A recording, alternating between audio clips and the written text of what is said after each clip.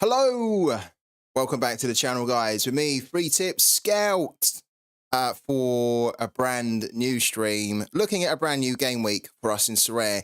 We're going to be doing some scouting, and we're mainly going to be looking at the midweek today, which is game week 448 in Sorare. It's a bit of a strange game week, so we're going to dive into it shortly, and we're going to see what's what, where the opportunities are, and how you can do good in Sorare. How's everybody doing, and who have we got in here today as well? And I must say apologies that we're starting late today.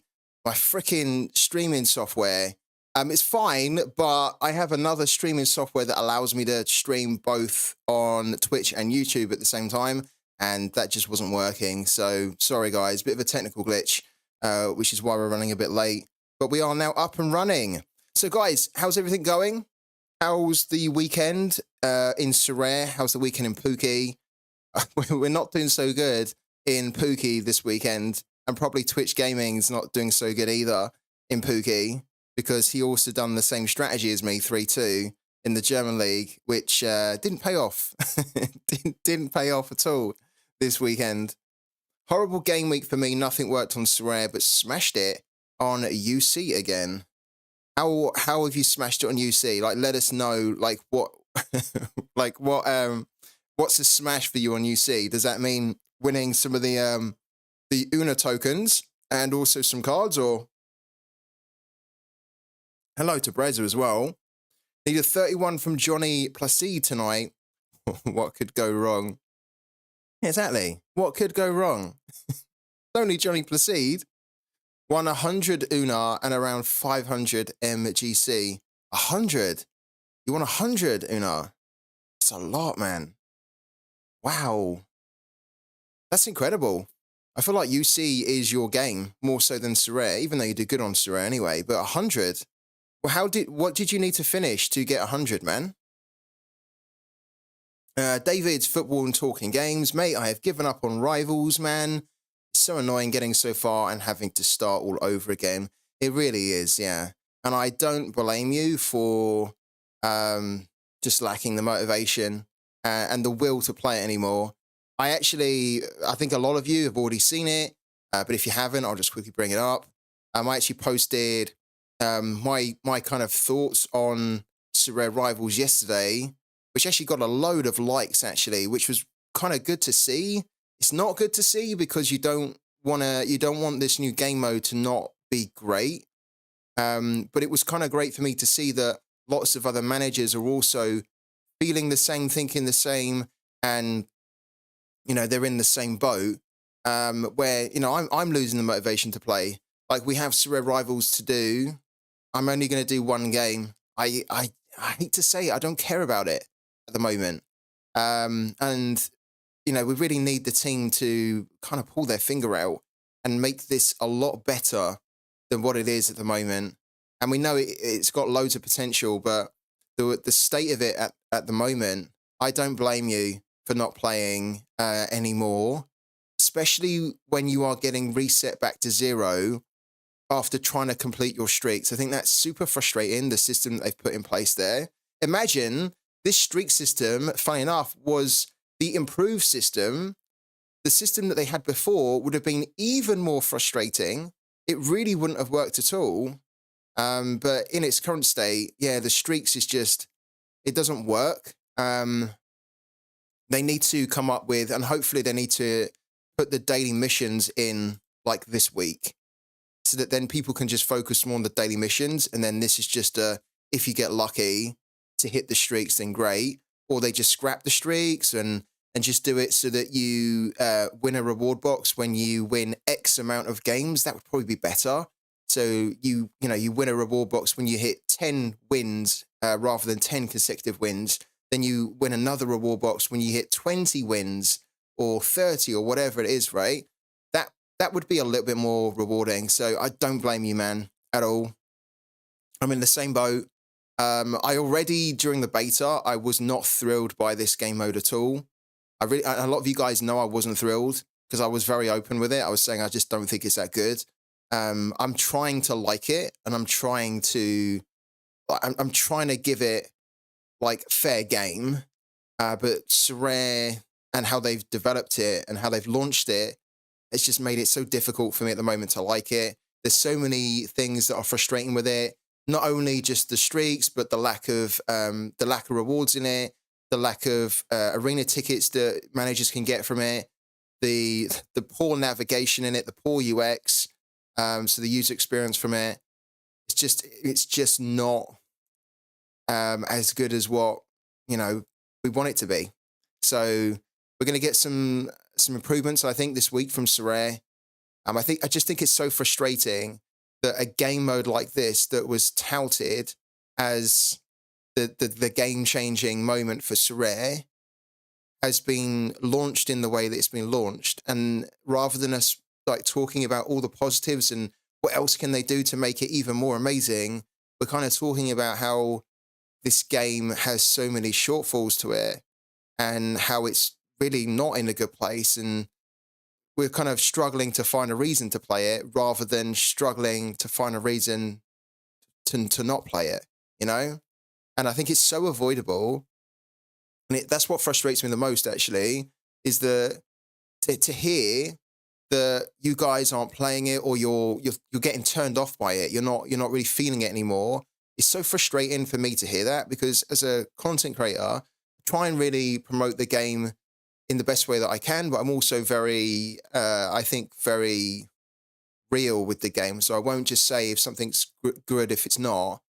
But I think Sorare make it so difficult sometimes to, they make it difficult for themselves, and they make it difficult for content creators to help them promote the game more, because they do things like this, which was completely avoidable. They could have taken more time to put the feedback in place that they got from the beta. Yeah, there's so much I could talk about it, but the fact that you've said that, yeah, you're getting turned off by it, I don't blame you, man. But hopefully this week, you'll go back to it and you'll start getting the love for it again. And I hope I get more love for it. We are going to do a Rivals game now. We're just going to do one. But I'm kind of going to show you like where I'm at with it in terms of like my engagement with it in a second. Hey, sir, good to see you. Rivals is not meant to be a place for people who already have a gallery to play and expect rewards. It is for new users. That's actually incorrect. That's actually not correct at all. Rivals is a game mode that is designed to make it easier for new users to take the jump into pro. But it's not a game mode that is designed purely for new users. It is a game mode actually for everyone. And it's a game mode that should be enjoyed by everyone as well. The problem that you've got with it, with looking at it like that, is that if it's purely a game mode only for new users, which it isn't, then your existing users then would not be able to play it, right? You would then just close it off to new users. So it's designed for everyone. The focus is on trying to improve the onboarding for new users, because a lot of new users just find the pro a little bit overwhelming and maybe too complicated or too time consuming. So they're trying to offer this casual, more easier way to play the game, like the Sorare Lite, if you want to call it. Like this is pro, and then this is the Sorare Lite version, right? And then if they get involved in Sorare Lite and they like it, they can then move to pro. But I've heard this before, where managers say it's not designed for existing users. That's complete crap. It's designed for everyone, but the onus is on trying to make it easier for people to take the jump up into pro, which is where Sorare make more money, and which is the main game mode where Sorare want users to be playing, because that's where they're going to be spending like the money on the cards, right? At the moment, not so much in Rivals. You don't have to play it for you. Don't like it and just play normal SO5. I don't really. Yeah, you're right. You don't have to play it at all if you don't like it. That's true. I think a lot of people want to play it though. That's the thing. A lot of people want to play it, but they're not enjoying it as much as what they want to. And there's like a lot of frustrations that probably shouldn't be there in the game already. Like for example, the arena tickets, just not being able to play it enough. Like there's a lot of, even new users have that problem. Like new users probably want to play this more, but they can't because the way that Sorare have designed it at the moment, you just can't get enough arena tickets, right? Or like new users maybe want to play it more in the arena. They want to try and win those rewards that can maybe help them win a card reward, right? For example, if they're free to play, but there's only one way really to win the cards in Rivals, and that is through the reward boxes. And so then if you've already got your 1, 3, 5, was it 7 streaks, and you still haven't got a card reward, and you're now on your 10 streak, and you're trying to hit the 10 streak, but you're constantly being reset back to 0, it's just not very fun for new users and existing users. But they still want to play it because it's different from the pro, right? In many ways. So yeah, I think like this has so much potential, but it's one of those things, unfortunately, where having played Sorare for 3 years, Sorare just have a habit, unfortunately, of releasing things half finished or half done, and then just improving on it after the release, which means that the first usually 3 to 6 months are like the teething period where a lot of the users that are engaging with the new feature or the game mode kind of have to go through the pain or before it then becomes a pleasure. And what I'm kind of saying is that I just think that type of approach from Sorare will come back to bite them if they continue to do that. Because in the long run, as you try and onboard more and more and more, you're not going to be able to get away with just releasing things that are just completely unpolished and they seem rushed, right? There seems like a lot of things that they could have put in here before they launched it, which they got from the feedback in the beta, but they've decided not to do it. They've decided to then test out a lot of those frustrations and those concerns in the soft launch, and now they're saying that they're going to be improving, and I just don't think that's the right way. But anyways, yeah, Rivals. We will do our game for Rivals in a minute. Hello to Fury Sin. Are you playing this game week 448? I am, yeah. I went out and bought a load of players, which I said I wasn't going to do, but I went out and bought a load of limited cards because this is actually quite a good thing. I went out and bought quite a few limited cards so that we could compete more in game week 448 because we're doing quite well in the Super Cap 220. Now, we have dropped down to a tier 3. There's one more game week left in the Super Cap, which is game week 448, which is the midweek game week, right? And because I dropped down, I thought, well, we was on a tier 2, and like before I went and bought loads of cards, I didn't have any players to put a lineup out for game week 448.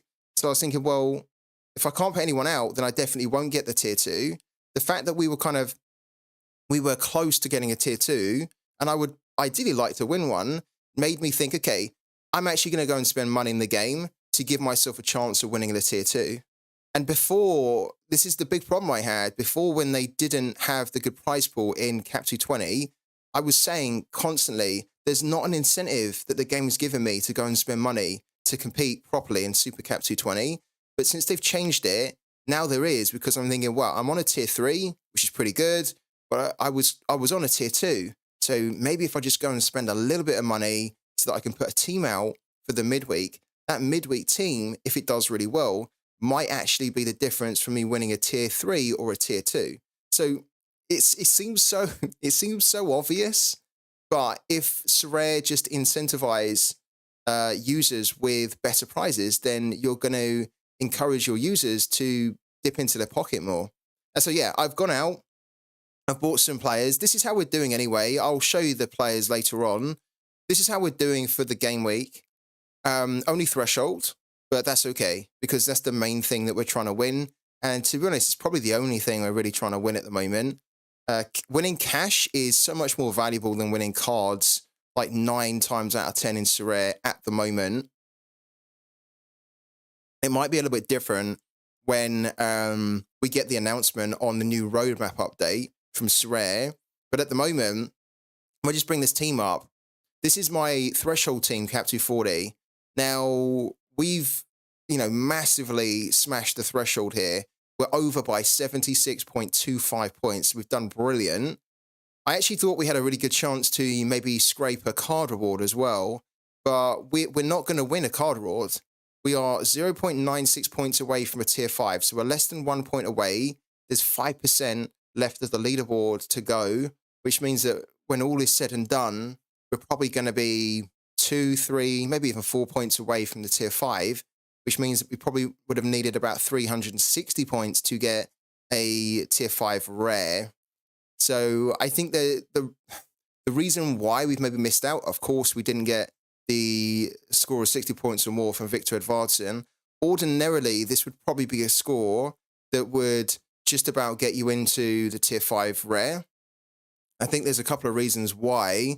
First of all, it was kind of a high-scoring game week. I think there were a lot of teams and players that really smashed it. And second of all, if you think about it, the cost of rare players are so cheap now. So we are seeing what we saw in Limited transition over to rare a little bit, where if all of your limited players are getting cheaper and cheaper and cheaper, it means that people then can afford the higher scoring players for a lot cheaper as well. So some of that is transitioning across to rare, which is then, in my opinion, increasing the points total that you need, the minimum points total, to then get up into the card awards, right?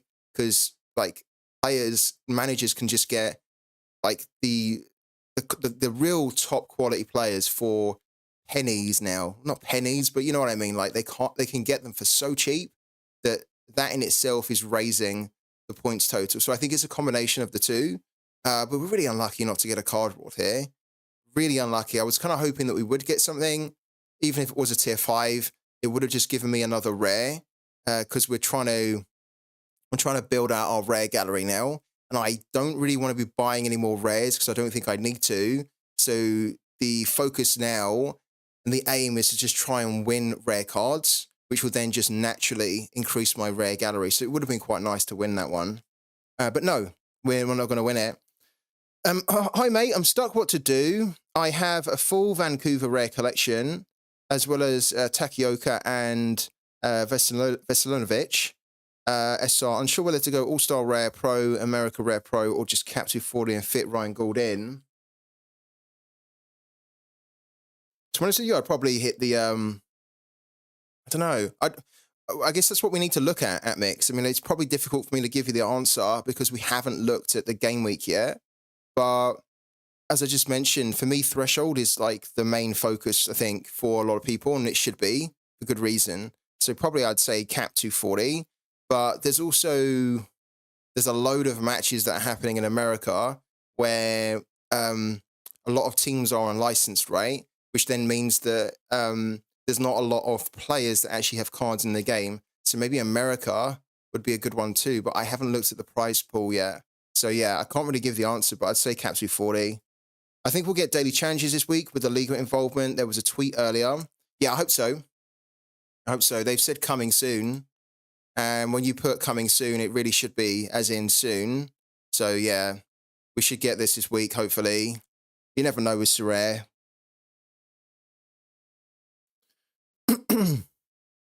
So yeah, how are you guys? Just whilst we're talking about, Rivals, I just want to get everyone's opinions about Rivals. Are you still enjoying it? What are the things that you're really enjoying about it? What are the things that are frustrating you? If you've stopped playing it, then why have you stopped playing it? I'd love to know. I had a load of good replies actually to this this tweet right here, which was really good to read. And hopefully I think Sorare would have read this as well. So they then know the areas that they need to improve on. But yeah, I'd love to know from everyone. So let me know in the chat. When do you think we see the roadmap? I'd like to see the roadmap this week, to be honest with you. If not this week, then next week. So I think it will either be this week or next week at Mix. Hello to Uga as well. Have you just popped in, Uga, to say hello? Are you now leaving or are you sticking about for a bit?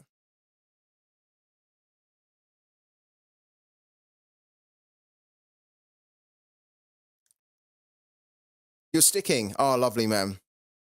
Thank you for sticking around, Uga.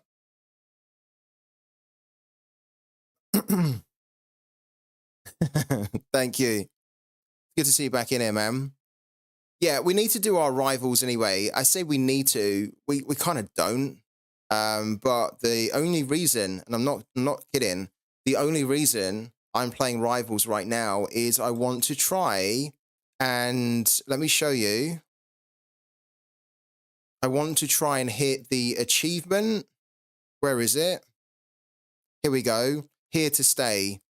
This one here in the Tactician Challenge, right? I always call them achievements, but they're actually called challenges. I think they should be called achievements, to be honest with you, but whatever. Here to stay, play at least one match for 30 consecutive days, and that means the Rivals match. So we need to play a Rivals game every day for 30 days. We've done 24 out of 30. So that's the only reason I'm playing Rivals, is just to kind of hit this. And then once I've done that, hopefully they'll have the daily missions or something in the game or something else just to kind of keep me coming back and playing it, because I'm not enjoying it at all. And I hate that I'm not enjoying it. I'm just playing it because I feel like I have to do that. But if that challenge didn't exist, then I wouldn't be playing this at all. So we're just going to, and this is the thing.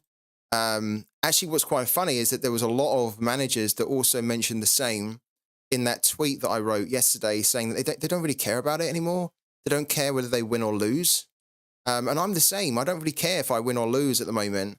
I mean, like, losing just brings my reputation score down, but I don't care about that. There's no rewards, like ranked rewards. So if there was like ranked rewards for how high a reputation you've got, then I'd obviously care a lot more, but there isn't. So I don't really care. So we can just kind of pick anything. Let's pick the Roma one. We pick the Roma one. What else is there? We could pick the Man City one, to be honest with you, as well. Yeah. Oh, I did. Yeah, I loved your Excel sheet for Threshold, man. Thank you for posting that as well, Ugar. I really appreciate that, and I'm so happy to hear the streams and everything we do here has been helping you, man, a lot. Hello to Antoine X. Good to see you here. How was your game week? Good game week for me. Sorry, guys, my throat's a bit weird today. I think I'm coming down with something. My throat's getting weird. Good game week for me for the moment. Tier 2 in Cap 220 monthly. Oh, I'm jealous, man. I want the Tier 2. We were just talking about that. I've gone and bought some more players to try and give me a chance to hit the Tier 2. But amazing that you're hitting a Tier 2 in Cap 220 monthly, man. Threshold in Cap 240. The Tier 3 in Cap 270. Wow. What a good game week for Antoine X there. Very impressive, man. Really well done. Did you see there was a raffle? Yeah, there is a raffle, a new raffle today. That kind of, I looked at it and thought, yeah, it's a pass for me. I'm not too interested in those raffles at the moment, but if you want to do it, you can do it. There you go. It's open at 12:30 p.m. Oh, wow. So I didn't even see the time of it. Wow. That's a bit weird, no? They dropped that only about an hour ago or so, didn't they? Didn't give much notice on that. That's a bit annoying. But I mean, to be fair, we always know it's Monday, but they changed the time up quite a bit now, don't they? It used to be in the evening, and they've decided to do it today, where yeah, it's already been in play for like an hour, so that must be done by now. Yeah. Did anybody? Well, I guess you're gonna find out whether you got one, because you'll be able to claim them for free tomorrow at 6 p.m. So, did anybody do this at all? There was 150 mystery unsigned jerseys. Did anybody actually do this for 300 coins? I didn't. I'm still saving up my Sorare coins. I'm going to be saving them until they make an announcement, because I'm pretty sure when they announce in the new roadmap update that they're going to talk about things they're going to be doing for the Sorare coins or the club shop. So at the moment, I'm just trying to save up as much as I can, because I think that in the long run, further down the line, it'll be that you can see here. Yeah, there's 999, expires in 23 hours and 40 minutes. 999. Oh, that's how many times we can buy that, right? Yeah. Wow. Is that true? I thought it was kind of unlimited. Is there actually a cap on it then? That must be the cap, no? that you can only buy a maximum of 999, which would be incredible anyway, to buy 999. Like 1,000, effectively.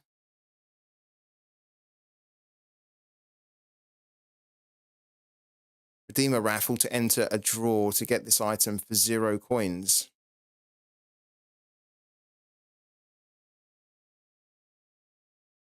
What? That's such weird. That's such a weird explanation of it.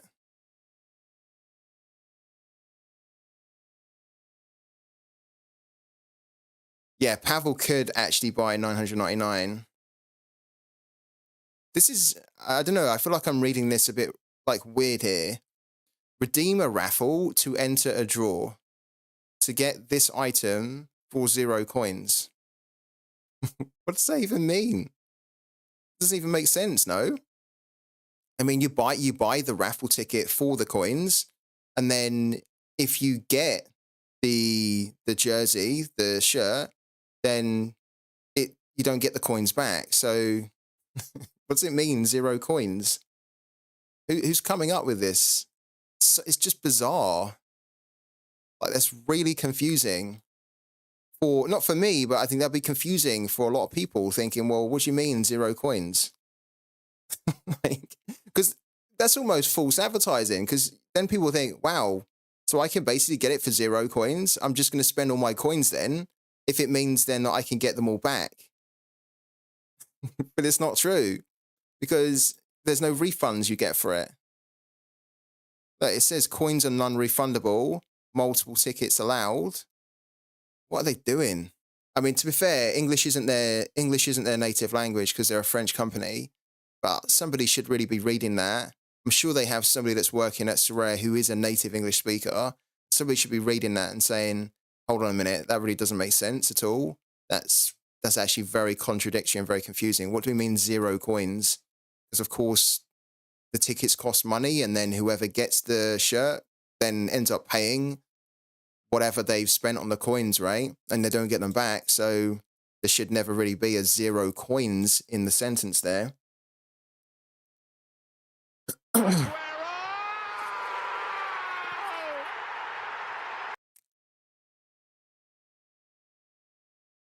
It's because you have to redeem the shirt if you win the raffle. Yeah, that's true, but that's kind of not what it's saying, is it, really? It's a bit weird.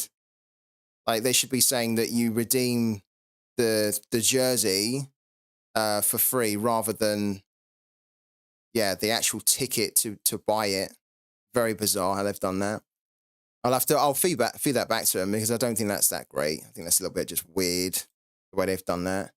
Thank you also to Semaloix for the sub, man. Thank you so much. Welcome in to the channel. Thank you also to Leons for the follow, man. Welcome into the channel too. Yeah, if you want to get involved in this raffle, then you can buy as many tickets as you want for a cost of 300. Just bear in mind that contrary to what they are saying here, which is really, really bizarre wording, you don't actually get your coins back. So if you decide to buy 10, it's going to cost you 3,000 coins. And then if you end up winning, then you've spent 3,000 coins, that's it. And you're going to get a jersey, which you can then redeem for free. As in, it's not going to cost you any coins to then redeem that shirt, but you've just bought the raffle ticket. And if you don't win, then you've spent 3,000. So however much you spend is how much you're not going to get back. So just keep that in mind. Let's go back to do rivals really quickly. So, yeah, not really too bothered about rivals at the moment. We will see if we can do the Man City game, because, you know, why not? Let's have a little look. I think the problem with this game is that we won't be able to fit all the players in under the cap, right? That's usually the problem with Man City, because all the players that you kind of need to pick are all really high, like Kevin De Bruyne is 81, Rodrigo's 72. The argument here could be, why don't we do the Brentford team? But I mean, we could do the Brentford team. We probably could do the Brentford team just for kicks, couldn't we? Because it doesn't really matter. Or we could do just a completely different game where we maybe have a better chance of winning. Probably everyone's going to do Man City as well. What could we do?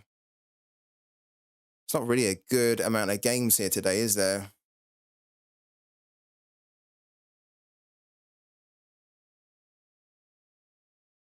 Let's do the Brentford Man City one.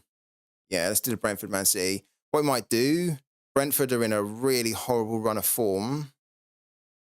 Let's just entertain a Man City team for now. Like, if John Stones played, that'd be great, because he's got a 42. But I don't think so. At the moment, it doesn't really matter. It honestly, it genuinely doesn't matter. We can just put in whoever. It's not worth the time at the moment. Let's just do that. Let's just do whoever here. Haaland, maybe. Let's just do that as well. It's fine. The reason it doesn't matter is because we can just enter this team right now without entering the arena. And then later on, when we see that the lineup is announced, we can then change our lineup to make it a lot better. And then if it is good enough for us to enter the arena, then we'll enter the arena then. But no, we won't do so otherwise. So yeah, continue without the upgrade. That's fine. So what we've done is we've basically created a team where we can now challenge people and do these friendly matches, which really are pointless. They don't actually mean anything at all. Or we can enter the arena, but we're not going to enter the arena until later on. So that's it. That's all we're doing for Rivals. Yeah. Let's move it on. I'd like to talk more about Rivals and I'd like to spend more time on it, but I'm telling you guys right now, it's not worth it at the moment. But hopefully with the improvements that are coming from Sorare, we'll make it so we can spend more time on it. But for the moment, it's not. Yeah.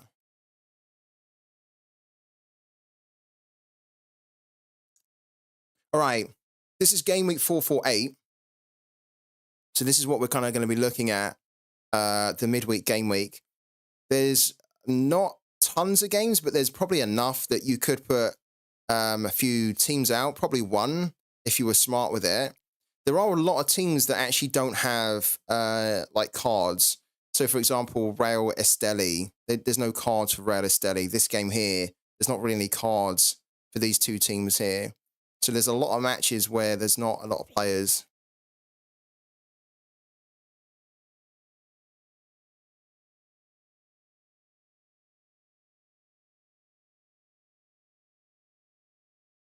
Yeah, here, like Aurora versus Melgar.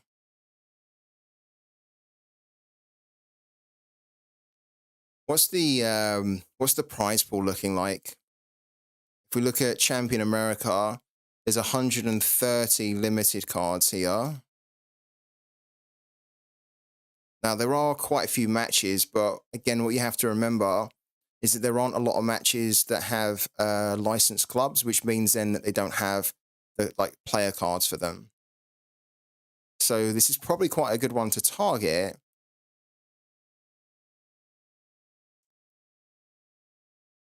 Maybe the Argentinian games are quite good to look at. We go back to the Game Week Center when we look at the matchups here. Rangers have one of the best matchups at the moment. They have a high win percentage at home against Aberdeen. Same for Celtic. So Celtic away to Hibs is quite a good one too. Then Orcus here have a home game against Club Nacional, 52%. Motherwell, Hearts, there's a load of the Scottish games here that have good matchups, which, to be honest with you, aside from Rangers and Celtic, I'd be a bit cautious on. Like with Motherwell, with Hearts, I'd be very cautious with those. Mainz have the home game against Union Berlin. Now, Union Berlin, Frederick Renaud didn't play on the weekend because apparently he's ill. So it'll be interesting if he's going to be able to play in the midweek. Who has the highest percentage for the clean sheet? Is it Rangers here? It's actually Nigeria at home. Well, technically not at home, but playing against South Africa. We're doing amazing, aren't they? South Africa is so far in the Africa Cup of Nations now. I almost want them to win it because I just think that they've got so far when they shouldn't have. I think this would be such a great underdog story for them to win it. Will Renault most likely be out? Ah, it's a shame. Yeah, he's pretty much my only goalkeeper. I could look at bringing in the replacement though, so it's not an issue.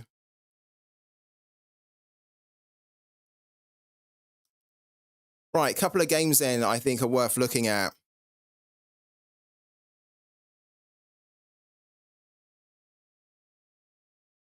The Rangers one is for sure. Home game against Aberdeen, I think it's quite good. Cantwell's been doing very well so far this season since he's moved to Rangers. Hitting some incredible scores. Was very good at Norwich anyway, but since he's been at Rangers, his level of scoring has been fantastic. You can see that here. 11 goals and 6 assists plus 1 penalty won in 39 games is very good. Plus an AA of 14.9. He's quite expensive. He's about £30 though and is limited, which by today's values is a little bit high, but you do get some really good value out of him. Raskin. God. Raskin was very... I nearly bought a Raskin when he was at Standard Liège. I quite like him. He doesn't play, actually, for Rangers, which is a shame. Sutar's always very good. Fabio Silva's a good player. The problem with Silva is that I just don't think that he's been scoring as well as what he needs to. You know, like his level of goal scoring hasn't quite been as prolific. He hasn't, to be fair, been playing a lot for Rangers. He's only really just sort of moved there. But yeah, he has the potential to do good. He's £10 though, which is a lot. So you're really paying for the under 23 utility here. Motondo's not bad either. How much is Sutar? Oh, that's good. Sutar, John Sutar at £7.59 is actually pretty good because that's the level of scoring you get from him. It's pretty high. He should be starting more though, really. It's such a shame for him because he doesn't start like a lot, but then in the starts he does have, he's always quite a beast. Yeah, this would be a good game to target for Rangers there. Sarmiento versus Defensa, not really. I don't think. Probably not going to be that high scoring. Yeah, it's not going to be that high scoring, that game. The low scoring games aren't bad to target either, but there's also just not a load of players for those games there. There should be no cards whatsoever, I think, for these two. Yeah, there isn't that. This is what I mean about this game week. There's a load of games that are just kind of, you can almost ignore. Tucumán versus Argentina's juniors is probably going to be a draw. It's quite a tough one as well. I wouldn't target that. This game's quite good, no? Like, this game for America should technically be quite good. I've honestly never heard of Real Esteli. Like, where are they? Oh, Nicaragua? Wow, okay. So they have a game in the CONCACAF Champions League or Champions Cup against America. I'd be backing America here because they're a very strong, solid team. Look, they're second in the Liga MX at the moment. This could be quite a good one. Again, the problem though is that there's not a huge amount of players that actually have cards. The ones that are kind of a little bit expensive. Malagon's a fantastic goalkeeper. He's really good. In fact, Malagon's less than £30 when I last looked at him. Oh, no. Tell a lie, he isn't. Don't know when. Scrap that. He's not less than £30. I thought he was, but he's absolutely not. That is expensive, but he's a top goalkeeper. Yeah, Freddie Kent's brilliant. Freddie Kent from, well, are we talking about Ken, which Ken? Because Freddie Kent plays for Hearts, no? Which Kent are we talking about from Motherwell?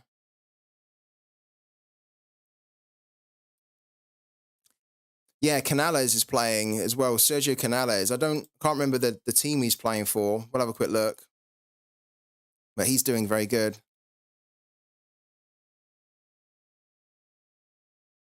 Canales. There he is there. Monterrey, yeah. Monterrey. They have a good game as well, look. They have that CONCACAF Champions League game as well. Look at his scoring. Brilliant. He's only £7.77. Really good. He'd be a great option for the midweek. You guys might remember when I was talking about him when he was at Real Betis, because he wasn't really getting starts enough. And he's very, very good. He's actually one of my favourite players from a few years back. Yeah, it was, yeah. Brandon Vasquez and Monterrey, it's a really good combo, yeah. You're right, Will WC. Like, this is a good partnership. Vasquez and Canales here. There aren't really many other players that I would look at from Monterrey apart from Canales and Vasquez. FTS, what do you expect from the Vancouver Tigres match? I expect there to be goals. Yeah. I've actually gone and bought a load of Tigres players because I think I want to have, I want to almost have a few of them in limited for this season.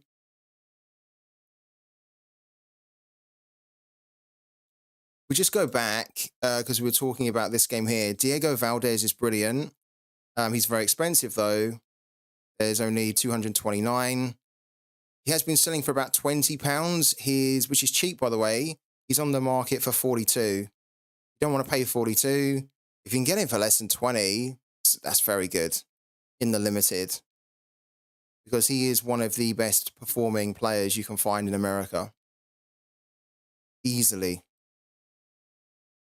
Look at that level of scoring. It's bonkers, really. Look. Gives you goals, gives you assists, gives you everything. Good AA. Love this guy. I think he's great.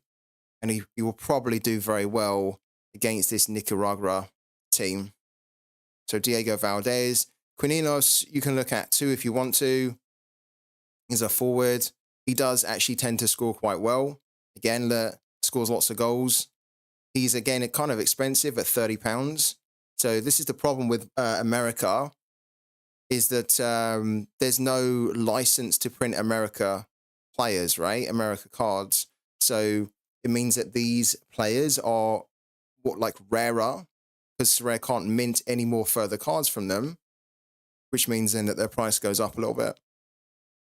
So yeah, you've also got Dos Santos in there if you wanted to. But I think the key ones here are Malagon, Valdez, and Quininos there. And then, yeah, for Monterrey, it would be Vasquez and Canales, wouldn't it? I bought Samir Rare, and I'm thinking to get Gignac, but I'm debating with myself. Yeah, Gignac might play. I just prefer Lopez instead. Yeah, it's not Lopez, Ibanez, sorry. Because I've often referred to this guy as the younger Fernando Zampedri. And he's been doing great at the moment because he's actually starting. When he joined them, he wasn't starting at all. And I was like, it's kind of madness because they were playing Gignac all the time. And he's fantastic. But Ibanez is just as good, if not better. In my opinion, he's actually better. They just were not playing him. Now they're playing him a bit more and he's doing very good. And I just want to have him long-term anyway. So I'm hoping that he does start. But I think that they also might bench him and then give Gignac a bit of game time, just to give Ibanez a bit of a rest, right? And if they do that, that's fine, because I have a few other players that I can bring in. Yeah, he is kind of expensive in his rare, isn't he? But he's brilliant though. What is his rare at the moment now?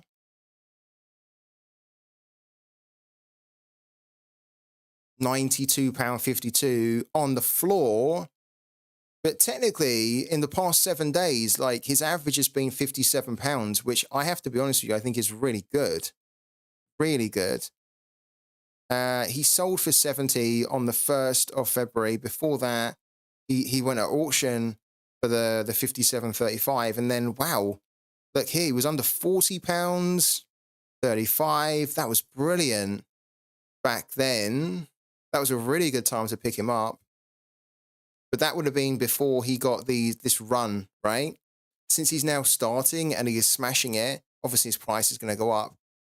Back when he wasn't really starting, which was around here, this was the time to kind of get him. He hasn't been starting very much at all. This is the problem with him. Like, brilliant player. He needs more starts, though.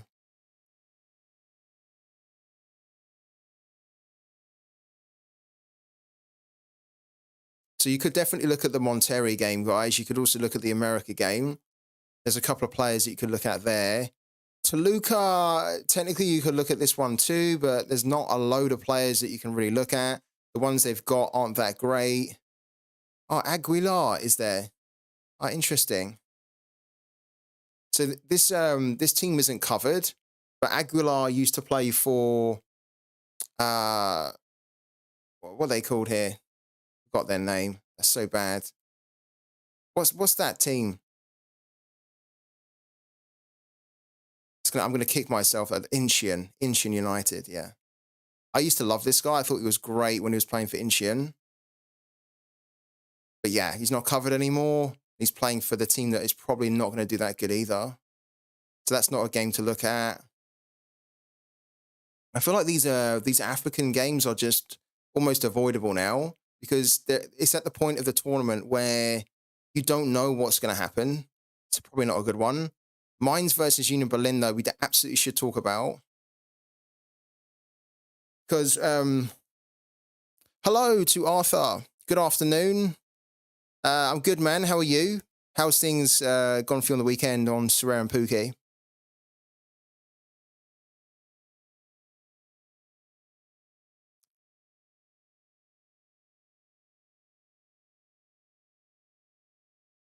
Let's have a quick look to see if there's any projections yet.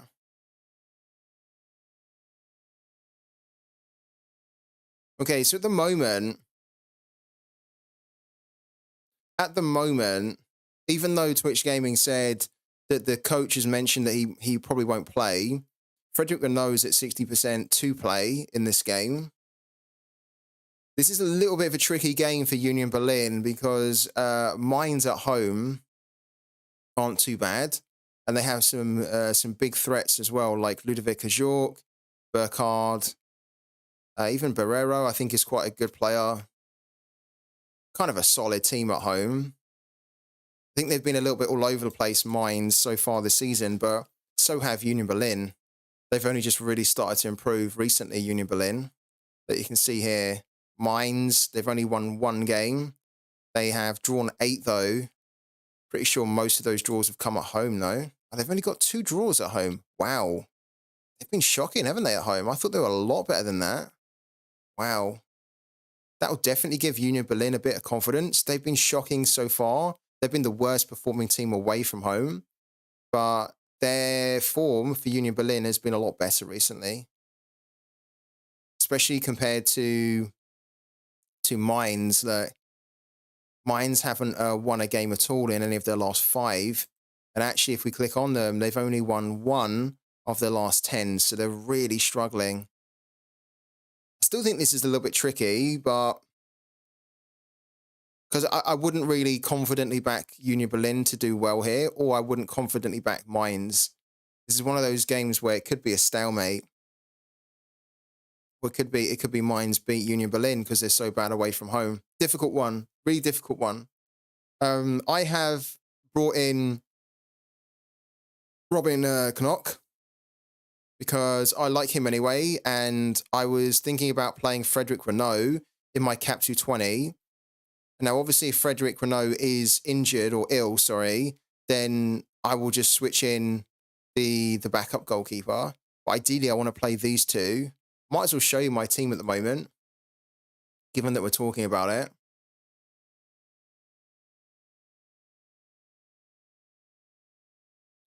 This is the team for me at the moment in Cap 220. We do not know what's going to happen, and South Africa will win it. I know. It must be such a buzz over in South Africa, Arthur, no? with how South Africa are doing in the AFCON. Must be like a party atmosphere. And it's going to be incredible if they get through this next round. I mean, are you starting to believe that they can win it now? Are people really starting to think that they can win it? I think, you know, to be honest with you, the way they're going, they're probably growing in like confidence and belief every time they get through. I'd love to see South Africa win it. Free to scout in Sorare. I got a lot of green in academy and DMPs in the pro lineups. Oh no, exactly the way you don't want it. Oh dear. And you can't even enjoy the greens in academy anymore because there's obviously no money in there to win, which is the right thing. There should never be any money in academy. But yeah, that would have worked out well for you if there was still money in the academy. So yeah, this is the team that I have put together for the midweek. The only reason, because I don't think this is a good game to necessarily target defensively, but the only reason I've done that is because aside from, I think it's Takuoka for Vancouver, there's only one other goalkeeper that you can draft in from the common cards, and that is the Union Berlin or the Mainz goalkeeper, right? I don't really want to target the Mainz goalkeeper. I already had Frederick Renault, and he's been in good form, so I thought, well, let's just get a stack going defensively, and then let's try and get a bit of a attacking stack going for Tigres, because I think there'll be a lot of goals in this game. So that's what I put. And this team's quite cool because there's no cap remaining. So I really planned it quite well. Like it's using up all the cap. I've also brought in a couple of other additional players as well. Because let's say, for example, that Ibanez is not expected to start. Then what we can do instead is we could then play someone like Cade Cowell, who might get a start, who I also brought in.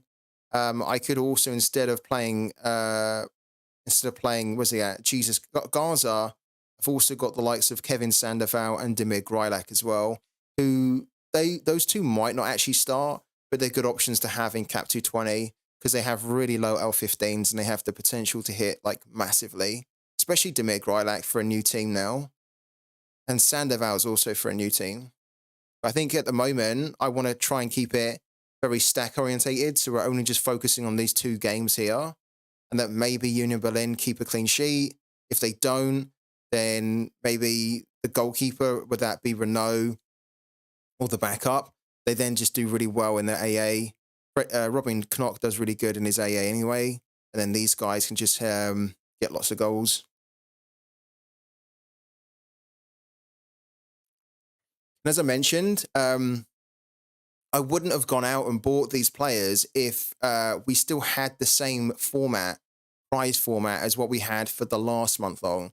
Where in the prize pool for last month, if you can't remember, if you don't know at all, the minimum to win was a tier 5, which meant that you could spend 8 game weeks really grafting, really working hard to try and win a reward, and you could come away with a 60p reward, which is just a load of bullshit. And I told them that, Sorare, and I think a lot of others also said this is complete nonsense. Don't do that. How can you expect people to play this competition seriously with the knowledge that they could come away with a 60p reward, a crappy player? So they've removed the tier 4s, tier 5s. The minimum you can now win is a tier 3. And the only reason that I really bought in these players and spent money in the game is because I have a chance now to win potentially a tier 2, but if not, then a tier 3. And a tier 3 is a good little reward to win. There are some good players in the tier 3 prize pool, if you don't know. I'll show you them. Yeah, so Yuns Namli is pretty good. You've got Balerdi in there, Greg Taylor, David Raum, Espinosa's in there. He's brilliant. Mario, Reece James, Sergio Busquets. There's some good players at Langerek's in there. Brilliant. The starting goalkeeper for Nagoya Grampus. Brilliant. Babacan's in there. Mittelstad's in there. Cordoba. He's brilliant for Threshold. Ramon Mires is a top forward for Osijek. You've got Paul Onachu in there. Absolutely amazing. Dude, the tier threes are brilliant. Look, Immobile's in there. Johnny Placide, who we talked about earlier. Sinan Bolat. Look, even Jesus Angelo, I'd be happy to take him because he'd be able to help me extend my Tigres collection, which I'm now kind of semi-doing. Morocco was a massive confidence booster, especially in tournament football. Yeah, I'm hoping for you, man. What do you reckon the score's going to be, Arthur, in the South Africa game?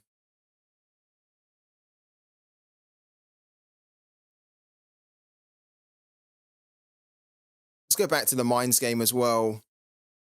Very difficult one, as we're saying, very difficult to call because both of these teams do not score many goals at home or away, respectively. There are a couple of good players to target, though, like Knock, Renault, Dockie's really great. Gosens is brilliant too. Vogt is decent. Kevin Volland. Vertessen's great, but the unfortunate thing with Vertessen is he's not really starting enough at the moment since he's joined Union Berlin.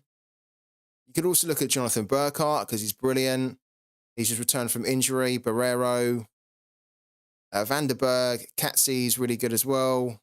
I quite like this guy. I think he's cheap for £1.47. Hit a good score in the last game as well.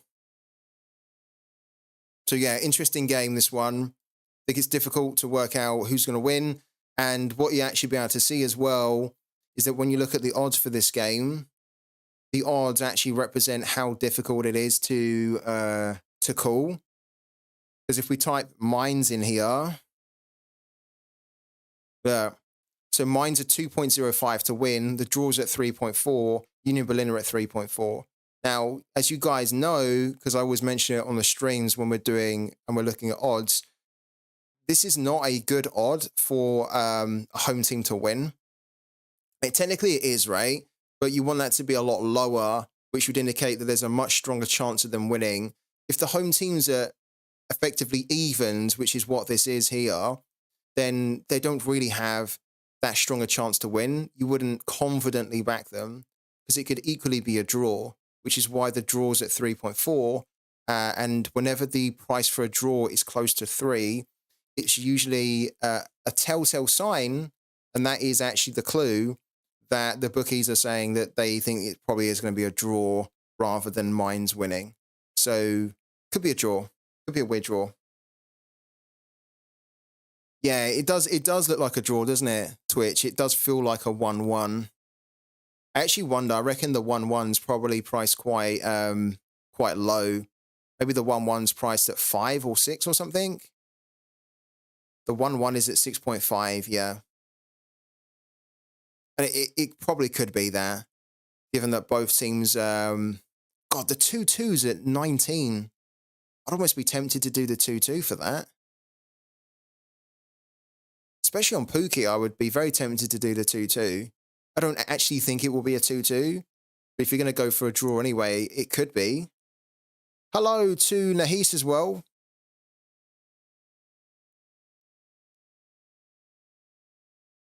So, yeah, that's probably a game that's not the strongest to target, but because there's, it's the only German game, isn't it, that's happening in the midweek, it's probably a really good one to look at because there are lots of players that you can pick up quite cheap that actually have the potential to score very good for you in this game, but just also going forward as well. On both sides, not just Union Berlin, but also for Mines too. Hibs Celtic, we kind of talked about that briefly earlier, how this is definitely a really good game for Celtic. Even if it's away, doesn't matter, it's always Celtic. The obvious thing here with Celtic, which is not going to be a surprise to anyone, is that the Celtic players are kind of expensive, right? And I think if you look here, look, £30, but for good reason, because you're targeting players that are going to be smashing it week in, week out in this league, because it's Celtic. They are the clear best team in the division. That £77 for Lewis Palmer, who, to be honest, has been amazing since he's joined Celtic. He really has. But is he really £72? He's not, in my opinion. He's not even an under 23 for very long either. He's actually an under 23 still for another few months. So I think he is massively overpriced, really. He's massively overpriced, in my opinion. God, he was £180 at some point. Well, back in December, he was £180. What a drop-off that is, no? He's £100 cheaper about a month or and a half later. That's awful. I need to predict the game on Pooky tomorrow. Don't want to miss a game again like last time. Yeah. We know for 100% tomorrow before deadline if Renault can play or not. Press conference is in half an hour after you start streaming. Oh, cool. Perfect. So that's great. So tomorrow then we can make a call on it, can't we? Whether we need to keep Frederic Renault or whether we need to switch him out. So thanks for that, Twitch Gaming. That's actually quite useful to know. So I won't make the switch now. What we'll do is we'll just assume that Frederic Renault is going to be fit enough to play. And then if he isn't, we can just switch in his backup, which is very easy to... Well, I hope we can do it. I haven't even looked at that. We will just quickly look at it to see how much he would cost us to do.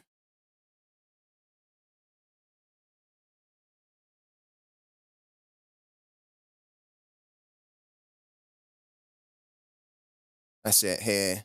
Schwolo. Because what's his L15? Oh. 55. That would be a little bit of a problem if he was going to play, because his L15's too high. Let's have a quick look. Where's the Bundesliga amateur? Here we go. And then let's say we were going to switch out, it doesn't really matter here, like Neuer, for example. What we're interested in is we want to see... Oh, he's 40. Oh, that's great. That's actually great. So yeah, that's not going to be an issue. Good. Okay. Yeah, because he hasn't played enough, has he, over the last 15, which is why he's automatically going to be the max of 40, because they do the L15 slightly differently in the amateurs. That's perfect then. That's really good. So either way, we're either going to be able to play Schwolo or Renault. And it's not going to affect, actually, it's not going to affect our cap. Because Renault at the moment, he has a 47. So if anything, we're going to be better off.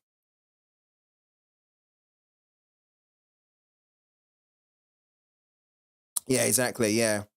We'll be good tomorrow, but then after the deadline, that's when his L15 is going to kick in, isn't it? Of 55. Yeah. We've even got more. If we put him in, we'll have 7 to play with, which might be a little bit wasted because we wouldn't go and get anyone else anymore. So yeah, either way, we're good. Perfect. So let's just go back here. So yeah, Celtic, obviously, that's a really, really good one to target for the midweek. If you can afford to bring some players in. Callum McGregor is one of the cheaper options in the Celtic team. But he's also, even though he's cheaper, it doesn't mean that he's like one of the worst scorers. You still get some really good scoring from Callum McGregor. Look. Very good scoring. So I think if you wanted a cheaper way to find a route into the Celtic game for this midweek against Hibs, and this is probably the way to do it, Callum McGregor. You could also maybe look at Farashi. Look. Well, hold on a minute. Yeah, you could look at Farashi. He's not really been scoring that good, but we know he's much better than that. He is far better than this here. We've seen before with him when he's been at Celtic a lot earlier on that he can hit some monster scores. He's just going through a bit of a period right now where it's just not really clicking for him. But there's a very good player here still. So he's £10.92. This is probably the time to be picking him up because I doubt that this bad run is going to continue for much longer. So that's another good reason to get into Celtic and another good way to do it. Lil Abada's also brilliant, but the problem with Lil is that he's very much a sub player. He has got a couple of starts recently, but he's generally a bit of a sub player at Celtic. If he was expected to start, he could be another really cheap route into that Celtic game. And you've then got a under 23 player until 2026, who's also part of the national team as well. And he's very, very good. Like in the past, when he has started, he's done very well for Celtic. That's brilliant. But it's a little bit risky whether he would actually start or not. How much is Johnston? £18.50 for Johnston. Okay, that's actually not too bad for a Celtic defender, especially when you consider the cost of Liam Scales, right? I mean, Scales is like £30. His scoring is very, very good, though. Much better than Johnston. But Johnston has his moments where he can hit you like that, like the scores of 100. Obviously, his L15 is quite high, which makes him a little bit difficult, actually completely unrealistic to play him in like Cap 220. But you could probably get away with playing him in Cap 240. You could definitely play him in 270. And of course, you could play him in All-Star as well. Hey, FTS, congrats on your Cap 240 rare game week. Thank you, Volts. How did you get on, man? How was the game week for you?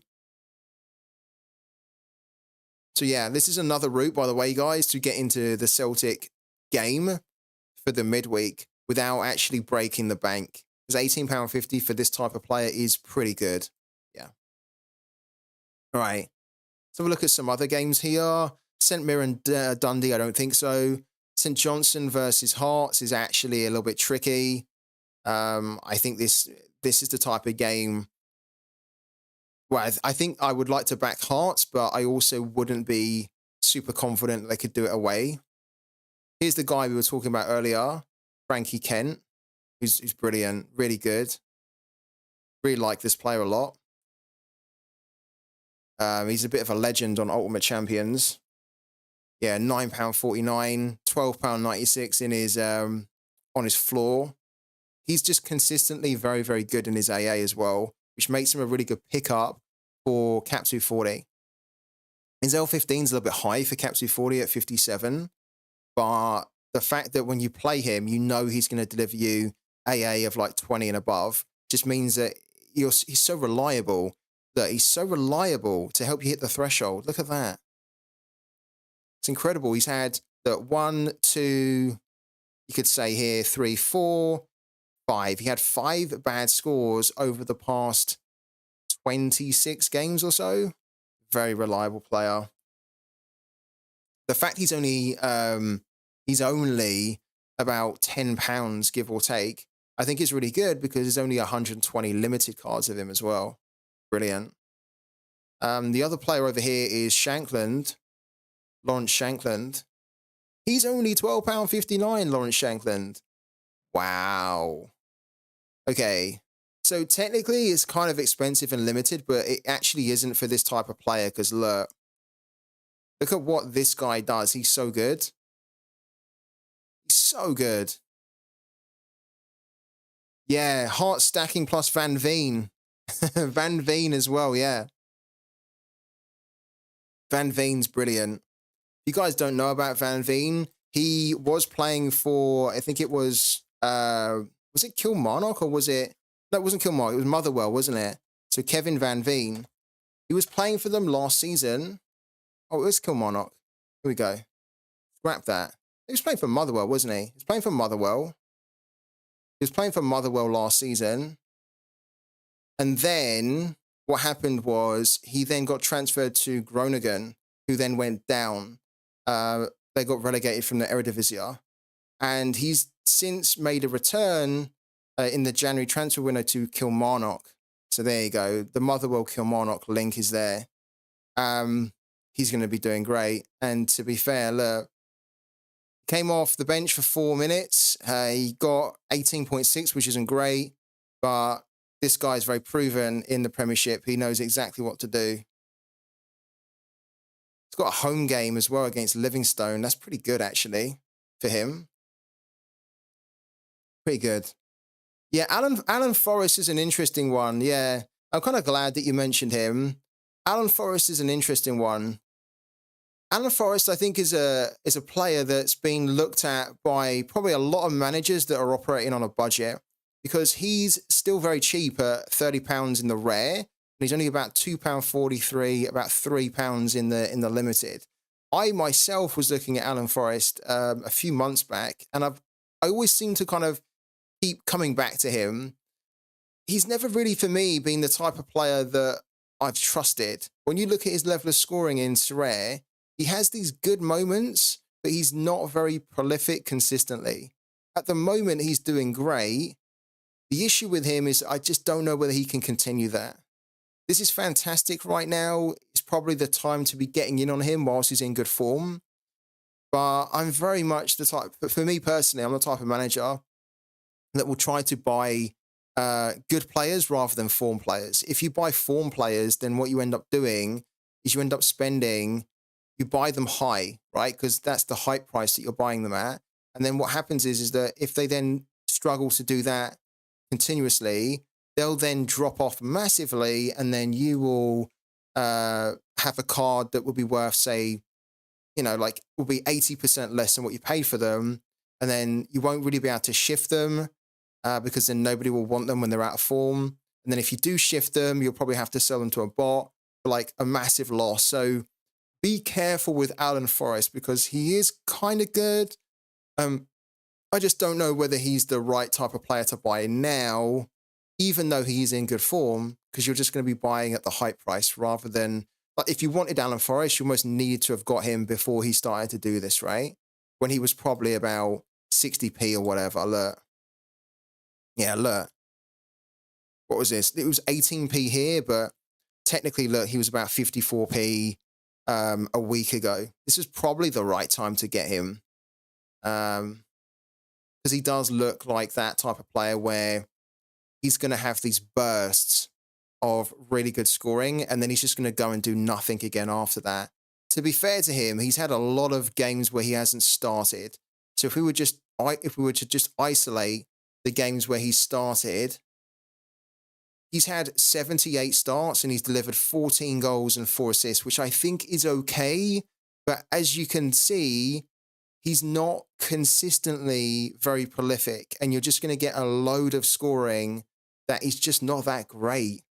And it's not even that good for threshold, So be careful with him. I think he's okay if you can get him for cheap. Would I buy him for £3 today? I wouldn't. I wouldn't buy him for £3. I think there's actually better players out there for £3.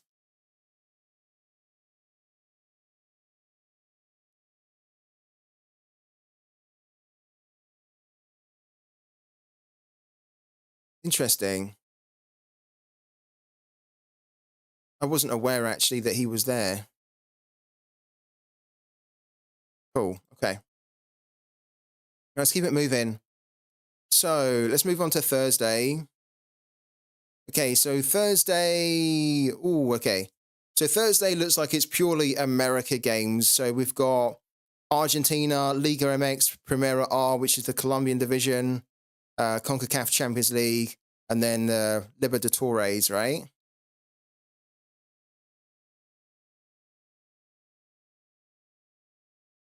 Yeah, they've got Mina, they've got Cardona, Barrios is there as well.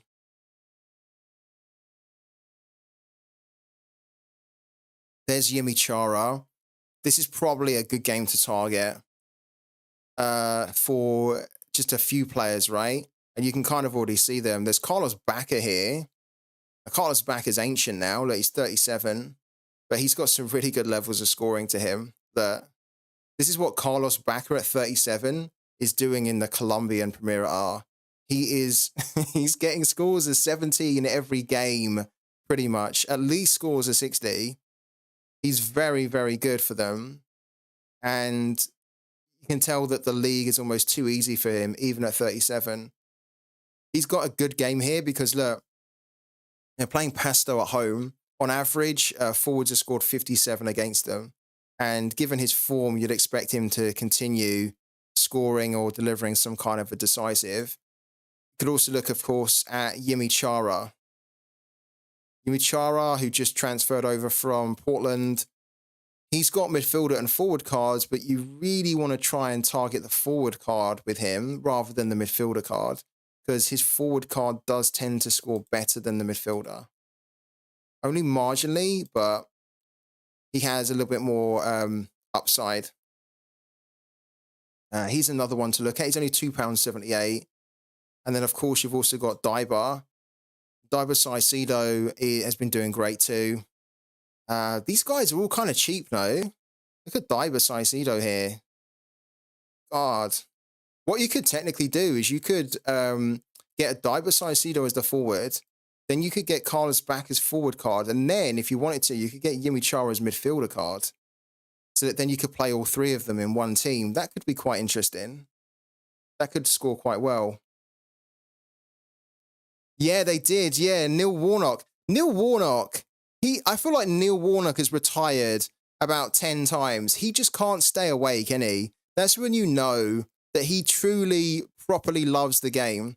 Like, Neil Warnock has said so many times that the reason he's retiring is because his wife is giving him jip. His wife is giving him aggro that, like, she wants to spend more time with him, right? So he's always been saying, okay, now it's time for me to spend more time with my wife, with my grandkids and all that sort of stuff, right?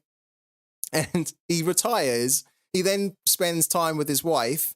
And then I think he probably realizes that he's spending too much time with his wife and his wife's probably driving him nuts. And so he's always got his ear out and his eye open, looking for an opportunity to return back to football. And Aberdeen extended that, and he's going to be their interim manager, isn't he? I love it, though. I love Neil Warnock. He's such a legend. I follow him. He's one of the few managers that I follow on Twitter. I love him. I just think he's great. He reminds me of, like, the Mad Hatter. He is literally the real life incarnation of the Mad Hatter. I think it'd be so cool to play under Neil Warnock. He looks like he's retired 10 times already too. Did you see his interview? He said his wife said Aberdeen. No, I didn't. Yeah, he did get bored. He got bored at home. Probably his wife was nagging him too much. And he was just like, you know what? I don't need to be hearing the nagging all the time. It was probably nice. They probably had that nice honeymoon period again where it was lovely to spend time together for like a few months. And then after that, he was just getting itchy feet and he was thinking, oh God, I need football again just so I can spend more time out of the house, more time with football players, less time getting shouted at. I bet his wife was really surprised. Yeah. I think that that almost shows you probably how much nagging he's been having. The fact that he wants to go to Aberdeen.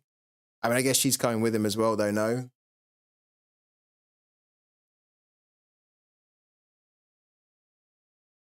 So, yeah, this is a good game to target anyway.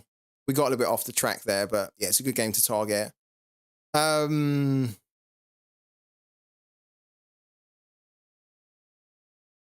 Yeah, we're gonna look at this game. He is good. There's a couple of players that I like here. Sopsy's just mentioned one that's worth talking about. Osama Idrissi, absolutely agree. Great player, doing very well since he's joined Pachuca. Look, very good. He's only about £10, which again is, I think, quite reasonable. The kind of the worry with me though is they're going up against Lyon at home. Fine. I think this is a little bit tricky going up against Lyon. They've also got Rondon, so a lot of you guys will remember Salomon Rondon, who's about £10 too. He's also doing good for them. So there's some good cheap options here. Lopez I really like, but the problem with Lopez is that he's not really starting.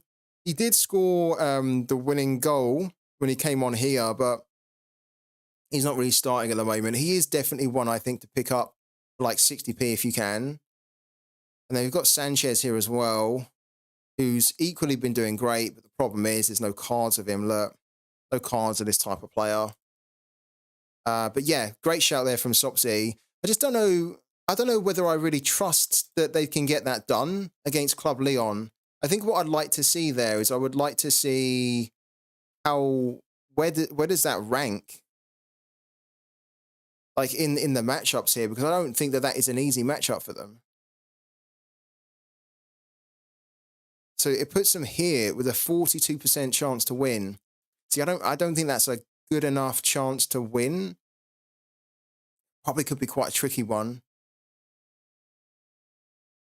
The percentage for goals scored as well, over 2.5, is not that high. I think the thing with this, the players that they've got, the cards that they've got here, is that if you target these players, you're really then expecting them to get involved in like goals, right? And if it looks like a game that might not have loads of goals in it, then it might not pay off. I'd like to know what the odds are for over 2.5 here. That 2.15 for Pachuca to win, which again isn't that good. And then the draws at 3.5. And then the over 2.5 is what? Well, the over 2.5 is 1.67. And then the both teams to score is 1.6. So that's kind of a little bit reassuring. There could be some goals in that. What's the head-to-head between these two? Is it like a fixture that is rich with goals? It's a good shout, though. Really good shout from Sopsy.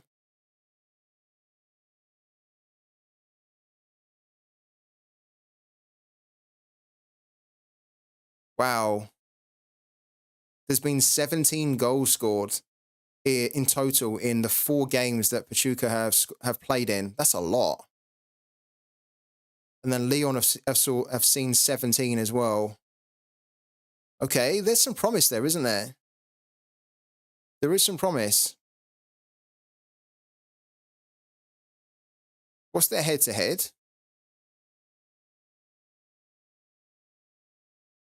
Their head-to-head is a little bit... Their head-to-head is very mixed, though. Over 2.5, under, over, under, over. It's been a lot of overs a long time ago. Interesting. I mean, Pachuca at home, with the form they're in, it's probably a good one to target. But just keep in mind, it's not super solid.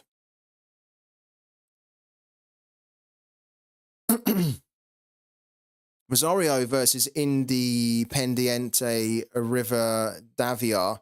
This is the newly promoted team, isn't it? Independiente.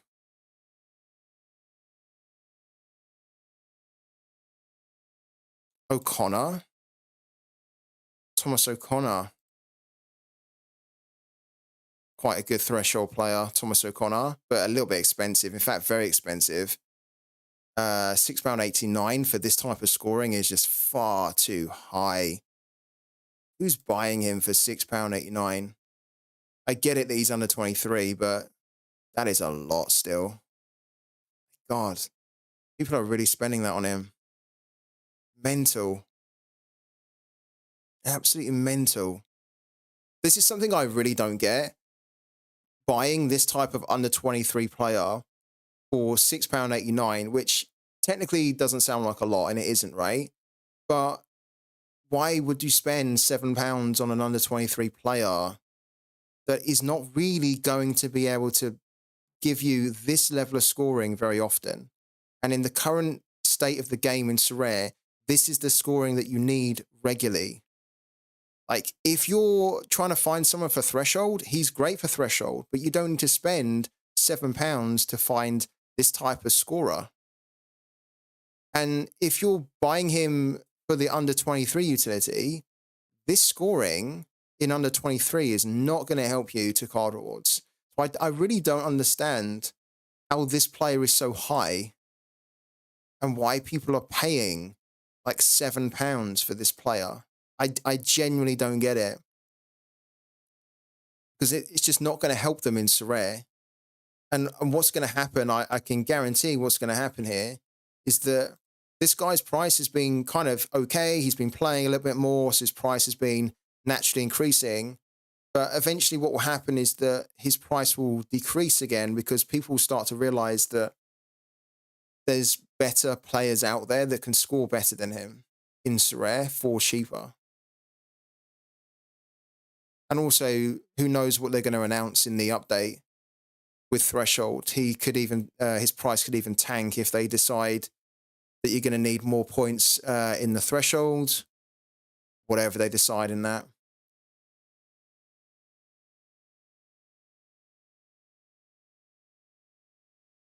This game's quite good as well for Guadalajara, because this is not a very, in my opinion, very strong opponent. I think the difficulty, though, is that there's just not a lot of players that have cards for Guadalajara. You're going to kind of struggle to find, look, he's got some cards, you don't really want him. Cowell's got some cards. Alvarado, this guy, doesn't have any cards at all, which is a real shame. He's actually very good. Gutierrez has some cards, I believe. Yeah, he's good. He's only £4. Oh, that's really good.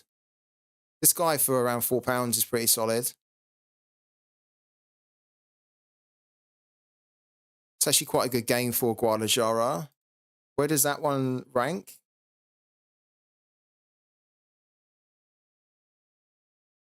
Ranks here. Oh, it only ranks here because there's no data being pulled in for it. Otherwise, I think that'd rank quite high.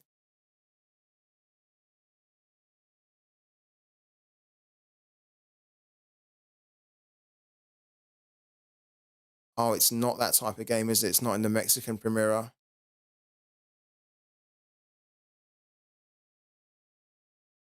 Yeah, it's the CONCACAF Champions League. There's probably some good odds for them, though. So a little look.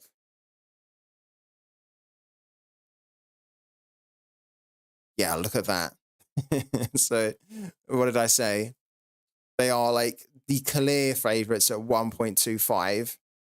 1.25 to win versus Forge, which is at 8 to win. So it's a complete mismatch. So if this data was being pulled in by Sorare data into this page here, I'm pretty sure that Guadalajara would be number one. It'd be the top game for the biggest mismatch, as in they'd have the highest win percentage. They'd probably have the highest percentage for clean sheet, for 3 goals scored. It's one of the reasons actually why. It's one of the reasons why I also have Cade Cowell, because this might be the type of game. Because Cade Cowell is not really being starting enough. This might be the type of game where the manager thinks, okay, this opponent's not that strong, so we can maybe afford to put our B team out for it. So let's give Cade a bit of a run to see how we can do against that type of opponent. So that's also another reason I've got him. It's another reason why you should think about Cade as well. Hello to Robbie, man. And FBL Thinker. Hello to you guys who just jumped in. Expect Cade to start and do well in that matchup. Yeah, me too, man. Me too. I think he's a player that I already wanted for a while. And so seeing the matchup and then just kind of like seeing his low L15. Also, I got a card with a huge amount of bonus on it. I got him really cheap as well. I only bought him a few days ago. Let me show you how much I bought him for. I think I got him cheap anyway. Yeah, look. So he's been selling for about £3.72, £3.43, £3.36, £3.71. So his price has been quite consistent over the last 30 days, right? It's been around the mid £3 mark. He's currently on the market for £3.52, and I bought him. Look, I bought him for £2.50 2 days ago. I didn't expect my offer to be accepted, but I wanted to try and get him for less than £3, so I sent an offer for £2.50, and he got accepted. And when you kind of look at the last 3 months or so, obviously he's been cheaper when he was at San Jose, but kind of since he's moved, it's been quite a nice. I think that's a good price, isn't it? Given that the rest of his cards have been selling for a lot higher, I think I've done really well there. So yeah, Cade's probably he probably will go into my team Because what I'm thinking I'll do is I'll either remove Gaza and then I'll put Cade Cowell in. So we'll run with 2 forwards here. Or what I'll do is if Ibanez is not expected to start, I'll just simply put Cade Cowell in there, and then we'll put Gaza back in there. But I think given the fixture and the fact that I think Cade did he not start in the last game? Yeah, he didn't start in the last game. So I do think that given the opponent, they'll probably want to save their best players rather than risk them. And then they could just play Cade Cowell. This game week got done in by Play Sharper. This game week in Sorare, should always trust your judgment. Yeah, you should. Yeah. You should. Gorian is 40% to start for Tigres. Yeah, this one here, Gorian, is a bit of a tricky one. Because he starts all the time, Gorian. This guy here, for Fernando Gorian, he starts all the time, but this might be an excuse for the manager to rest him. Look, he starts like all the time. There's a few games here and there where he has a DMP, or he kind of like is benched. This is a difficult opponent though, so I would be surprised in a way if they did decide that they wanted to bench Gorian, because he's kind of very good for them. But maybe they also think that he needs a little bit of a breather.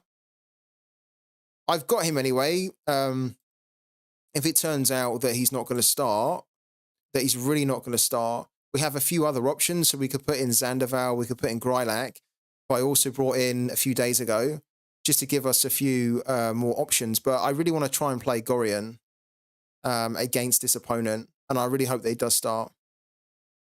The thing with Play Sharper, as FPL Thinker's talking about, is like you really do need to, you need to trust your own judgment, and you need to build up your own knowledge of players, right?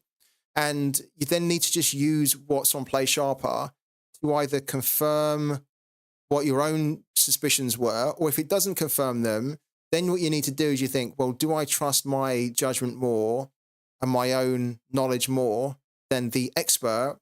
Because at the end of the day, the guys that are doing this, some of them will have that really good, stronger knowledge about a team or like that league, but they're also human, right? They're also human, so they don't always get it right. I had somebody that wrote me the other day and said that he decided to do exactly what I've been saying here now, is that you need to be able to look at the predictions on Play Sharper and on Sorare data, and you need to be able to say, I don't agree with it. You shouldn't always just say, okay, that's what they're saying, go with it. You need to literally look at it and say, do you agree or do you not agree? And I had someone that wrote me on Twitter the other day, and they actually thanked me because they said that they were on one of the streams where I was saying, don't just blindly go with the projections. Like, look at them, build up your own knowledge, and then see if you agree or disagree with it. And the guy who thanked me said that the Turkish expert put Samba Camara as not projected to start. And I've often said when we had Samba Camara, I said it's a crock of shit. Samba Camara is the main starter as the centre-back. And every time I see the lineup for Sivasspor, the expert says he projects Camara to not start. It's just bullshit. He starts all the time, and I don't know why he continues to do that. But that's fine, because I have that knowledge of my own, and I trust my own knowledge about that. And it actually happened that manager who also had Camara was on that stream, and he then also applied that, and he was grateful that he did, because Camara then started, because of course he's the main starter, and Camara hit another big score, which helped him to the threshold. So it's so important. Like, even now, when we're talking about games for the midweek, right? If we look at this, the lineup here, right, Fafa Picol at 40%, Demir Grylak at 40%. I have Grylak, which means, in my opinion, this is kind of almost like a 50-50 between Picol and Grylak, right? So what I would probably need to do there is I'd probably need to look at how many games or how many starts Picol has had in their kind of pre-season friendlies, and how many starts that Grylak has had, and then try and work out who I think has got more of a chance to start. The moment that doesn't really tell us anything. Obviously here, we can see that Gignac is at 90%, which is probably true, right? I probably agree with that, because even though Ibanez has been started more, they probably are wanting to give Gignac a bit of a game and to just give Ibanez a bit of a rest, which means that we probably need to think about taking out Ibanez here and then either keeping in Gaza, who I'm expecting to continue to play. There, Gaza's at 70%, which I agree. But then, yeah, as Amik said, Fernando Gorians here is at 40%. And I don't think I agree with that, if I'm honest with you, because this is largely, in fact, this is pretty much the first team, right? This is pretty much the first team. The few players that are missing are Javier Aquino, and then technically you could say Ibanez is the main starter now up front. But yeah, Aquino's injured, but Guzman's the main number one. Angelo, Reyes is in there. Samir actually plays quite a lot too. So that's an interesting one. I don't know whether I really trust that Gorian would be at 40%. So I might continue to play Gorian because I don't think I trust that. Yeah.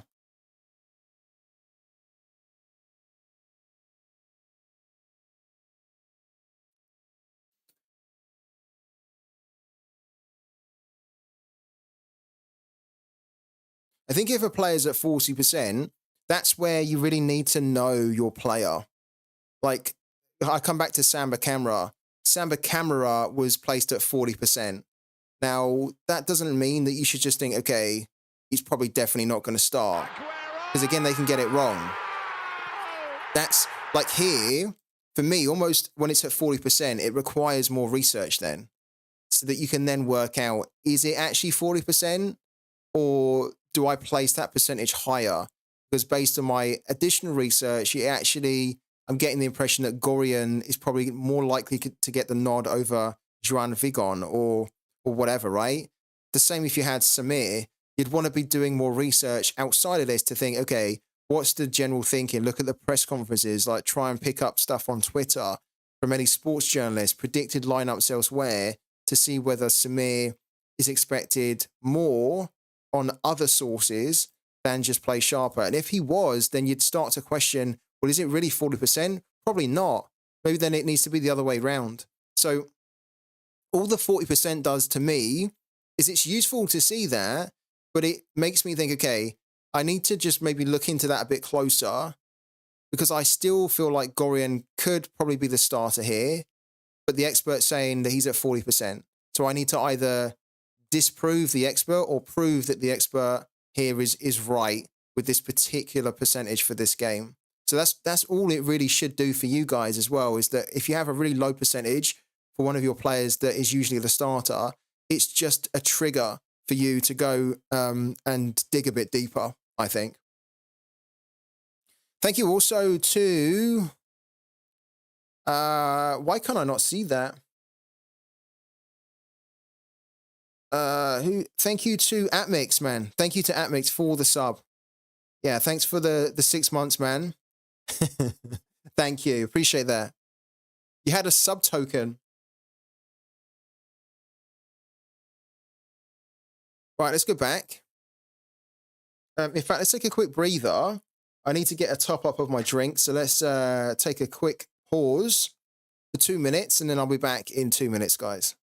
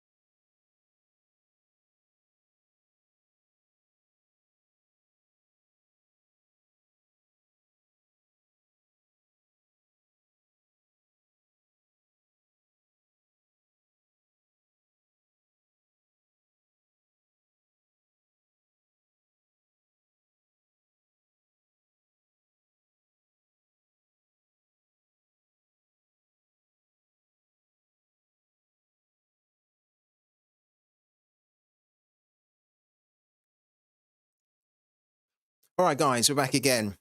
So, we were just talking a little bit about percentage chances on Play Sharper, around players, their chances to start. Really important.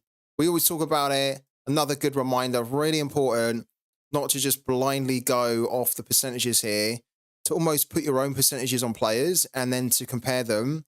And if there's like big differences, then to look a bit further and dig a bit deeper to work out whether the experts got it right or wrong, because they do get it wrong. That's the thing. They really do get it wrong.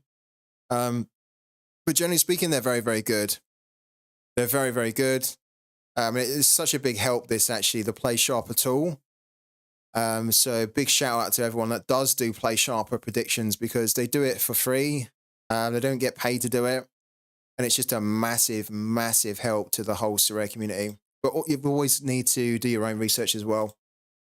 Let's go back. All right, so those are games on Thursday, and then the games on Friday: Hurricane versus Independiente, Orcas versus Nacional, and then Atletico Nacional versus Boyacá. And there's not many players though that have cards, is there? That's a shame. He doesn't have a card, no? Does he have a card? Oh my God. He has 20 limited cards and 1 rare in the game. Wow, that's mental. I actually think his limited is quite cheap, given that there's only 20 of him, and he's an under 23 player until 2025. That's pretty cheap. Because the thing is here is that Sorare can't mint any more cards of this guy. So the fact he's only £8, I think £8.72 is cheap for this type of player. I'm actually surprised, to be honest with you. It's very good for, look, very good for threshold. Doesn't really hit the big high scores. I think the only reason I would probably look to pick him up, this guy, is the fact that there's only 20 limiteds of him. So if he ever went through a period where, right, let's say he went through a run of 5 games where he was hitting like 70, 80 consistently, there's probably going to be a surge in demand for that type of player. But then there's only going to be like 20, and those managers then can't buy them from Sorare. So then their only option is to buy them from managers that own this player. And then that just puts you in a great position to then like dictate how much you want to sell him for, because you have very few competition. What do you think about the Vancouver projections? What, on Play Sharper? I looked at them and I don't think that they're... I think they're pretty good, actually. I don't think there's many things that I would change here, because I think the Vancouver team pretty much picks itself.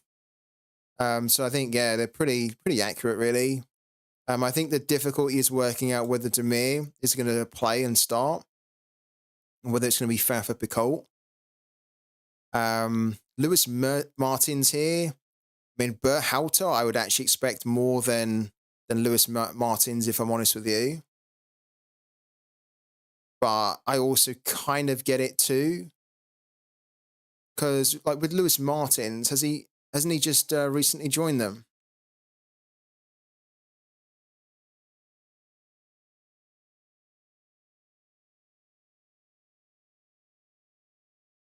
No, he hasn't. He's been with them since 2022.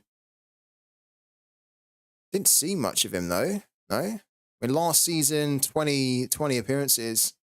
Bit of a rotation on that position, isn't it? I actually prefer Berhalter more to Lewis Martins. That's probably why I would put a bigger percentage on Lewis Martins, but yeah, bit of a tricky one, that. Everything else is fine, I think. Who is the favourite in this match? There's probably it would be Vancouver, because they have the home advantage, but I wouldn't rate them. It's actually Tigres. Wow. Tigres are the favourites here by a big margin as well, which I agree with, because I think Tigres are the better team. I'm just surprised that Vancouver are such a higher price compared to Tigres with the home advantage, because MLS like teams when they play at home, they're very different, right? As we know, MLS teams at home can basically beat anyone. So I actually thought that Vancouver would be a lot lower than that. I thought Tigres might be about 2.3, 2.4, but that makes sense. I mean, Tigres should be the favorite because they're the better team.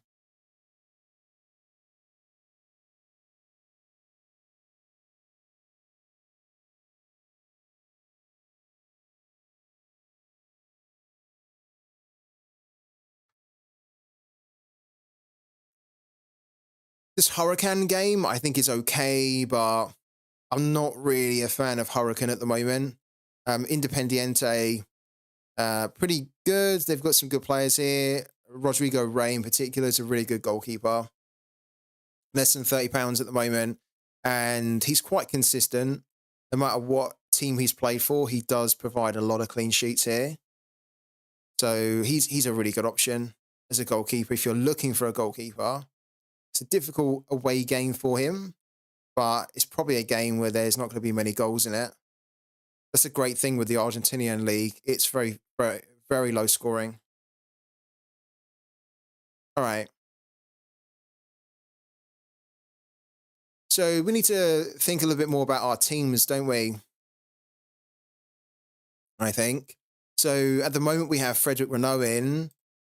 We're going to wait until the press conference tomorrow to see whether he's actually fit or not. If not, we'll bring in Schwolo, the backup goalkeeper. We're going to play Robin Knock.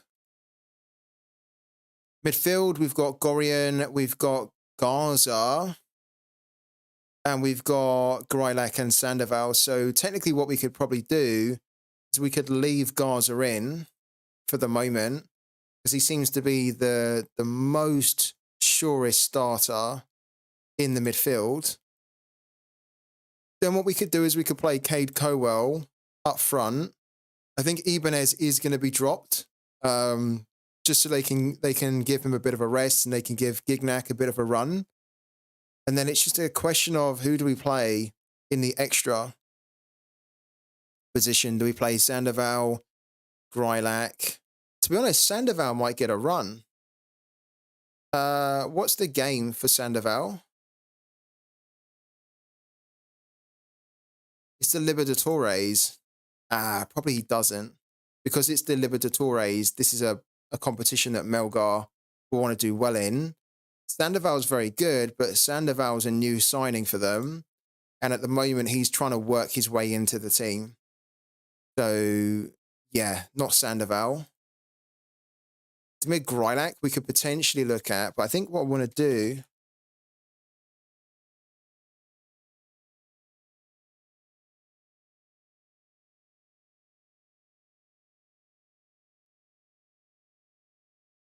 hey FTS, hope you're well. Been lurking on YouTube doing things around the house. Was me that thanked you the camera. There you go. Yeah. Sorry, I couldn't remember. Because you have a different name, no? J-Boy Gaming on Twitter, no? Don't you have a different name on Twitter? But yeah, this was the guy I was talking about. It's J-Boy Gaming. And this is why it's so important to like almost come to your own conclusions on it.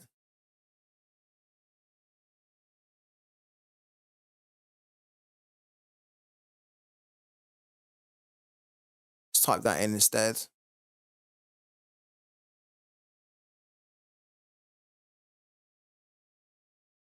Let's go to the MLS soccer as well. Oh, hello.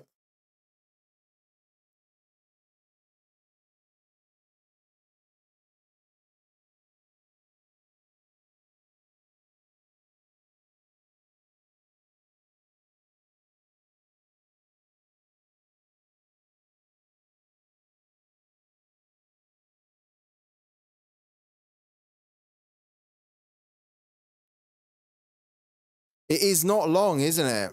It's not long. Is everybody ready for the start of the MLS at all? Like, is anybody still building for the MLS? Are they building their teams, their America teams? Because there's not long. There's 3 weeks until it kicks off. Well, less than 3 weeks, actually.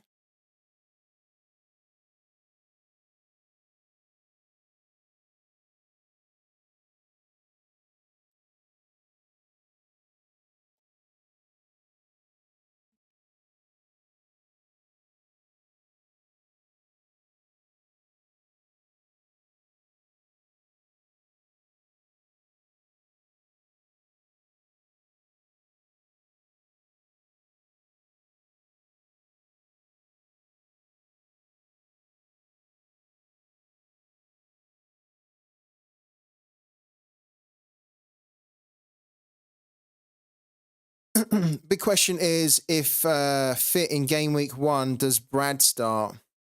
Brad who? Which Brad are we talking about? Stop C.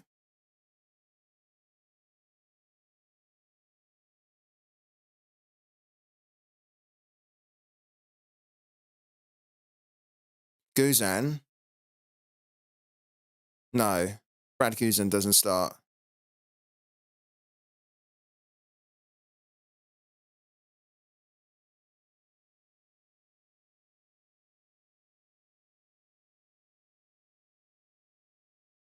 And he shouldn't start either. He should be the backup this season. It's time for him to take a bit more of a backseat. The new goalkeeper they brought in is actually pretty solid. So they need to be giving him a bit more of a run.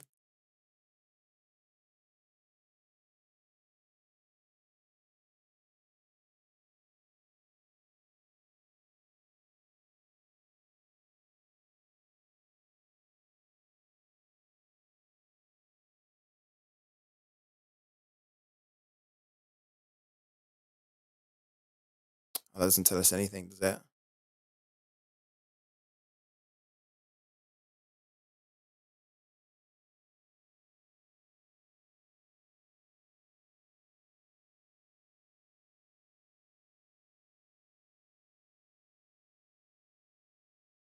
That's useless too. Guzan should soon retire. He's not on the level anymore. Yeah, I mean, he's a great backup now. Oh, look at that. Sorare's trending. Look at that. Just so happens that Sorare's trending. Why is Sorare trending now? I mean, it's great that Sorare's trending, but is it just because everyone's just talking about Sorare at the moment?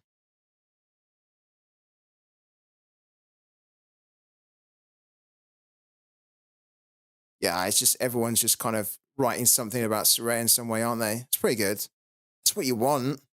You want that, but then you kind of want new people to see it.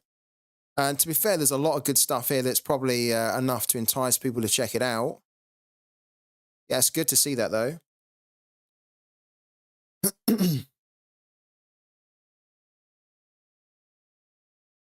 right, let's go back. So, Demir Grilak, let's have a quick look.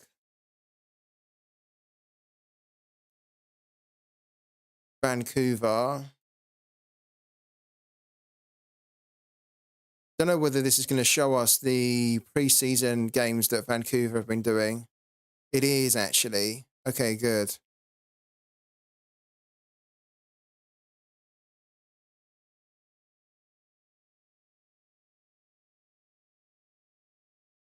So Grilak was in the starting lineup then. Always tricky with preseason friendlies because they're obviously going to give like enough people a run. Look, Grilak was in the starting lineup here with Picoult again. Can't see a lineup for that one, unfortunately. Then for this one we can. And then there was no Grilak there. And then he came on. And then we had Fafa Picoult there. Okay. I think at the moment we have to probably we have to go with Fernando Gorian Because again, I think that I'd be surprised if he didn't start, if I'm honest with you.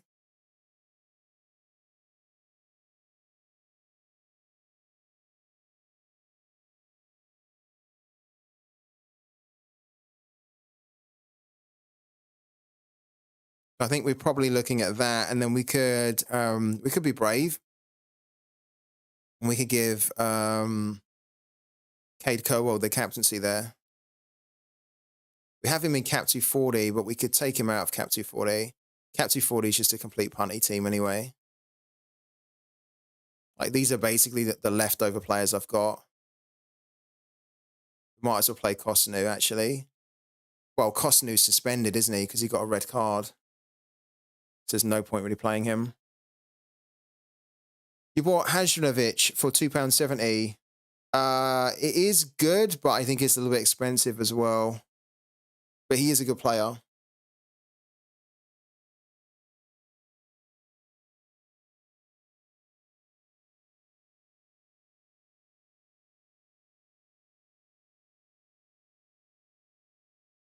What teams do you guys have for the midweek at all? Like, what are the competitions that you guys are entering for the midweek? Because for me at the moment, we can't enter any rare. We don't have any rare players that are playing, which is a real shame. Otherwise, we'd be entering. Look, we've got only Damir Grilak, so we don't have enough to put out a full rare team. We should probably at least put Damir Grilak in there, though. And then just put someone who's not playing in here, like Zampedri, for example, and then just do that. No team is always on Sorare. Probably the annoying thing for you as a free-to-play is that there's not enough options to do free-to-play on Pro for the midweek, is there? Like, you couldn't even do... obviously, there's no MLS at all.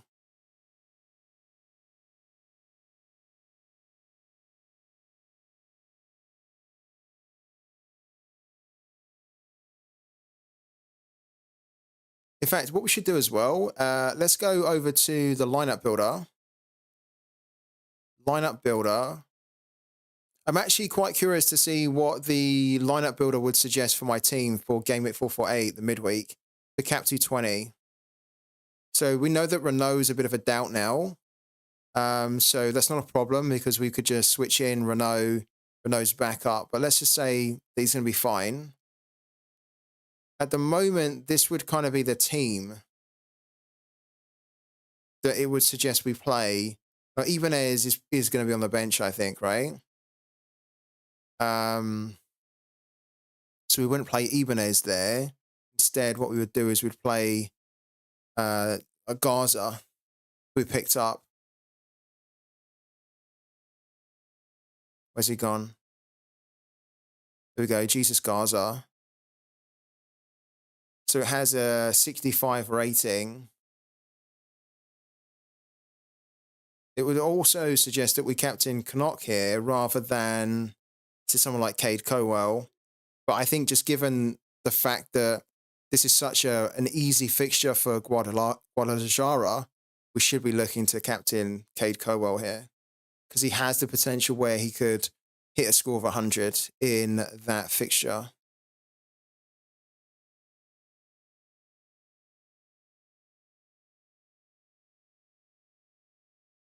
Max Gradel's surely not going to be starting, is he? He started in the last game.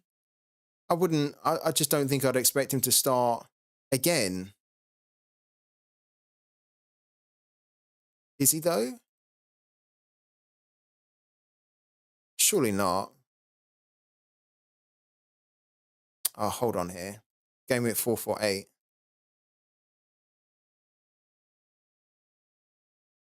There's no projection for that at the moment. I'd love to know that. With Max Gradel, he's been like a fringe player for the national team, Ivory Coast, right? He's kind of like been off the bench or just not even getting off the bench most of the time. The last 2 games for Ivory Coast, he did start. which is interesting. So if he was projected to start against Congo, then we could even put Gradle in if we fancied it. And if we really got a little bit worried that Gorian was not going to play, that gives us another option here. But yeah, don't know. Who would you pick for this midweek? Pedro Vite. Yeah, Pedro Vite.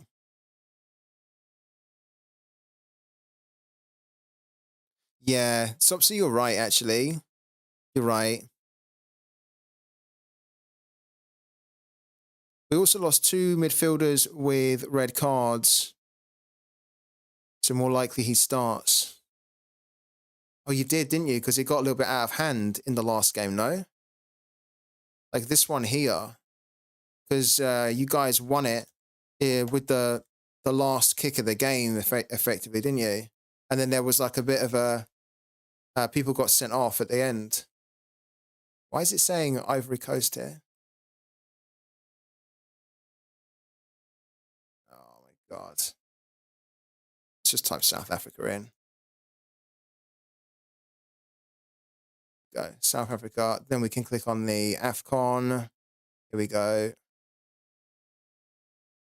Then we can click on Africa Cup of Nations. And then we can go to the Ivory Coast here.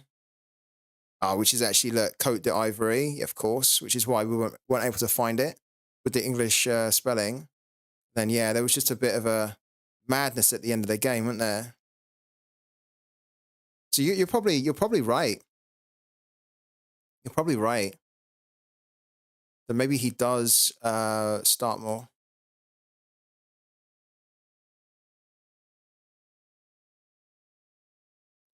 Yeah, like some of the spellings of teams are in their native language, and then others aren't on SofaScore. It's kind of a little bit annoying, but it also is fine. So maybe that's what we do then. I kind of really do want to play Fernando Gorian though. If Max Gradle's going to be starting, and he's a sure starter, then we should look at him. Let's put that in for now. I really wanted to do the stack for this team, but we're not doing it.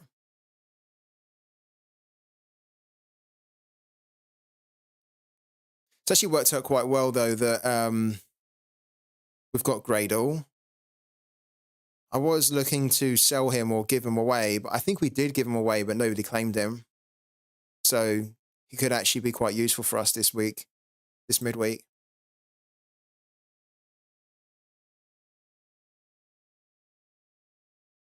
Yeah, so we've only got one team, one proper team anyway, which is looking like Cap 220. And then we've got a real punty team, which is this one here, which, you know, is not really going to do anything. It's not going to hit the threshold. But we'll try and at least get some points from it. So maybe we get some Sorare coins. Other than that, I can't really do anything in the midweek. Yeah, I can't do anything else. Did you redeem a raffle ticket for the jerseys? No, I didn't. I'm not really guys, I'll be honest, I'm not really going to be doing this bullshit with the raffle ticket thing. One of the reasons I'm not doing it is because I'm almost not doing it out of protest. I will eventually do it. I'm sure I will eventually do it. But I know exactly what Sorare's doing here. Sorare, they haven't provided another way to get the merchandise in the shop other than through these raffles, right? And I don't like that. There should be an actual way for you to buy merchandise in the shop, okay? The fact there isn't, you're having to do this raffle, which is effectively a lottery, where it's designed for you to spend and actually waste a lot of your raffle tickets, right? So you're wasting them, you're gambling them to see if you can actually be lucky enough to win one. I don't want to take the gamble. I'd much rather just continue to save mine until Sorare actually get their act together and they put something in the club shop where then I know that I can get something with my Sorare coins rather than just gambling them. So that's the main reason I'm not doing this raffle. I like that they changed the raffle, so it's now a little bit more fairer for people to take part in it, because the old system was rubbish, but I'm just not going to be dancing to their tune. And I know that sounds really horrible and it's not meant to be like that, but the club shop is so bad. And I've just refused to take part in this just because they've been too incompetent. They've been too incompetent to get the club shop in the state that it should be today.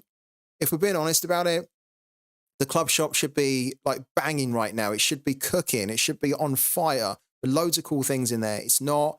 I refuse to do this really until the club shop is in a good condition where I can just go into the club shop and think, oh, wow, there's all this stuff that I want to buy. So that's kind of why I don't do the raffle. I get asked it a lot. How many have I bought? And the answer is always going to be the same. Nothing. I'm not buying anything here. I'm not doing this at all. Just out protest, really. Until not just protest, but also I just think it's a little bit smarter to be saving, because I am pretty sure that Sorare are going to announce soon like an overhaul to this, right? And that they'll then start to throw things in here that will be worth spending your coins on. So for me, this is just a period of saving.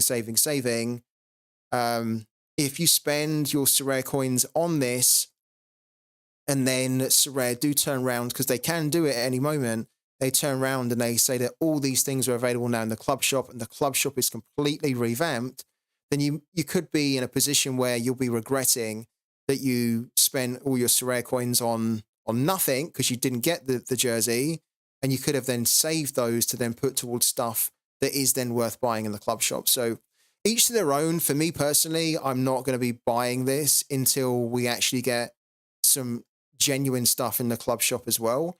And then once we do, then I can maybe think about getting this. But for the time being, I'd much rather wait. I'm just going to save them. Yeah, I want to try and save as many as we can.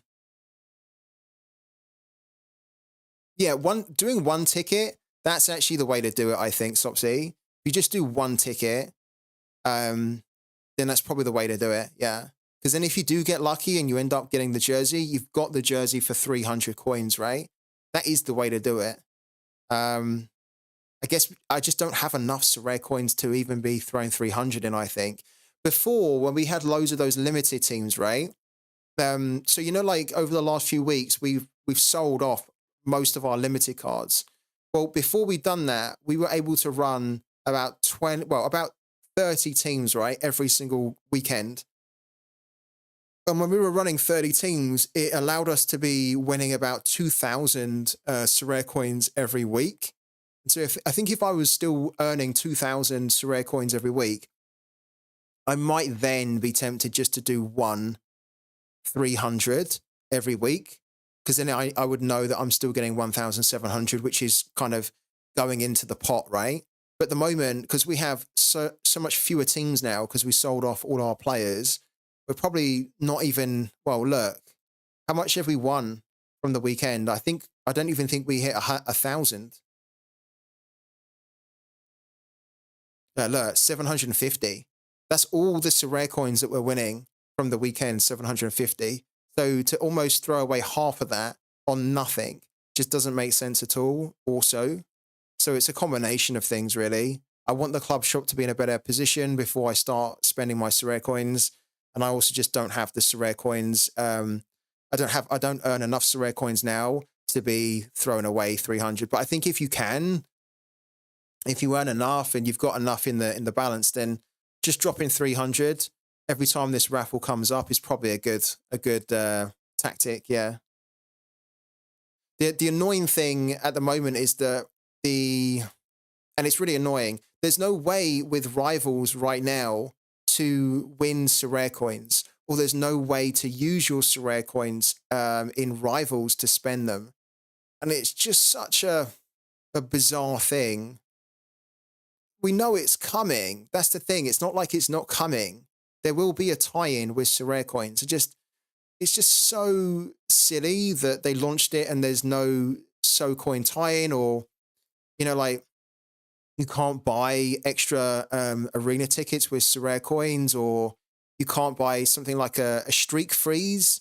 That would be quite cool. They do the same kind of thing on Duolingo, where rather than your streak ending, you can freeze it, but you only get X amount of them and you have to earn them. But it just means then that your streak doesn't get reset to 0. So we almost need stuff like that, where you can, like if you're about to lose, or if you do lose a game, rather than that loss counting as a loss and resetting your streak back to 0, you could use your Sorare coins to buy a streak freeze, or maybe you can win the streak freezes in the reward boxes, or however they do it. But there could be like a streak freeze reward or item that then stops you from going back to 0. But you obviously don't get a load of them, so you'd have to still try and win as many as you can. But stuff like that, that could have almost been an item in the club shop that they could have had ready for when they launched the rivals, so that then that would be an incentive to start winning more Sorare coins, to start using them in the club shop, and then obviously to start giving you more engagement in rivals. So yeah, it's frustrating.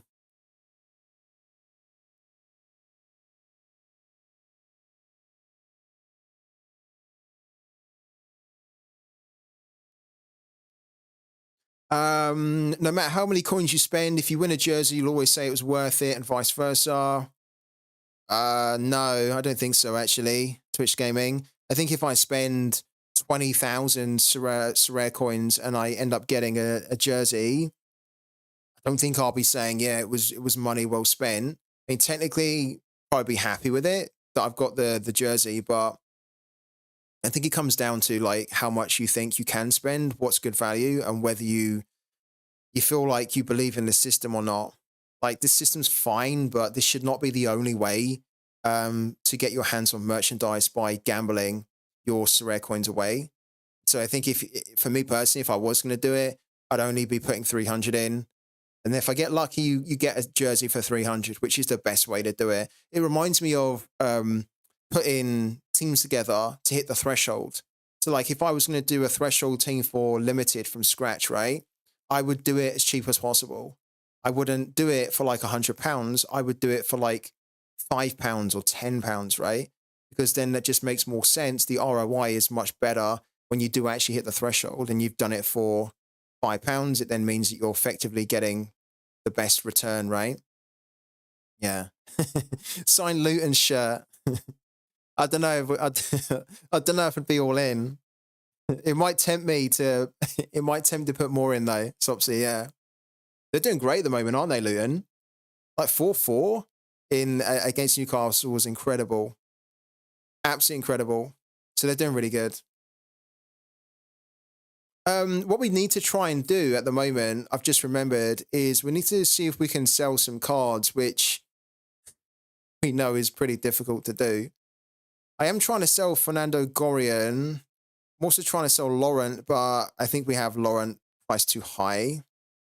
So we need to review that. Like, I'm not desperate to sell these guys, but it'd be nice if we could shift them out. I've got 2 Fernando Gorian, so I don't need 2, right?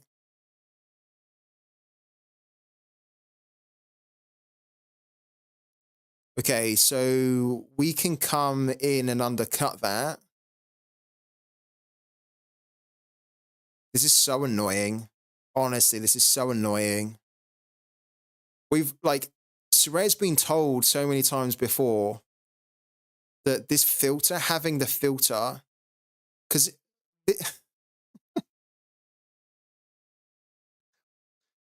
this reminds me of what they've done before, where they had the filter to always default on, I think it was most popular, right? Most popular was what it used to be called. And managers were getting so annoyed because they're like, why is it most popular? I want it to see the lowest price first, right? Lowest up to highest.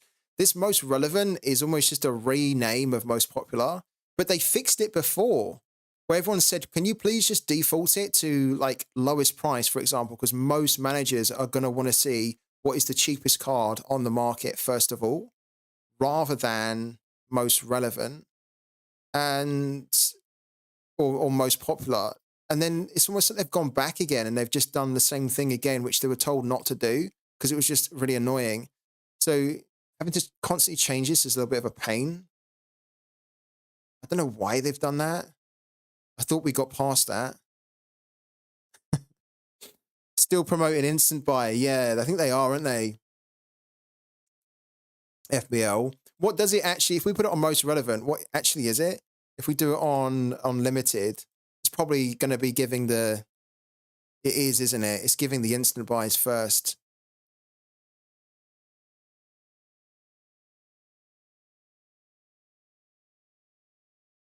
Like, I think we need to revisit that because a lot of managers weren't really too happy about that when they were defaulting it to this. And actually, yeah, of course, we know that they want to sell cards. So now they want to try and promote their cards more than the secondary cards. But actually, either just default it to what most managers want, which is the lowest price, or give managers the option to choose in the settings what they want. If it was up to me, I would always just want to have it on the lowest price here. I'm not interested in most relevant. I am interested in like what is the lowest price. And then if Sorare's card is the most lowest price, then great. I will probably start looking at that, right, at an auction. But I don't want to be looking at this card here that is not the most relevant to me when actually this card here for 73p versus £1.71 is just as relevant, if not more relevant.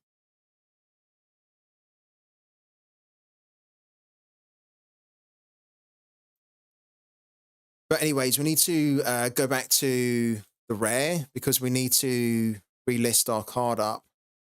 Probably for lower than this, actually. So if we get him up, wow, 23 hours ago, let's get him up for just a little bit lower. Technically, we could keep hold of him, but oh, that's a little bit too low. That's a little bit better. Let's do that.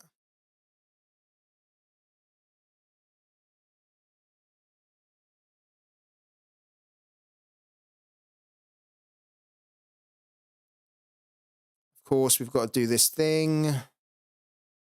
So much security now. It's good, though. Definitely not complaining. Much better to have it more secure than not. Just a lot of hoops you got to jump through a lot of the time.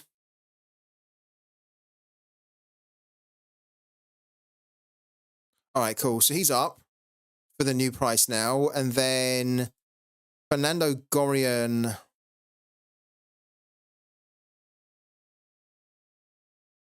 Yeah, we need to review that. I had him up for this price because I wanted to just be a little bit cheaper than the instant buy. But actually, we're probably being undercut by a new season card for a lot lower. So yeah, the bid on him is there. And then this card here is £2.73. But look, again, this is just one of those really frustrating things where I have to keep changing it. And I really don't want to have to keep changing it. I just want it to default to the filter that I want to use the most, right? So again, stuff like this is it's small things like this, but the small things that you thought were already fixed that then come back again, just really, really frustrating. I'm definitely going to let them know about it. I at least want to have an option in settings. I just want it to default to lowest price again. Like if they say that they don't want to do lowest price, that they do want to have it defaulting to most relevant, then I think just give managers the option then to choose in their settings that all they want to see is lowest price first, rather than having to constantly change this when you go to a different player. What happens if we go to another player now? If we go to Julian Dessart, does it just default again to, okay, it's remembering it now. That's good. Does it remember it constantly? Hopefully just do that, right? So it just remembers it. Go to Zampedri. That's a great way to do it. Yeah, so it's remembering it now. Great. Perfect. All right, £2.74. Okay.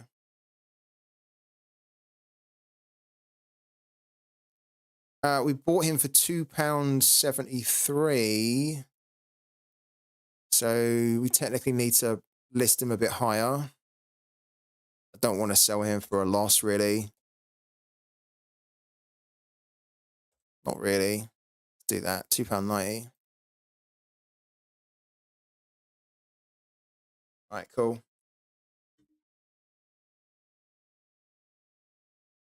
All right, let's take another quick breather. When we come back, we're going to do some more stuff around, yeah, Sorare and Pooky. So see you in a minute, guys.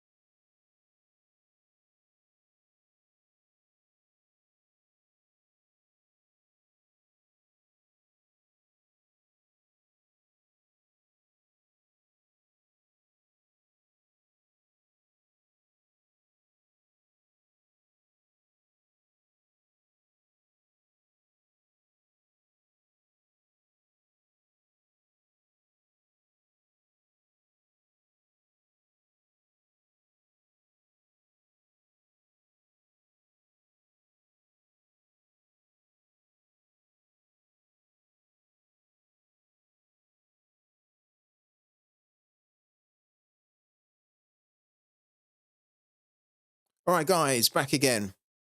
We are back again.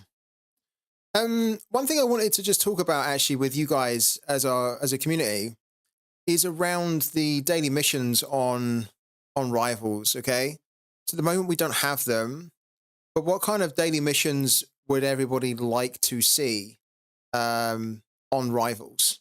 Because I'd love to know. I have a couple of ideas of the types of missions that I think would be really cool to try and achieve and complete each day. But I think it'd be interesting to hear from you guys what you think Sorare should be doing for the daily missions to increase the fun and engagement with the game mode. So let me know in the chat right now. Give me your ideas.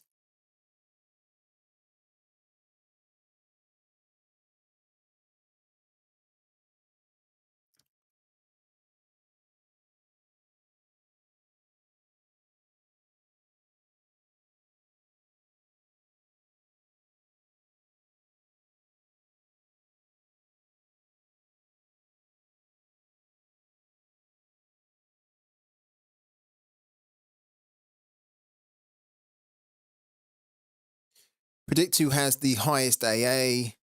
It's over 2.5 or under. Will they score from a corner and stuff like that? How do you mean, actually, Twitch Gaming? Because I don't think actually it will be like that, personally.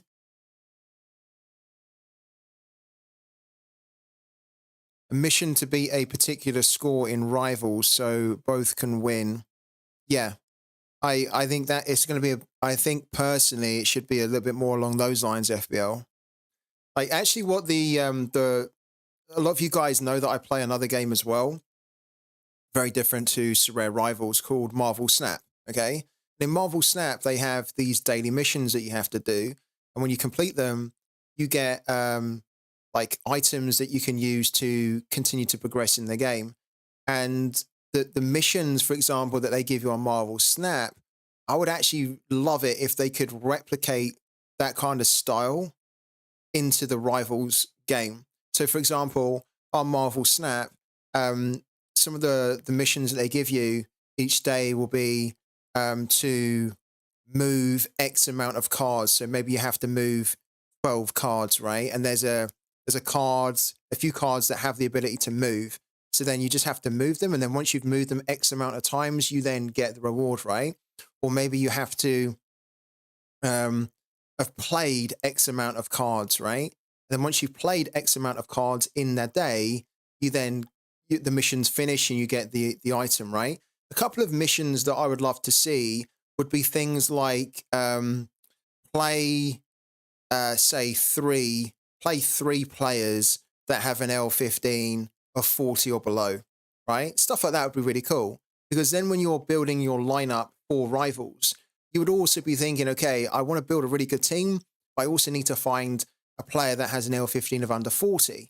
And so then you'd be like looking at the low cap players as well. And then once you've picked and lined up 3 players with an L15 of under 40, you then just automatically, that mission's complete and then you get the rewards, right? Another one could be let's say like win 3 games, right? Or win 1 game. Probably 3 is a bit more realistic because then you'd be able to play more. But let's say, for example, win 1 game. Something like that's quite a nice, easy mission. Other kind of missions that they could do could be things like play one or enter a lineup, but play a lineup from this league, right? So it might be that the league is you have to play a lineup or enter a lineup from the Portuguese league, right? Because then that type of mission is really cool because it's kind of easy. Everyone can do it. And it will then incentivize you to check out a league that you're maybe not super confident in, maybe you don't have enough knowledge in. It encourages you to explore more players, more leagues, and you also get rewarded. So I'd like to see stuff like that in the missions because I think it's nice, it's fun, it's easy for people to understand, and it's relatively easy for people to do as well. You obviously don't want to make it super easy so that everyone's doing it, but you want to make it so that it's a bit of fun as well. Maybe something like win a rivals match using one pro card max. Yeah. Yeah, I agree on that, man. I think that's a great shout there. Yeah. Another mission they could have is use a pro card, right? Use a pro card in a rivals lineup, because then that would incentivize people to use the pro cards more. Obviously they would still need to fix the matchmaking, as you say. If they added it and they didn't fix the matchmaking, then all that would mean is that at least you are going to be getting rewarded somehow, even though you're probably going to be getting penalized in the arena. But stuff like that, they need to, I think, also come up with, missions which incentivizes you to use the pro cards. Definitely. It's not about the mission for me, it's the reward. And with the current structure, I'm not sure there is a realistic reward that makes me want to play daily. I actually agree with you. Football betting, yeah. I agree with you. One of the reasons why I'm not playing this too hard anymore, I'm just playing one game a day, is because with the mission, the current reward format that you talked about, where the only way to win anything realistically is to do the streaks, okay? The way that I look at things is I now look at things in Sorare of how much time and effort do I need to put in versus what I can get out of it. And that's how I looked at things that's how I look at things in general in SO5 Pro. It's how I was talking about things when we were looking at the last Cap 220 monthly, where you could spend 8 game weeks, right? Working your ass off, scouting like crazy, buying players, building teams, and you could come away with a 60p reward. The output, what you get out of it, does not equate at all to what you put in. And at the moment, when I am looking at rivals, I'm thinking I could spend a fucking lot of time, a lot of effort, a lot of energy getting the 10 wins here in a row, right? Not just 10 wins in general, but 10 consecutive wins in a row is fucking hard to do. Really hard to do, because you're not even in control of it. This is what I think some managers maybe haven't realized, right? It's not like you're playing this game to determine it. Like, for example, Marvel Snap, like the other game I play, it's a card battler game, okay? I'm playing it live in real time. So if I lose, it's usually because I've made a mistake or I haven't made the right plays, right? It could also be that I'm playing someone who's just got a better deck than me, but I actually have a chance to influence what happens with the win or the loss, right?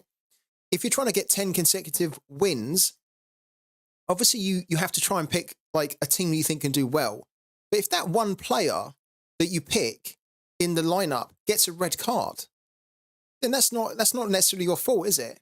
But then that's going to screw you for getting the 10 consecutive wins, because it will reset you back to 0. And so one of the frustrations with this is that obviously getting 10 consecutive arena matches or 15 or whatever it is, right? That's already difficult enough to do in itself, but then it's even more difficult because you are planning the games, but you're not playing them. You don't actually have influence or control over what happens in that game. So if anything happens, if you get some bad luck, it's going to completely ruin your streak. And the way I kind of look at it is that I could, and I have been trying to hit the 10 for a while, and then I've just got to the point now where I just can't even be arsed with it, because it's just reset me back a few times now, and I'm just like, forget this, really. But another reason why I'm like, well, do I really give this my all, is that when you look at the percentage that what you can win here, I could essentially spend a fucking lot of time trying to get 10 wins in a row. I could do 10 wins in a row, and I could come away with 10 arena tickets, because I have a 50% chance to get 10 arena tickets. Imagine that. Now, I could also get a star too, but the odds are massively stacked against me for getting any of these here, right? The reality is that I'm most likely going to get arena tickets to play more rivals. What I'm getting out of it just doesn't seem worth it for the time and effort and energy I'm putting into it. And it's exactly what Football Betting said, is that he's not really he's not really wanting to play it daily because he doesn't see the point, because what you can get out just doesn't seem worth it. I like this reward box structure. I think this is really cool. But I think if you're going to offer this actually, then it should be probably more for daily missions rather than like consecutive streaks where you can put all that time and effort and energy in, come away with just arena tickets and just think, is it really worth it? No. And then you know that once you hit this, the next step is to then go harder and do 15 or then do 20. And then it's like, well, like 10 was already hard enough, let alone trying to do 15, where I'm potentially going to win more arena tickets, right? Something that is not worth my time. What's more worth my time is the pro, because then I can just spend that time that I would have spent on Rivals to try and win something that's actually worth money, like the $50 threshold, right? So this is another thing, is that, yeah, the missions almost need to give you something that's good for little time, and then this needs to give you something that's amazing for more of your time, and they maybe need to change the streaks entirely.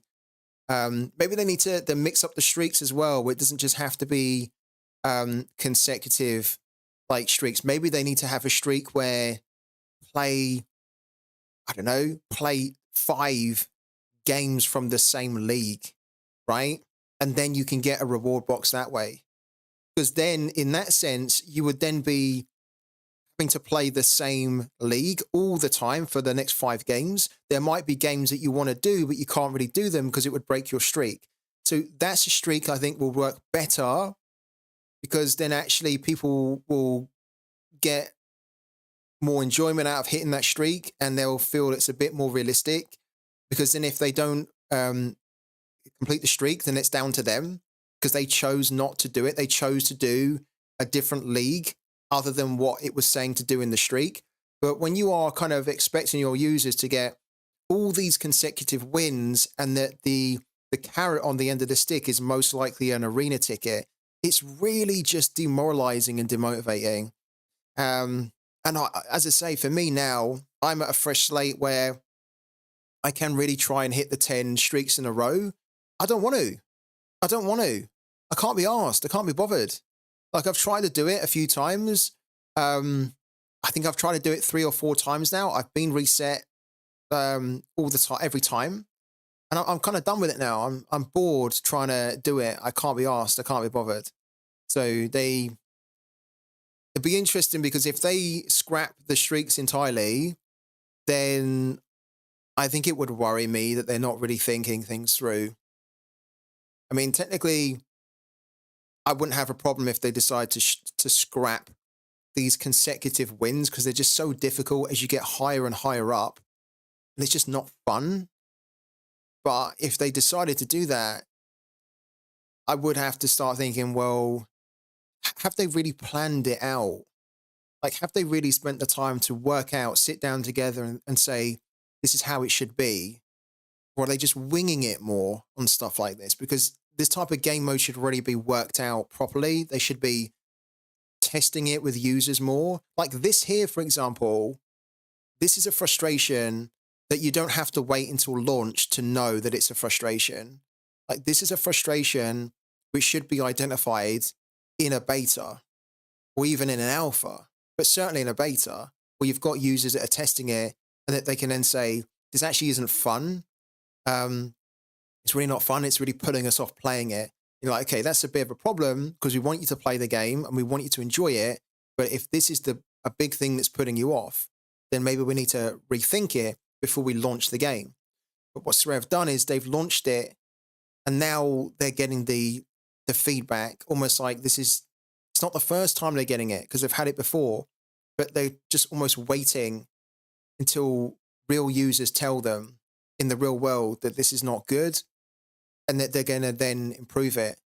It's a really weird way to develop the game and to keep iterating the game. Yeah. Fixing the matchmaking and the issue with the common card not being available when you have the pro card is my biggest problem at the moment. I know what you mean. Yeah. So it's a case of they need to fix that, and hopefully they fix that this week. Win 30 for the same box, but not in a row. Yeah. Yeah, Seawix, you've got it, man. You've got it.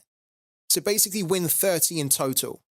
Win 30 in total, or win 20 in total. That's really what the streak should be. That's actually the streaks that they have, the missions that they have on Marvel Snap.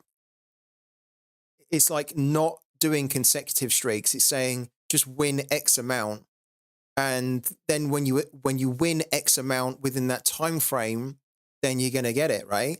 Because what they could do is they could keep the time frame where you have to win 20 or whatever it is within a week, right? You have to win 20 within a week. But then you're not bothered if you lose any, right? Because then you're just thinking, I just need to try and play as much as I can so that I can try and win as much as I can within the time frame.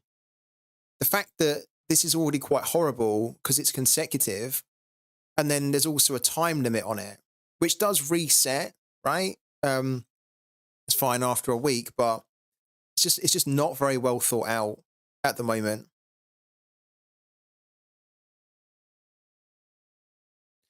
Genuinely, if Sorare Football is doing this badly, I can't even imagine what the state of Sorare MLB is. Do you have any clue? I don't. I get hearsay. So I've only got the hearsay because I don't play MLB, and I just try and keep my ear to the ground to kind of hear what others are saying about it who are playing MLB. And to be honest with you, I don't think the football side is that bad, because it's actually, there's a lot of good things to be positive about. But we talk about it every week, and I think the thing that is kind of holding Sorare back a little bit is that these really good ideas are executed in the game really badly. So good ideas conceived well, implemented badly or poorly. And then what will happen is that there's then like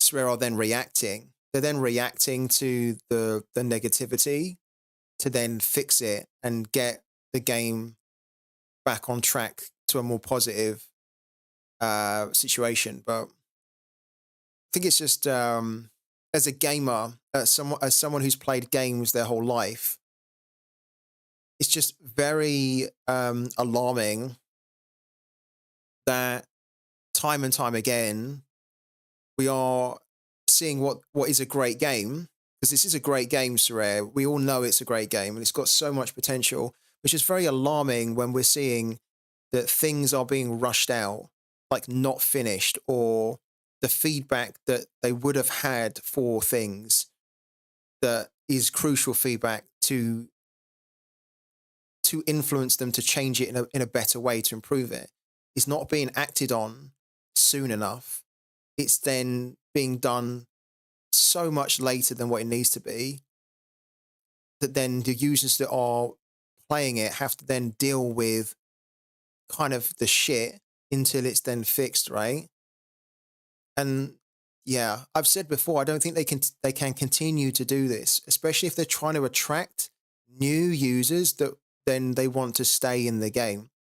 Because, like, let's be honest, right? Let's be absolutely honest about it. Games right now, so games in general, the quality of games today is so high. Like, the general level of quality of most games that come out is top quality, right? But what you've got is you've got people that don't have the time. Like, people are so strapped of time today. They have so many commitments now. Like, life today is so fast paced. People have lots of things to do and they don't have enough time to be playing a game. So what you need to do is you need your games to be banging. You need your games to be like super, super sharp, really well thought out, really well executed, so that when they play it and they dedicate their time to play the game, you've got them there and you want to hook them and you want to keep them. If they play the game and it's not as fun as what they thought it was going to be. It's frustrating. It's not very rewarding. It's buggy. It's glitchy. It's a mess really to try and navigate through. You can lose people because they'll think that their time is better spent elsewhere for all the thousands of other games that are out there that are just better quality and much better developed. So I think Sorare, and we've mentioned it before, really want Sorare to start getting into the mindset that when they release things in the game, they are thinking, how does this hurt the game? And how does this help the game? And if they are thinking that things are hurting the game more than they are necessarily helping, then they need to take more time to develop it before they launch it. Because I honestly would have had a problem if this had been like, if they'd have spent another 3 months to develop this, right?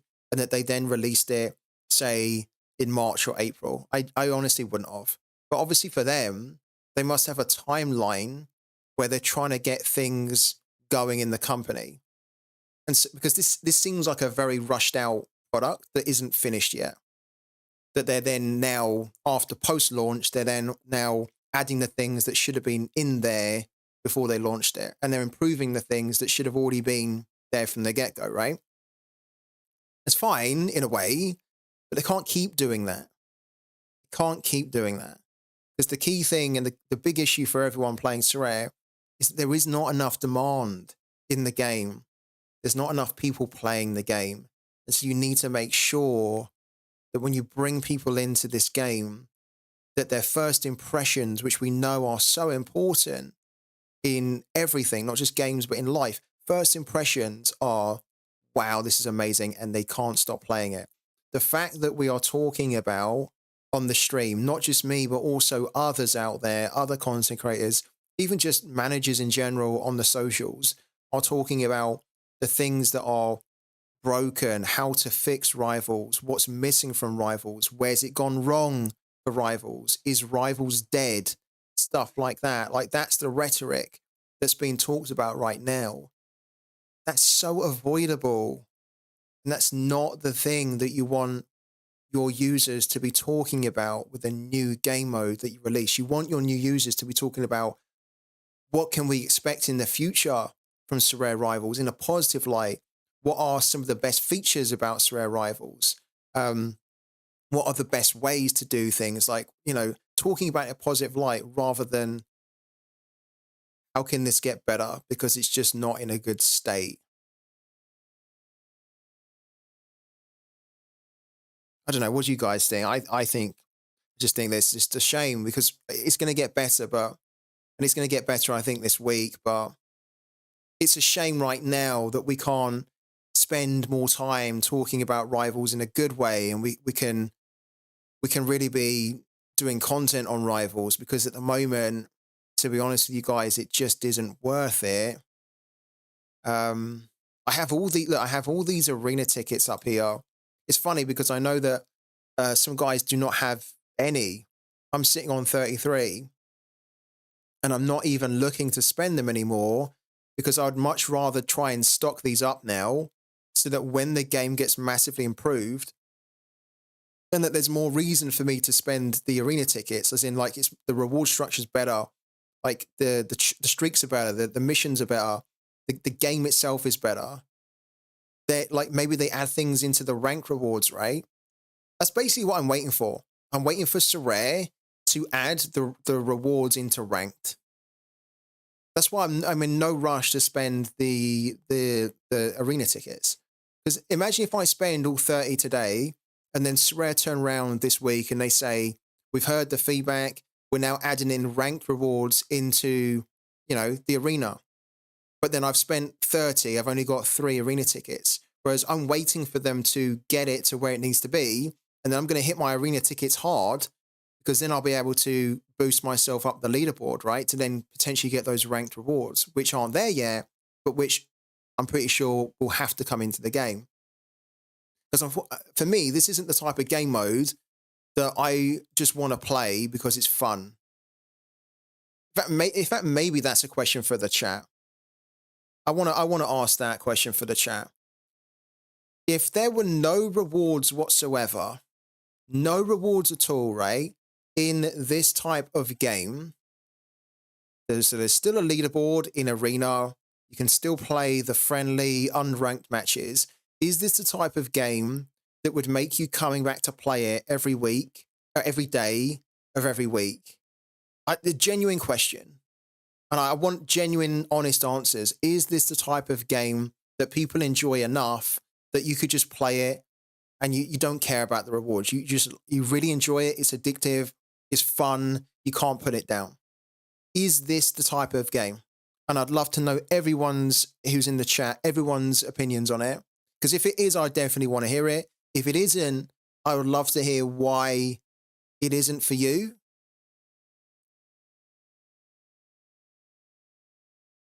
Are there any news on Daily Mission's release date? Unfortunately, no. But we're thinking it's going to be coming this week. Yeah. One of the reasons I asked that question is because, right, stick with me on this, okay? Stick with me.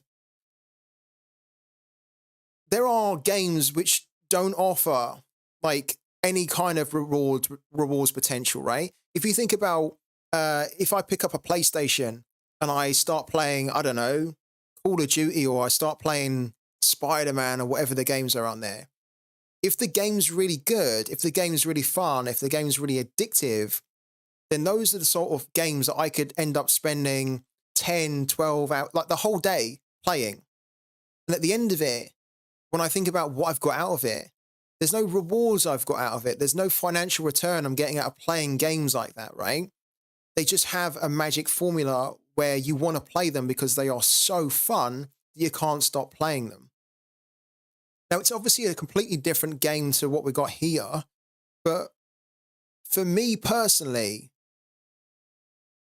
this Rivals game mode doesn't, and I don't think it will ever have the type of magic formula addictiveness to the gameplay that will make me want to play this game no matter what, that will make me want to be playing this game daily. I don't really care about the rewards. I just can't stop playing this game. I didn't feel like that. I didn't feel like this game was that in the beta. And I told a lot of you guys that in the beta, that this is not a game mode that makes you want to play it all the time. Pro, right? When we talk about pro, I feel like if we just imagined that all the pro cards on Sorare you didn't have to buy, right? And that if you just imagine that you don't have to buy the cards in Sorare, so you've just got the cards, you can get them, and you can just play that game mode almost like an FPL game mode. I'd probably play pro every day, and I would probably still play pro with the same amount of time every day. I'd invest the same amount of time, because actually I think it's a super addictive game mode, like pro. Really addictive, because you want to be trying to find out how you can keep improving your teams and making them better and better and better, right? With Rivals, the focus has always been around the social element, making it a mobile game. For me personally, I just don't feel at the moment that this is a game that I will be struggling to put down.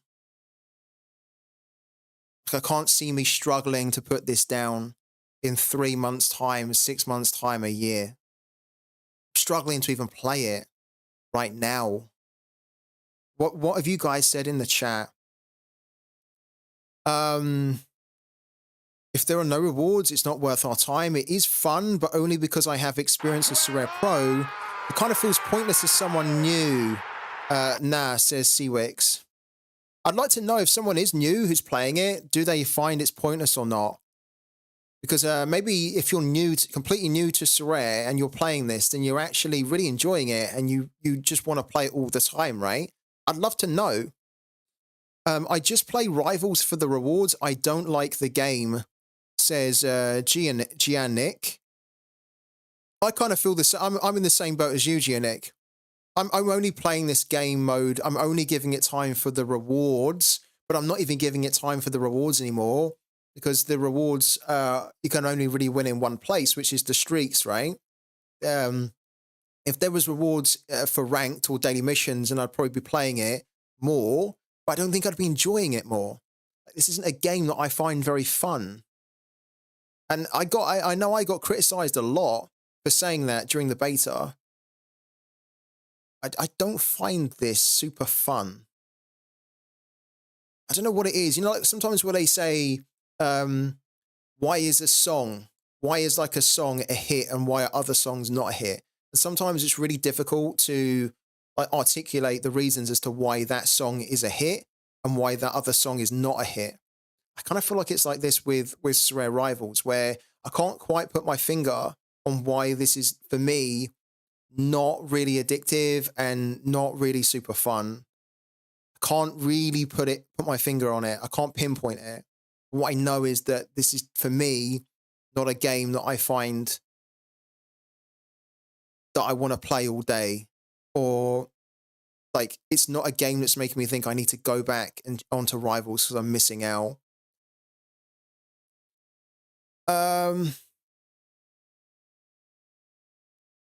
Only reason I'd play Rivals without rewards is if it became bigger than FPL, and then in brackets it won't, then you're playing for bragging rights, yeah. Yeah, I actually, I understand where you're coming from on that, football betting. I do. If it had that kind of addictive kind of gameplay that hooked you, and it, because there's no rewards in FPL. I think a lot of people forget that. There are rewards, but there aren't really, you know, for most people. Like most of the time, that's why you have to create the mini league so that you then create your own little rewards and whatnot. But millions and millions of people play FPL, and there's no rewards there at all. Are people, maybe it's the case that because this is a Web3 game as well, where it is requiring you to, it's not requiring you, but there's a big emphasis on being able to put money into the game to then get financial returns from it. Maybe the fact that it's a Web3 game, it's never going to be that type of game that appeals to people just to play it for fun. Because there's always going to be, in the mind, they're thinking about what's the return on investment? What's the return on investment? Maybe that's the shortcomings of a Web3, is that they're almost the victim of their own success there. That they innovate a Web3 space that actually is really cool, but then people can't convert their mindset from playing it just for free and for fun, because it's a game that can require, and most of the time does require, money, and there's money to be won, there's value to be won. So then you're always thinking about what's the reward, what's the return. Maybe that's something that will happen as well.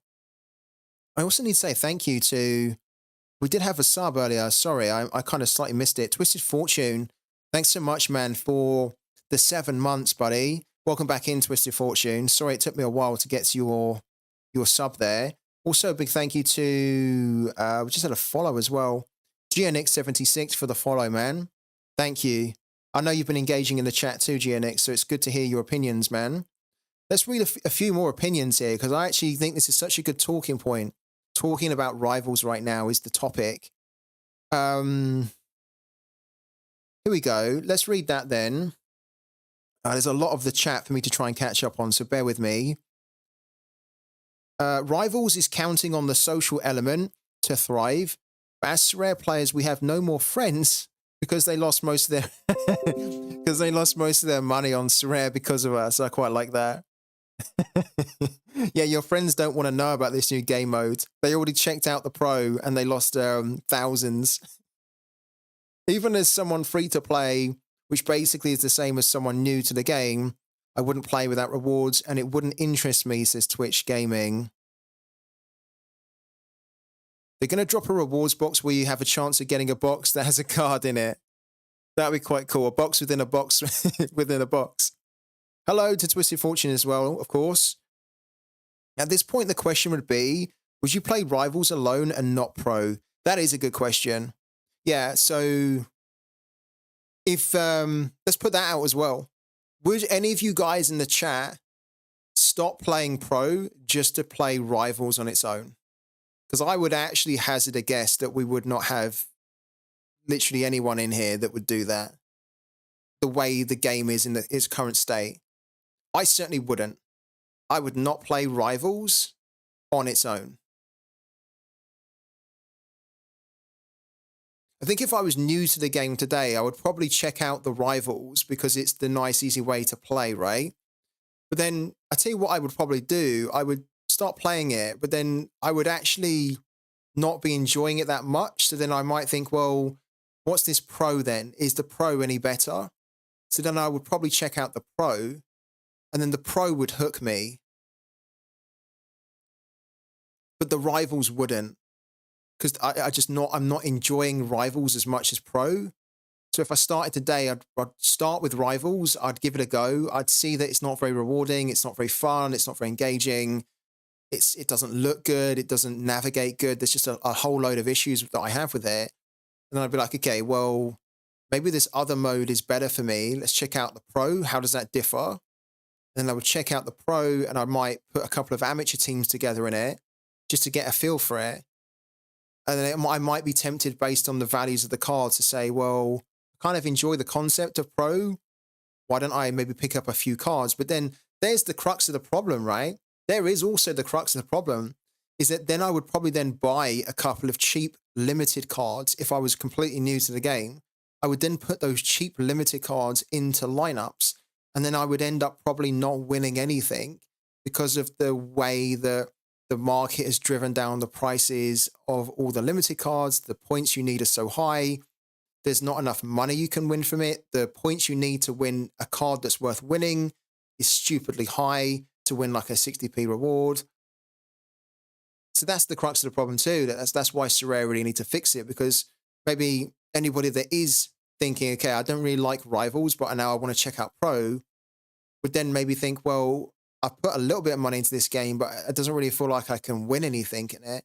It's just too difficult. And then what I do win is just not really worth it. And then they're then maybe struggling to sell it. So then they're probably thinking, well, Rivals I didn't like.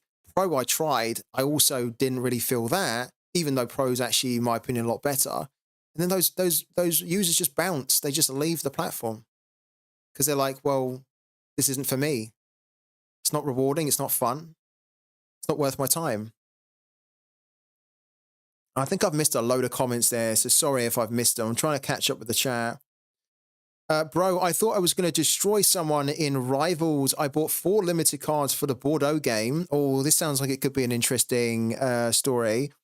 And I matched against someone with a super rare and a rare. Now imagine that's a new user. Would they ever come back if that's what Sorare serves up? No. You're right. You're right. But Seawix, right? Seawix and the chat. Isn't this one of the cause of the problem? Right? Because this is the thing that I think I have the most issue with. I don't really have an issue. I do have an issue with the way the game is right now. I think my bigger issue is that the game has been allowed to be launched with the decisions that have been made on certain parts of the game. Like, for example, the matchmaking. Because it's not a case that the matchmaking has like some areas that it needs tweaking in. They've launched the game where the matchmaking is wrong. Like it's wrong, it's broken. And that's the thing that worries me the most, is like, I think when we get the next update from Sorare, I'm really interested to see what they're going to talk about and announce. But you know what I'm also really keen for Sorare to do? I need Sorare to get me to buy back into the confidence that I had in them like 2 years ago. Because my confidence in the team running Sorare, like running the game, my confidence is starting to falter. Because I'm seeing time and time again processes and decisions that are being made that don't really seem like they're being well thought out or well planned. And the matchmaking is one of them, where They know, I know 100% because they had it from us in the feedback group, and I know they had that feedback during the beta around limited cards going up against super rare cards, or if you play one card, you then go up against the rares and the super rares and whatnot. Like, that's not good, but why would that make it into the final game?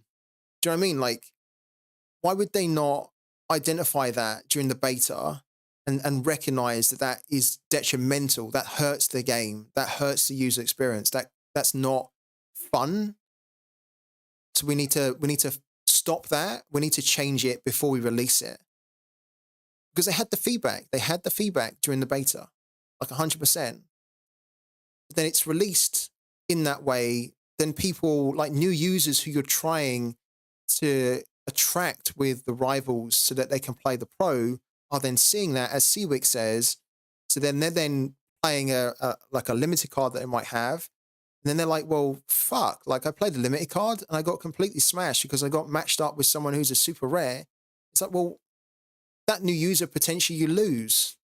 And we're almost at a stage in the game where every new user counts for Sorare because the amount of cards completely outweighs the amount of users that are playing it. It's so important that we bring the new users in and we try and keep them. It's so important. It's so critical now for Sorare that the Rivals is able to do that. And when you kind of like release Rivals in the way that it is right now, which is a game that has so much potential and actually has, you know, so much where you could really enjoy this. It could be really great and fun, but it's not because it's been released kind of unfinished. It's just poor. Disappointing. Really disappointing. It reminds me of so many things that we've seen in the past. I really want them to stop doing it. I really want Sorare to stop doing it. I don't know what it's going to take for them to stop doing this sort of thing. But they take a little bit more time to get the game up to the standard that it needs to be at launch. So that these kind of frustrations are not felt by the users then that should be really motivated, really engaged, should be really enthusiastic to play the game. And we're kind of, me and I'm sure lots of you as well, are kind of at the point in the game, and it's not even been out a month, has it? Sorare Rivals has not even been out a month. And we're kind of at the point where, for me personally, I'm struggling to find a reason to play this game other than just to play one game to try and complete a challenge. I should honestly be looking at this and thinking, oh my God, we've got this game and I want to do all of them. I want to do as many as I can. I'm not, because there's no reason for me to do it.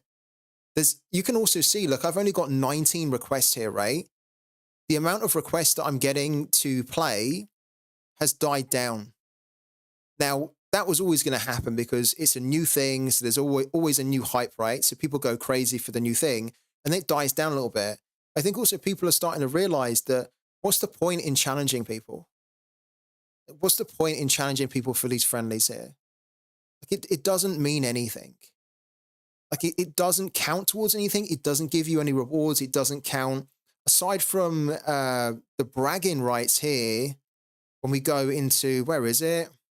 My club, Rivals history, aside from basically being able to see how many games you've won, your most wins, your most losses, this is just all cosmetic. This actually doesn't really mean anything. It's a bragging right thing. It doesn't tangibly have any benefit to you in the game. And so a lot of managers are starting to think it's almost just no point in challenging and sending out challenges. And the other thing with it is that it's a pain. It's a pain to send out challenges, right? Because if you want to send out a challenge, like we could do it here, we want to send out a challenge, right, to people. So we have to do it manually. But we have to challenge everyone individually.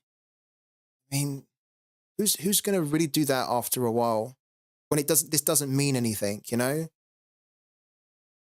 And when you challenge so many people in one go, if you challenge 100 people, that, in my opinion, does not have the same significance as challenging one person. Because you want to be able to beat one person rather than 100. If you're just constantly competing against hundreds and hundreds of people, the volume of it starts to commoditize how significant it is that you've beaten so many people. Because then it's just like you're just doing it. You're just it's a numbers game. Whereas if you actually you build up rivals. So what you should almost have in the friendlies here is you should almost start to build up a rival. Because a rival is actually a few people, right? It's a handful. When you talk about football clubs, they don't have hundreds of rivals, do they? They have like maybe 4 or 5 rivals. And so when you're doing the challenges here, the game should be smart enough where it should be saying, this is your rival. And it says, look, biggest rival here, right? And it says new rival. But then there should be more of an incentive to then go up against them, so that then maybe you only go up against a handful of them rather than just challenging everybody. Because then I would want to try and tackle my biggest rival and maybe just only tackle a few of them, because it's actually going to work out better for me. I get some sort of reward or benefit from doing that, rather than just mass spamming everyone with a challenge and then just being like, I've challenged everyone in Sorare. Because then it becomes less significant when you do that, right?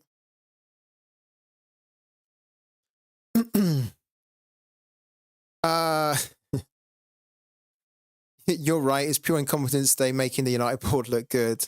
I do actually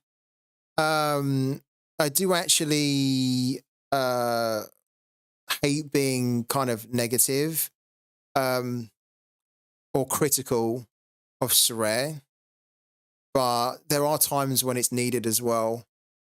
And I think the rivals is one of them. It's a very good idea, just very badly executed at the moment. Hello to 2FireX as well. Literally, how difficult would that be to implement for a game that was well thought out and planned? We know now they clearly haven't, and they've launched with numerous issues. I think what's happening with Sorare is that I think they haven't shared it with us, but I think they have a timeline internally as to when they need to release things, because they have a plan that if they release that, then it means that it then triggers the next thing. And obviously the world of football is very seasonal. And they probably have a vision. I'm sure, of course, they have a vision as to where they want the game to get to and by X amount of time. And the Rivals launch at the moment, I could tell you like 99%, the Rivals launch for me, even though it's been soft launch and they're going to be launching it to a bigger, wider market soon, because they've launched it all to everyone, but they call it a soft launch because they've only really started to target like, I think it's Italy and Spain with the marketing campaigns, right? And then the aim is to try and fix a lot of these issues so that then when they try and target the other markets like Germany, like France, their home market, like England, the wider markets, America and all that, then the game's already like sorted. But what this kind of says to me is that Sorare almost have these deadlines that they need to get stuff out by. And if it's not in a good position, as in the product is not ready, really, it's not fully finished, fully tested, it's not, fully developed, they still just get it out in the state that it's in. And then they just spend the time afterwards to mop up the mistakes. Because we have seen this with a lot of the stuff that they've added into their game. And it's, again, lots of good ideas, but they've just been poorly executed. And yeah, I think seeing it time and time again just sort of starts to weigh you down, because you think, you know what, like you've got a good opportunity here to make this great and to really nail it. So don't ruin it by getting things out that are half done, half baked, that are not the best that it should be. Is Pro any better though when every PSV player hits an 80? How do you compete? Yeah, pro's pretty brutal when you go up against teams that have these ridiculous scores. It is.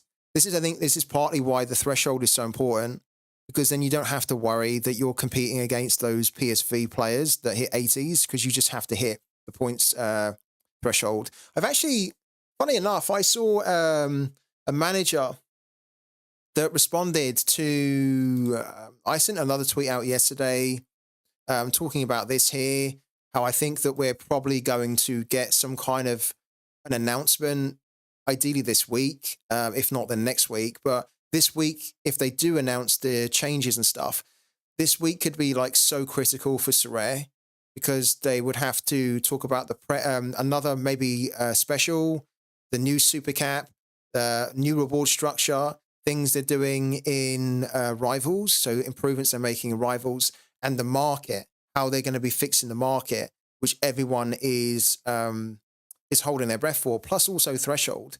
And what's kind of interesting is that, I don't know where he is actually. Where's he gone? Yeah, this guy here, look. So, Seri Harrison, I'm not sure if I pronounced your name right, but sorry if I didn't. He actually says, get rid of the thresholds and move that cash into all the other comps, which I found really interesting. And a lot of people actually liked that comment, which made me think that there might be more managers out there that are in favor of getting rid of the threshold than there are those that are trying to keep hold of it. I'm in the keep hold of camp. I think the threshold really needs to stay in the game, but I just think that, if we're being honest about it, no, we've already shown this week that you can build rare threshold teams for like £100. So if you can build them for £100 to win $50, which is £40 every week, then that just really isn't smart from Sorare to keep the reward value the same. But I think the threshold needs to stay in there, because I think it's important that you have a way where you're not competing against beating other managers, but you're just trying to hit, like you're trying to beat the game, right? And just trying to beat the game is trying to beat the points total which the game gives you. I think that's a nice mechanic in the game, and I think it works well in the cap modes. I think though the removing some of the threshold and distributing it more into the other competitions is probably the way to go. But personally, I don't think we should be removing the threshold, and I don't want to see them remove the threshold.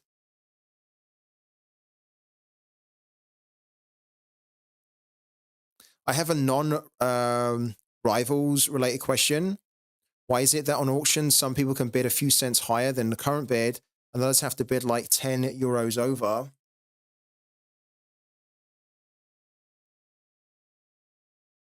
Did that get answered?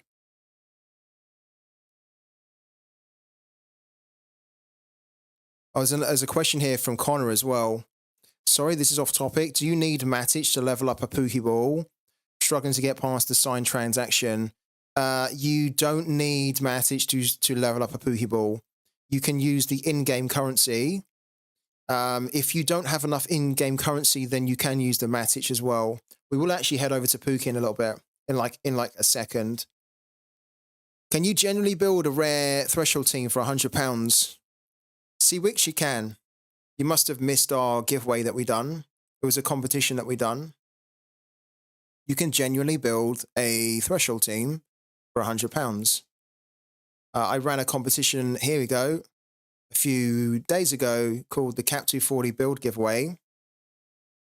And I challenged you guys in the community to build a Cap 240 rare team for £100 or less on Sorare data. And whoever built the best one, or the one that I liked the most, really, not the best one, but my favorite, ended up winning this rare card from me.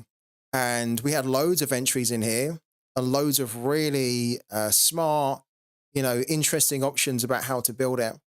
That you can see here, these are all the teams that were built for around £100 or less. So yeah, you can do it. And this is why at the moment, I'll be absolutely honest with you. If Sorare did not announce in the next update, which is probably happening this week, if they did not announce in the next update that they're making a change to threshold, then I will be shocked. I will be stunned I will be absolutely stunned if Sorare don't say they're making a change to threshold. Really. I mean, I guess a lot of it would depend on what they're also doing in the market too. So if they propose that they have this fix to the market, which is going to completely restore the values of cards, the card values are going to be going up. You know, they're going to do something crazy with the supply, which then means that all the values of the cards go up, which then in theory then means that that £100 team to compete for threshold is then going to be a £500 team, right? Because that's the fix that they're going to do. Then that's probably the only way that I could see that they don't talk about the threshold. But honestly, we've seen it. It doesn't financially make good sense for them to give out the same reward of $50 that they were giving out a year and a half ago, when the market was in a completely different position. Like the market was like 80% better off with the values of cards. So I'd be really surprised and I'd be shocked if they don't talk about the threshold in the next roadmap update. And to be fair, they kind of need to. I think either one way or another, they'll mention it. They'll either say they're not changing it, or they will announce the changes that they're going to make to it. So either way, I think we're going to get an answer, because it's one of those hot topics right now where everybody is almost like scared of what's going to happen to the threshold.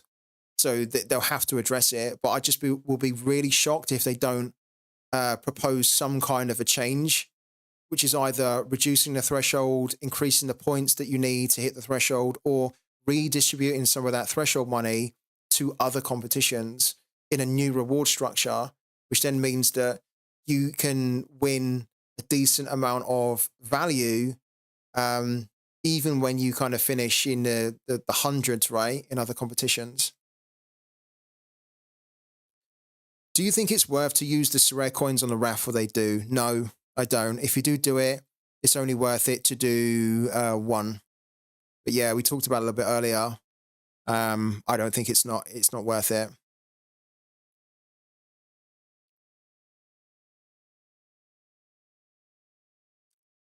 Let me see your question again, Ligma. Where's Ligma's question? Why is it that on auction some people can bid a few cents higher than the current bid and others have to bid like 10 euros over? It's not like that. It's not like that. Because the way it works is that everybody has to put their maximum bid in. And so then when you see that somebody goes a little bit over, then that should be triggering their max bid, right? Or their next bid as part of their max bid. So it shouldn't really be like that.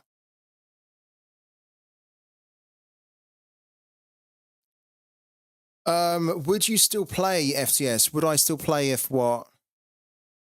What would I still play if they got rid of the threshold? I'd have to know.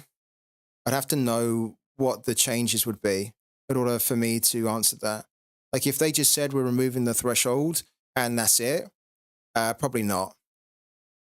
Like if they didn't propose another solution that would make it more like rewarding, then no.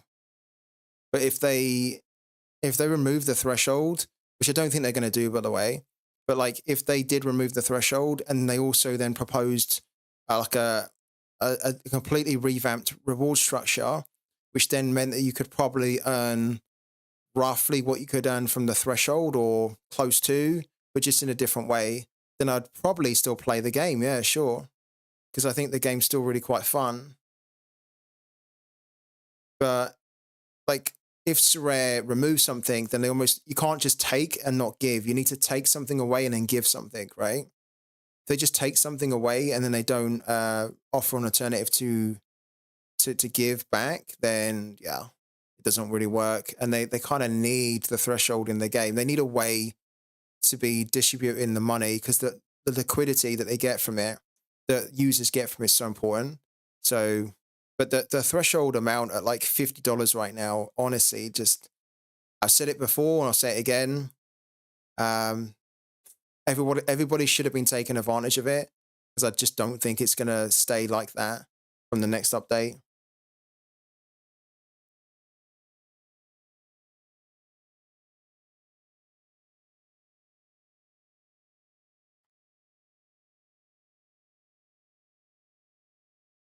I took part in an NDA discussion with Sorare last month, so I won't go into detail, but a lot of the discussion was around the threshold, says football betting.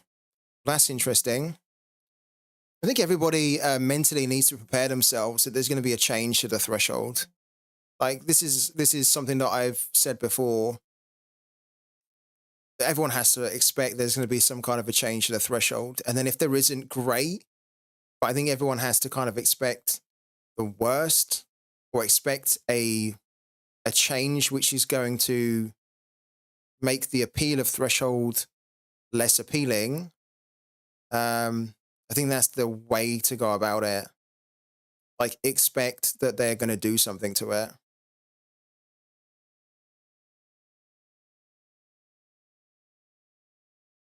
I found a little bug on the bots. If you pay with fiat, you can go lower as long as the ether stays the same in order to get a discount. This discount is more significant on low price cards, says Matter.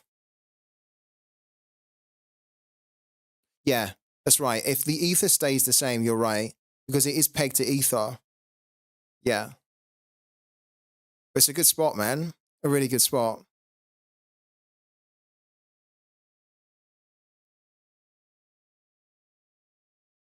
Okay.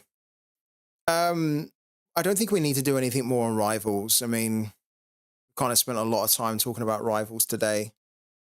What we should do is we should head over to Pooky for a little bit. So if you're not playing this game and you want to play it, then you will be able to find the link in the chat right there. Oh, it says that. Where is it? There we go.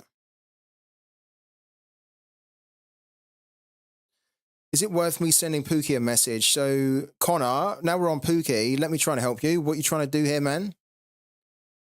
You're trying to level up your Pooky ball, aren't you?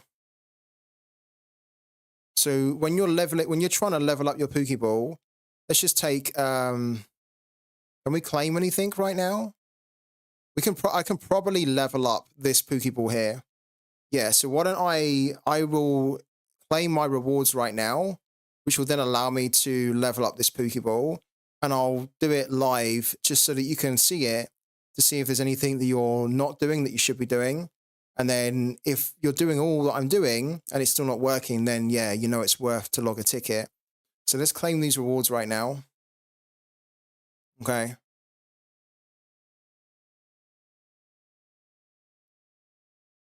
All right, so what we're going to do now, we're going to mark all of those as red. That's fine.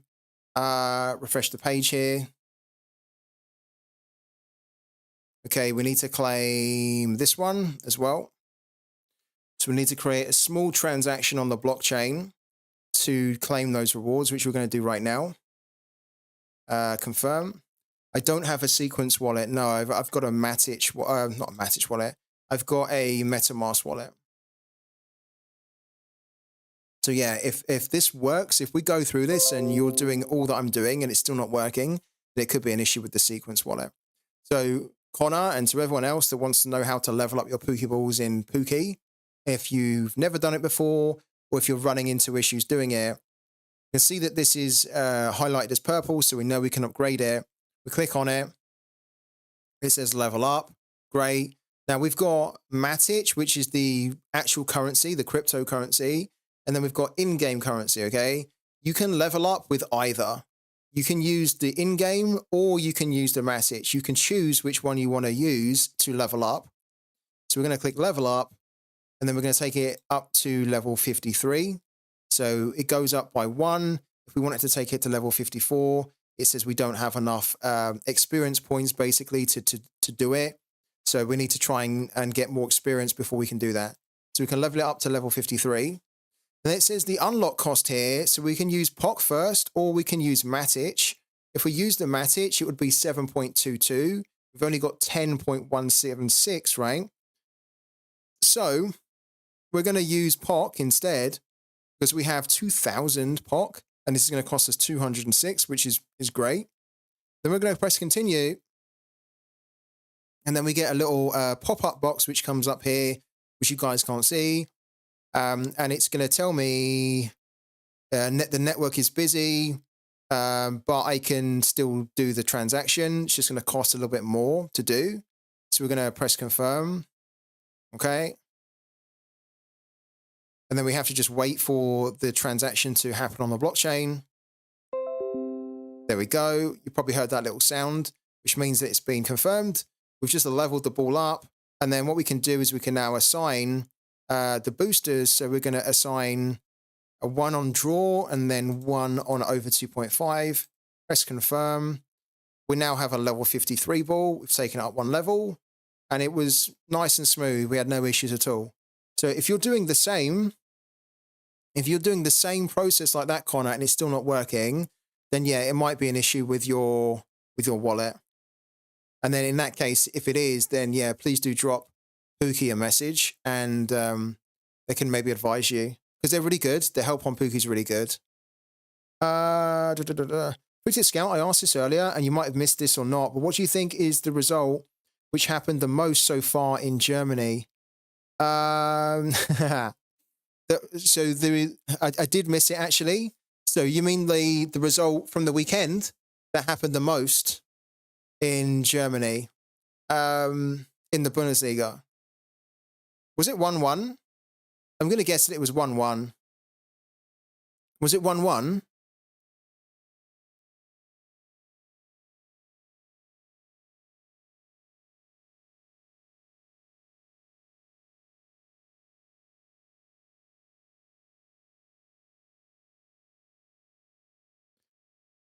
No, from all 179 games played so far this season. Ah, okay.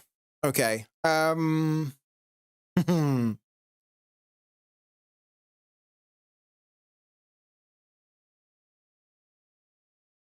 So from all 179 games played so far this season, what is the, and obviously we could check it on Footy Stats if we wanted to, but just to make it fun, I want to try and guess what it could be.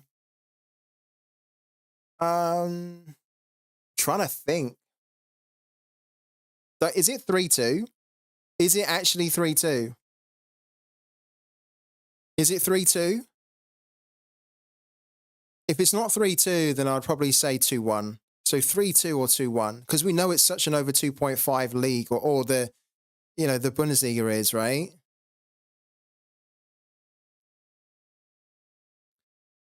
Didn't you have 10.172 Matic before you upgraded the Pokeball? Now you have 10.168. Yeah, I do.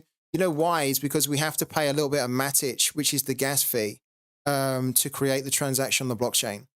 So what we paid was like 1p or something. Yeah. 3-2 only happened 12 times in total. There are 2 results. I don't know. I've guessed 3-2 or 2-1, so now I don't know. So why don't you tell us, man?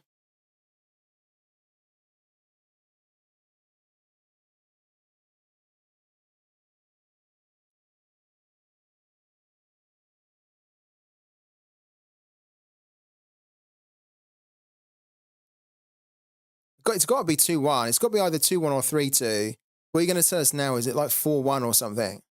Or like 2-2? It's got to be one of those, surely. What is it, Twitch Gaming? What is the... Okay, so it's 1-1 and 3-1, actually. Both happened 22 times. I said 1-1, though, didn't I? I said 1-1 initially.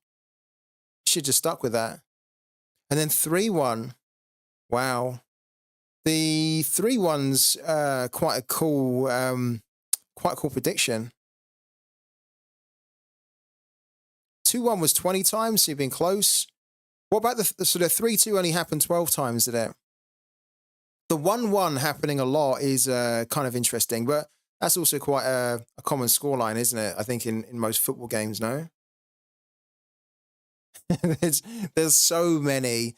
I'm going to show you guys how we got on. We actually we done terrible.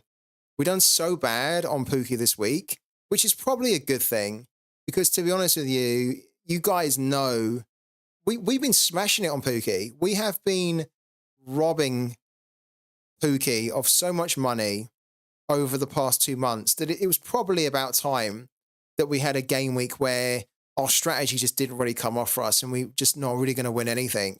We only predicted in match day 20 of the German league, and you can see that we're not going to get anything. right? This is how it went for us. Our 3-2. Lots of crying faces. Look, 1, 2, 3, 4.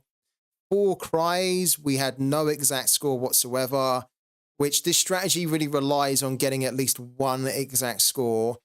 If we got one exact score, then we probably would have been able to finish in the top 50, but we finished 433rd out of 520. So it didn't work out for us this week.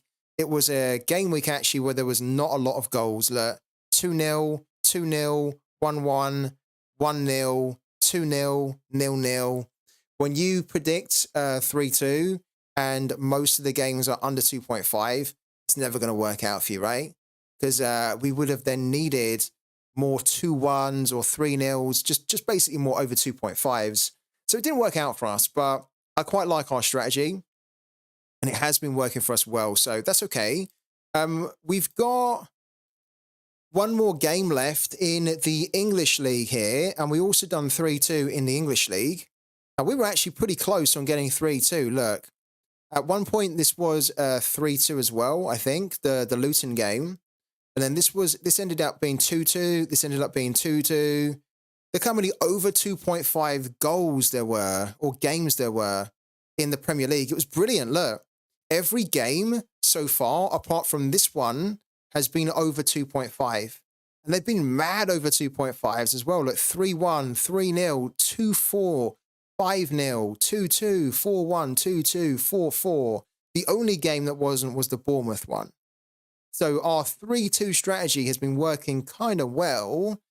What we need is we need an exact score. And what we need is we need Brentford to beat Man City 3-2 exactly. And we would then get 878 points, which would then be added on to our 548, which would then probably give us a really good finish, isn't like a top 20 finish or something. We're currently 210, ranked 210 out of 394. So we need, realistically, we need an exact score. If we get an over 2.5, it's probably not going to be enough because we've done over 2.5 to the home team. If we'd have done over 2.5 for Man City, then that might actually have been enough to get us into the top 50%, but we won't know. We won't know until tonight. So yeah, we've done 3-2. So it's not quite been the game week that we were hoping for, but I quite like the strategy as well. How's everybody else been getting on Pooky this week? Have we had some big wins at all? If it happens, can you imagine? Yeah, can you imagine if that ends up being 3-2? God, you won't hear the end of it from me. I'll be shouting until everyone will be saying, shut up, 3-tip scale. 3-2 would be insane. Brentford at home, you never know. You never know. They could cause an upset, but most likely it's going to be Man City that win. But this is why we backed it. Because we just figured that, you know what, like, let's go hard here. Let's try and go for the big wins, right? The big points, rather than just trying to pick up the safe options. We want to try and be a bit riskier. And so that's why we went for it. You went with 1-3, gave almost 700 points. That's brilliant. I didn't realize that the 1-3 gave almost 700 points. That's too much, isn't it? 1-3 for Man City to get 700 points is far too good. 3-tip scout, the Bundesliga is 84% high risk for scoreline predictions. That there was only one game in the Bundesliga which was close to 3-2. I know, mental. Mark Gork got second in League One. So Mark Gork, who often does amazing in Pooky, is currently he got second. Insane. What scores did you do, Mark, in the League One?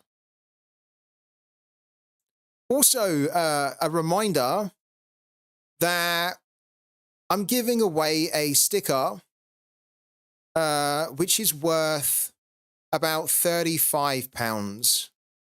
A Pooky sticker. This one here. This is the rarest sticker that you can get in Pooky. And that's not just me saying it. Pooky have confirmed it. This is the rarest sticker that you can get. You have a 1 in 200 chance to get it. There's only 34 in circulation. It's incredibly rare, not only in the supply, but in your chance to get it, which makes it very, very valuable. And I'm giving this sticker away this week as part of Beat the Base, right? Now, whoever wins the Beat the Base is going to win that. At the moment, it's currently, this is the leaderboard heading into the last game. Ramon Prince 3 is currently winning with 986.1 points. Then we have Michadinho, Appy, Wappy, Griffdog, Lazclem, FBL Thinker, Ligma. But Ligma, you're going to need a massive score in the last game. You're going to need a huge score. You're going to almost need a score, which is what we're looking for, like 800 points or something, in order to win this one and end up finishing top. But whoever does finish top from the leaderboard, which is kind of a little bit close at the top, is going to win that Pooky sticker. So don't forget, if you are trying to win it and you're not too far away, then you've still got time to change your prediction or do your prediction for the first time and try and earn as many points as you can to win that sticker. We have to figure out what we're going to do for the next game week on Pooky, which starts in 12 hours, apparently. It's technically already started.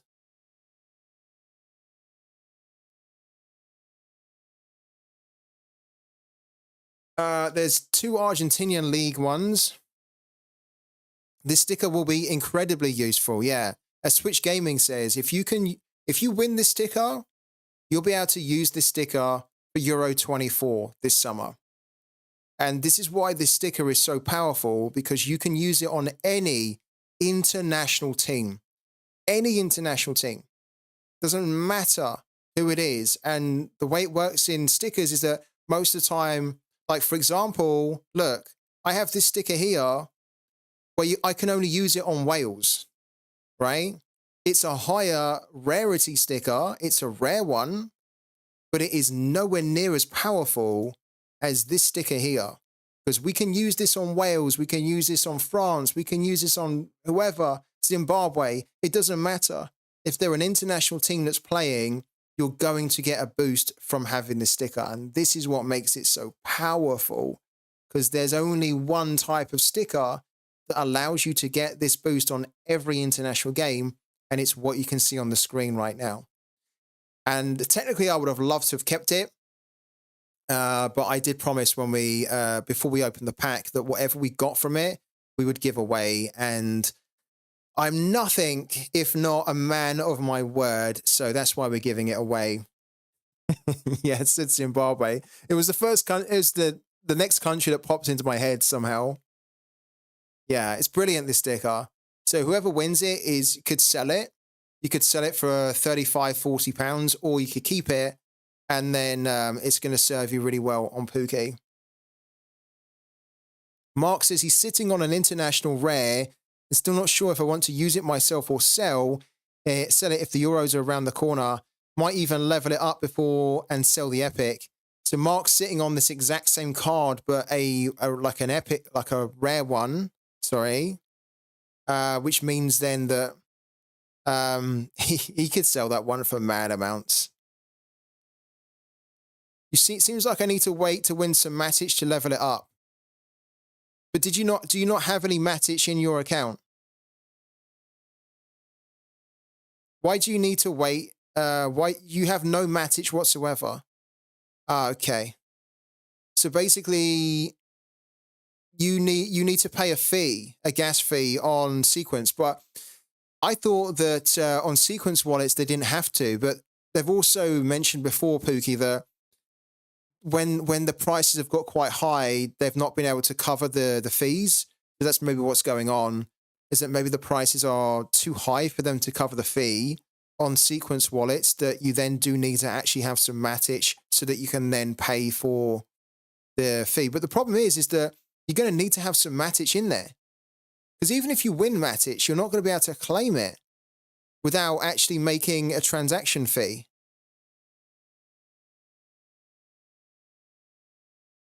Because what happened before? So this is what happened to me, Connor, when I started Pooky, is that once you buy Pro or you get into Pro, and yeah, once you start playing Pro games, right, it gives you a little bit of mattage, not a lot, but it gives you a little bit of mattage to cover the cost of the fee so that you can actually complete the first transaction. Because the problem you're going to have is that if you don't have any mattage at all, if it's like 0 and you end up, say, winning like 100 mattage, you won't be able to get the 100 mattage because you have to pay a transaction fee on the blockchain to receive that money, right? So you need to have some. Yeah, they gave me some too. Yeah, Twitch Gaming's right. They gave me some. They gave me some mattage. So what you should do, Connor, speak to Pooky and say, should I not receive just a little bit of mattage? Because otherwise, if I don't have any mattage in my account to start with, then how can I claim my rewards, right? So please do drop them a message there. Drop them a message back to say, I'm gonna, like, I thought I was supposed to receive just a tiny bit to help me get started at claiming my rewards, right? Because that's what I got too. I definitely got a little bit. It's like not a lot. I think I got enough to cover the fee. So yeah, please do reach out to them, man. Either in the Discord or drop them a follow-up on the ticket. Because I'm sure you should still be given a little bit so that you can claim your first reward. It's almost to help get you started in the game, right?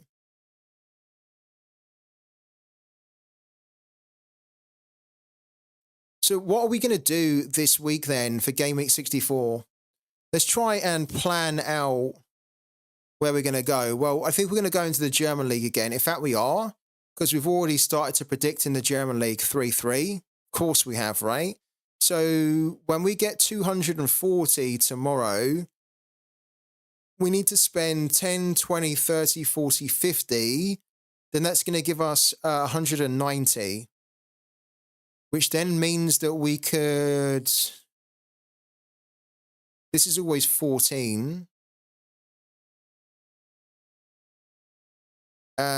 Which would be 140.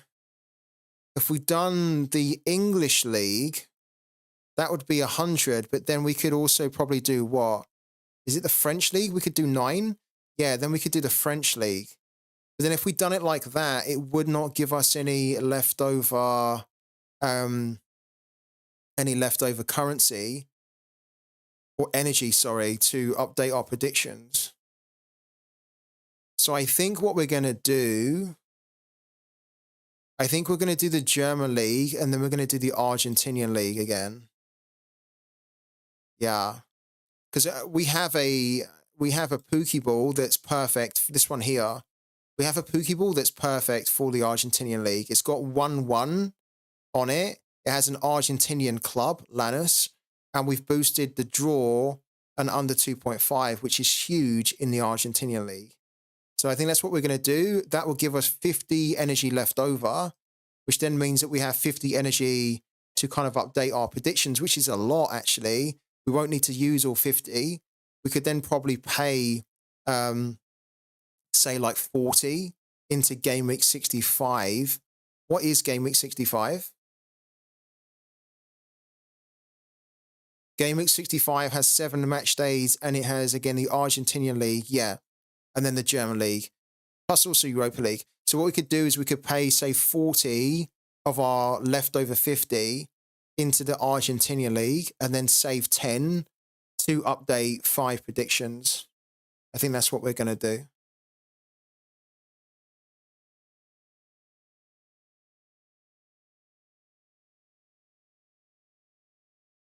So we know what we need to do. I'm really looking forward to the return of the J League in Pooky and Sorare. Do you have a lot of J League assets then? Do you have like a J League Pokeball or like a J League team on Sorare? Or is it just a league that you really like, Thomas? I'm not too I don't really It's weird. I like Asian football, but I don't really follow the J League or the K League as much as other managers. It doesn't really appeal to me as much, to be honest with you.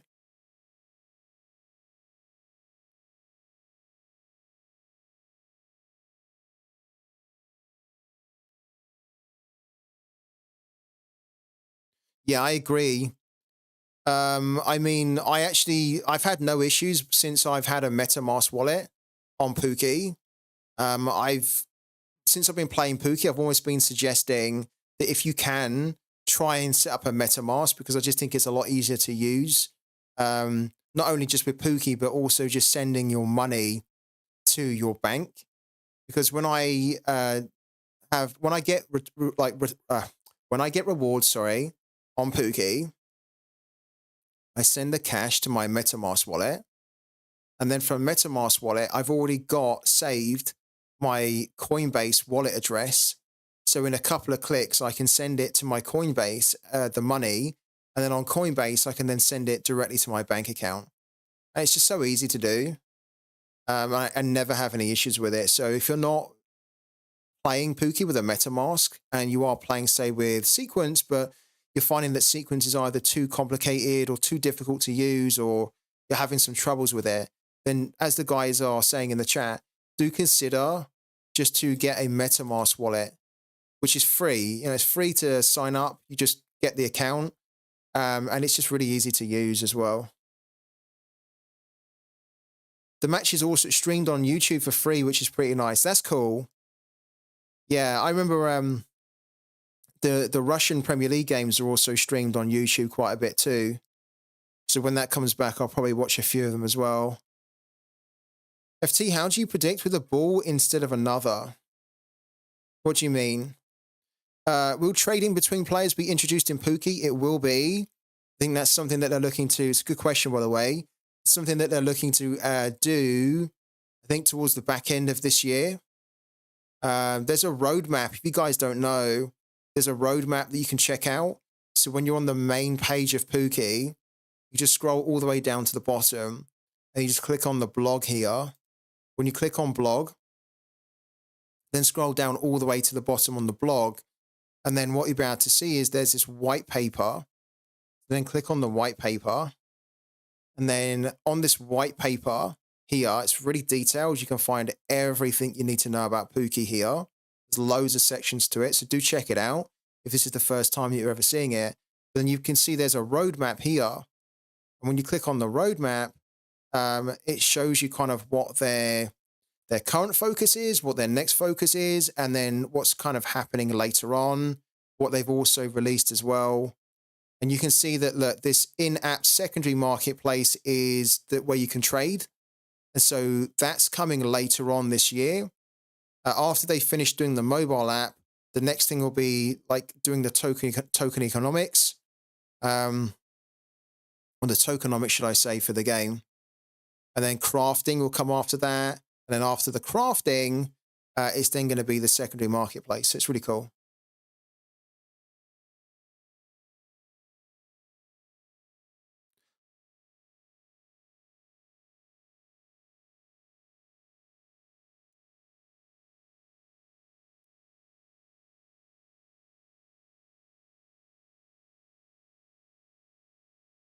All right. The question from Twisted, how do you predict with a ball instead of another?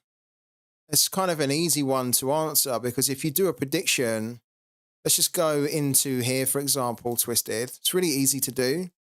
You just like click predict now, and then you just click on the ball here, and then it allows you to select whatever Pooky ball you want to do. So then you can just choose, if you don't want to do the German League one, you know, this is the German League, but let's say I didn't want to do the German League ball. Maybe this ball was more suited to it. I just pick this one, and then there we go. We can use this ball to predict. It's pretty simple, yeah. It's quite a nice little feature. I think this could be better though, because I think what would be quite cool is if you is if on this page here it also showed you at a glance the attributes of the ball, because you might not remember them. So you'd have to then select the ball, and then it will show you the attributes that you've got on them here. I think quite a nice a nice, what's the word I'm looking for here? Quality of life change would be that it's not essential. It's not, it's not like we need it. But whenever Pooky got time to do it, I think a nice thing to add on here will be, at a glance, you can then see the attribute points that you've built up on the Pooky balls. I think that'd be really cool. Yeah, energy's the same. Energy's always the same. So it doesn't matter what Pooky ball you use. It costs 10 energy to make a prediction, no matter what Pooky ball you use, yeah.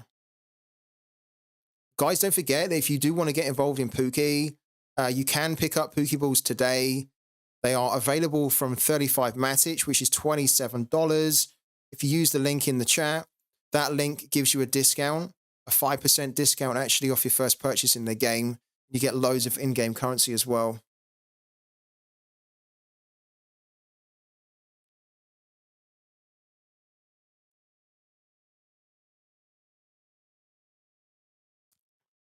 Twisted, if you want to know the how to play Beat the Base, then every Monday, I always tweet how to play it and what league to play it in, okay? So if we just go over to my Twitter, here we go. So kind of like every week I will post a message like this, right? And then it explains how you need to, what you need to do to play Beat the Base, right? To win the stickers.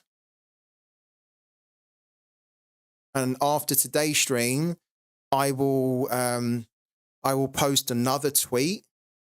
In fact, we need to work out what's the new league actually for Beat the Base this week. Let's do a poll. We haven't done a poll in a long time. We haven't done a poll in a very long time. So for game week 64, we just done the Premier League, so we're not going to do that one again. 1, 2, 3, 4, 5. Perfect. Right. Let's do a quick poll. You guys can choose, actually. You guys are going to vote for what league we do Beat the Base in.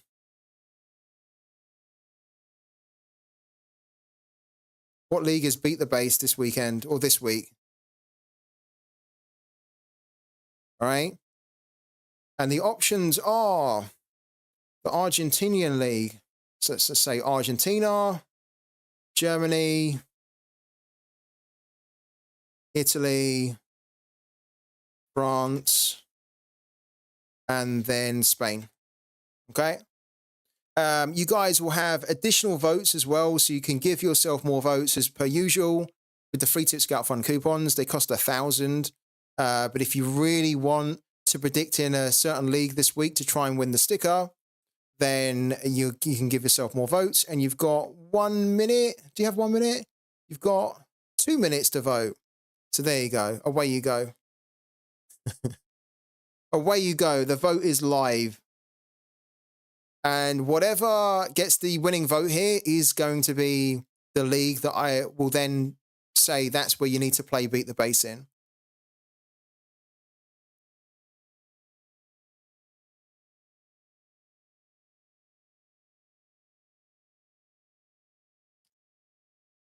Okay.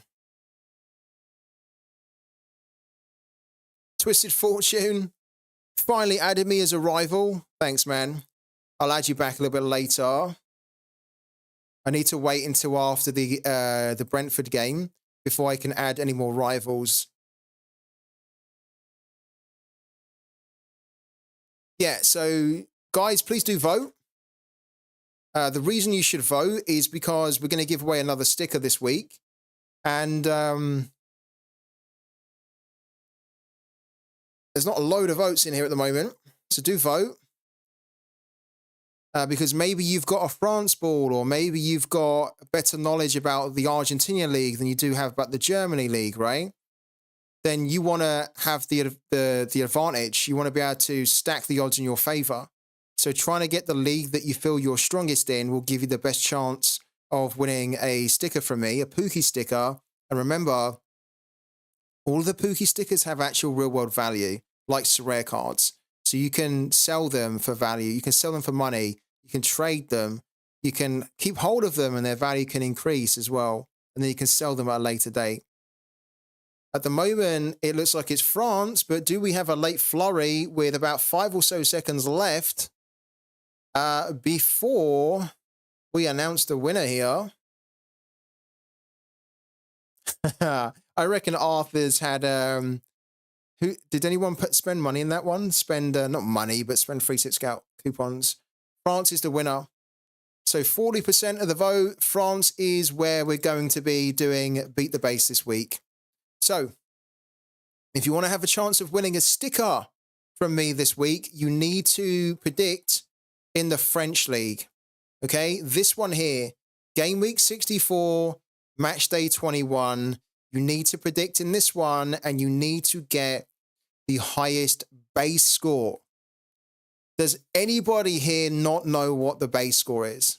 If you don't, I will tell you, but we do explain it every week. I just want to make sure that if you want to play this series that I run, you understand how it works, right? It's very simple. You just have to be the most accurate predictor. You have to try and get the most amount of accurate predictions. That's essentially what it means, okay? Yeah, because there's 2 leaderboards on Pooky. And so you need to be placing high in the base one, not the boosted one.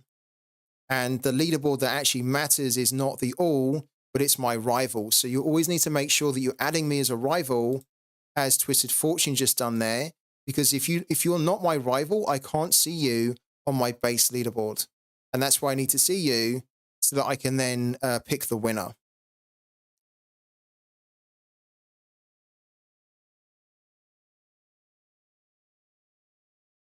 What do you think Pooky needs to do? This is a good question, actually. I really enjoy playing Pooky. I think it's a great game. I really do. And I think the returns are great on it. One of the dilemmas that we've got with this game at the moment is there isn't an awful lot for us to do when we're waiting for our energy to refill. So we're waiting for our energy to refill tomorrow. There's kind of nothing we can do in the game right now. Like there's no kind of extra game mode or like an additional game mode, or there's like no daily stuff that you can do. When we get our energy tomorrow, we can spend it all in one go. And then when we spent it all in one go, there's then, again, nothing that we need to do in the game for another week.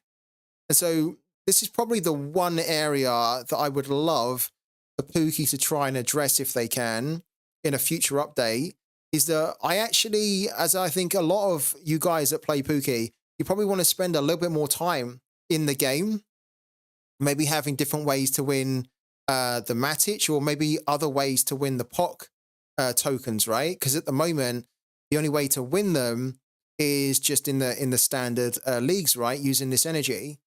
But I want to be playing it more.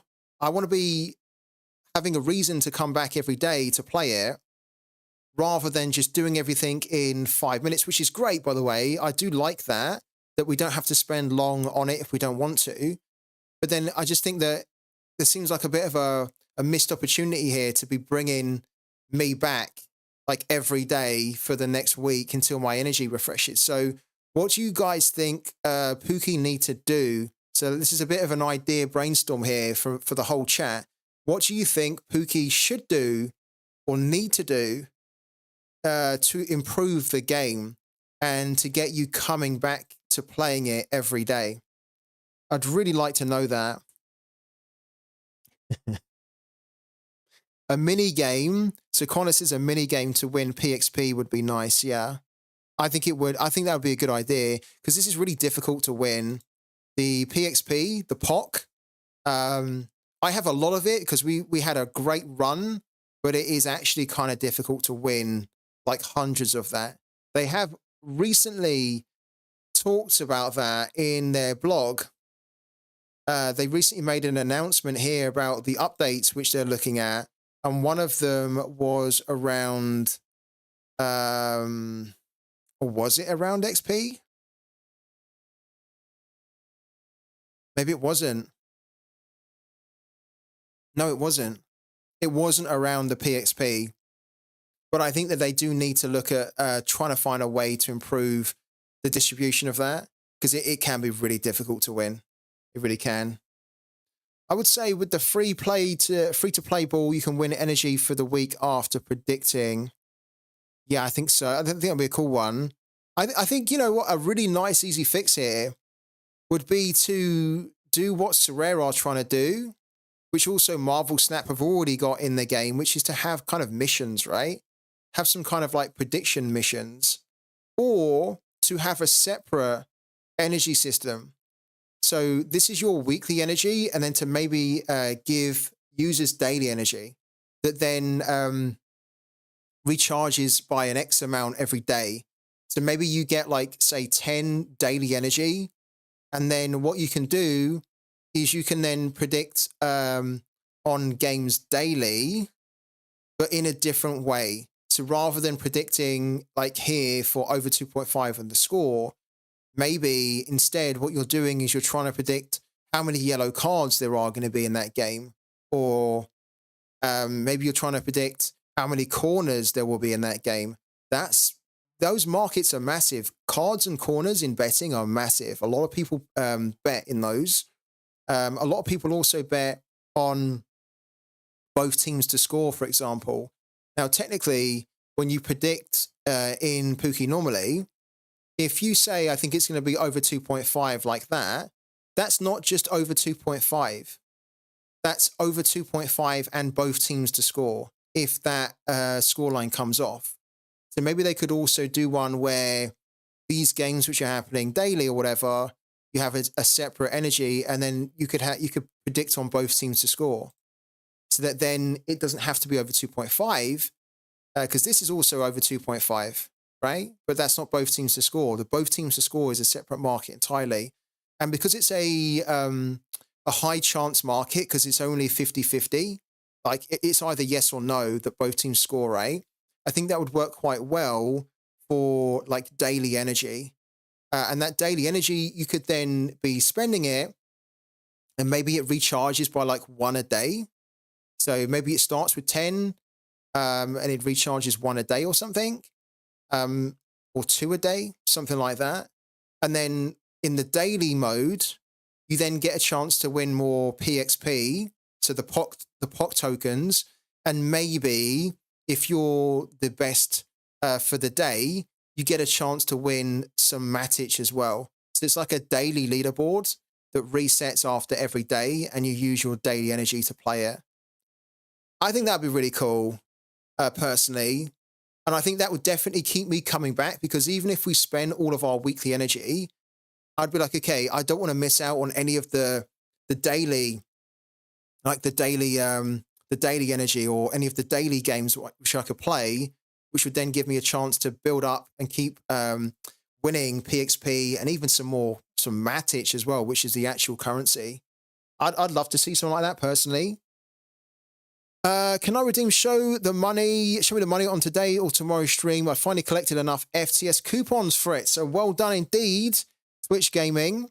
We will do it tomorrow, because what I'll do is once I get the threshold from the rewards, I can then just pay it from the threshold. So yeah, we'll do it tomorrow, man, if that's okay. And congratulations for hitting 75,000, man. Such an achievement. And thank you for all the support on the channel. Yeah, like a build a bet sort of game mode. That would be really cool too. Honestly, like a build a bet, even though it wouldn't be build a bet, but what Connor's basically saying is that maybe there could be a game mode as well where you combine the different markets, right? So maybe you say, I think for this game, there's going to be like X amount of corners, there's going to be X amount of cards, or less than or more than X amount of cards. And then you could maybe build your prediction with 5 different markets, right? So goals, corners, cards, goal scorer, for example, could be another one. And then whoever gets the most amount of points from that could then end up winning. Yeah, you could either win more energy, which I don't think would really work that great, because they want to try and sell the energy.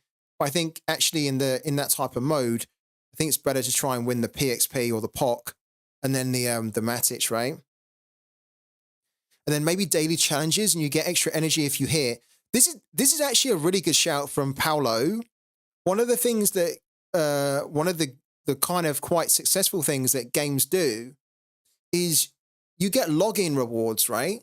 So every time you log in to the game, every day or every week, certainly every day, you basically get to claim something. And then if you've logged in for 7 consecutive days, then you end up getting the big reward, right? So maybe it's like a big chunk of energy or something.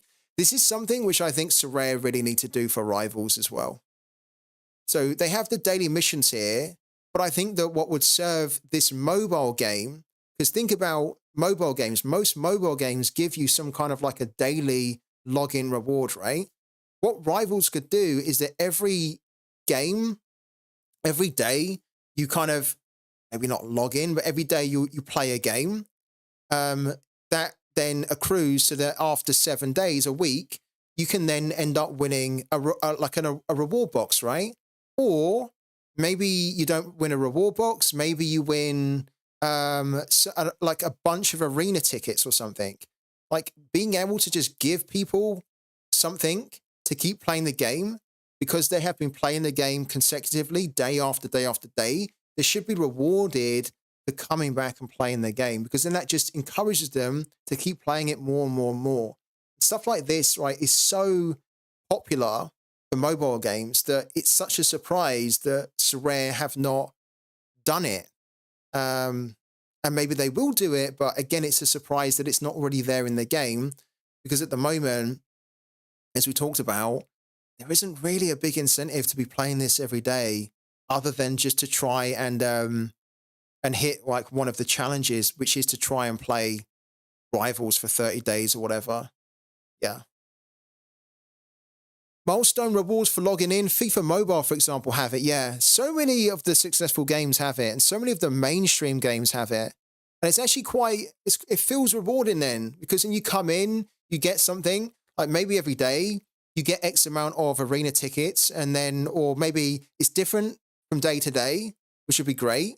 So maybe on the, maybe by the 3rd day, your box is, or your reward is like 3 arena tickets or something.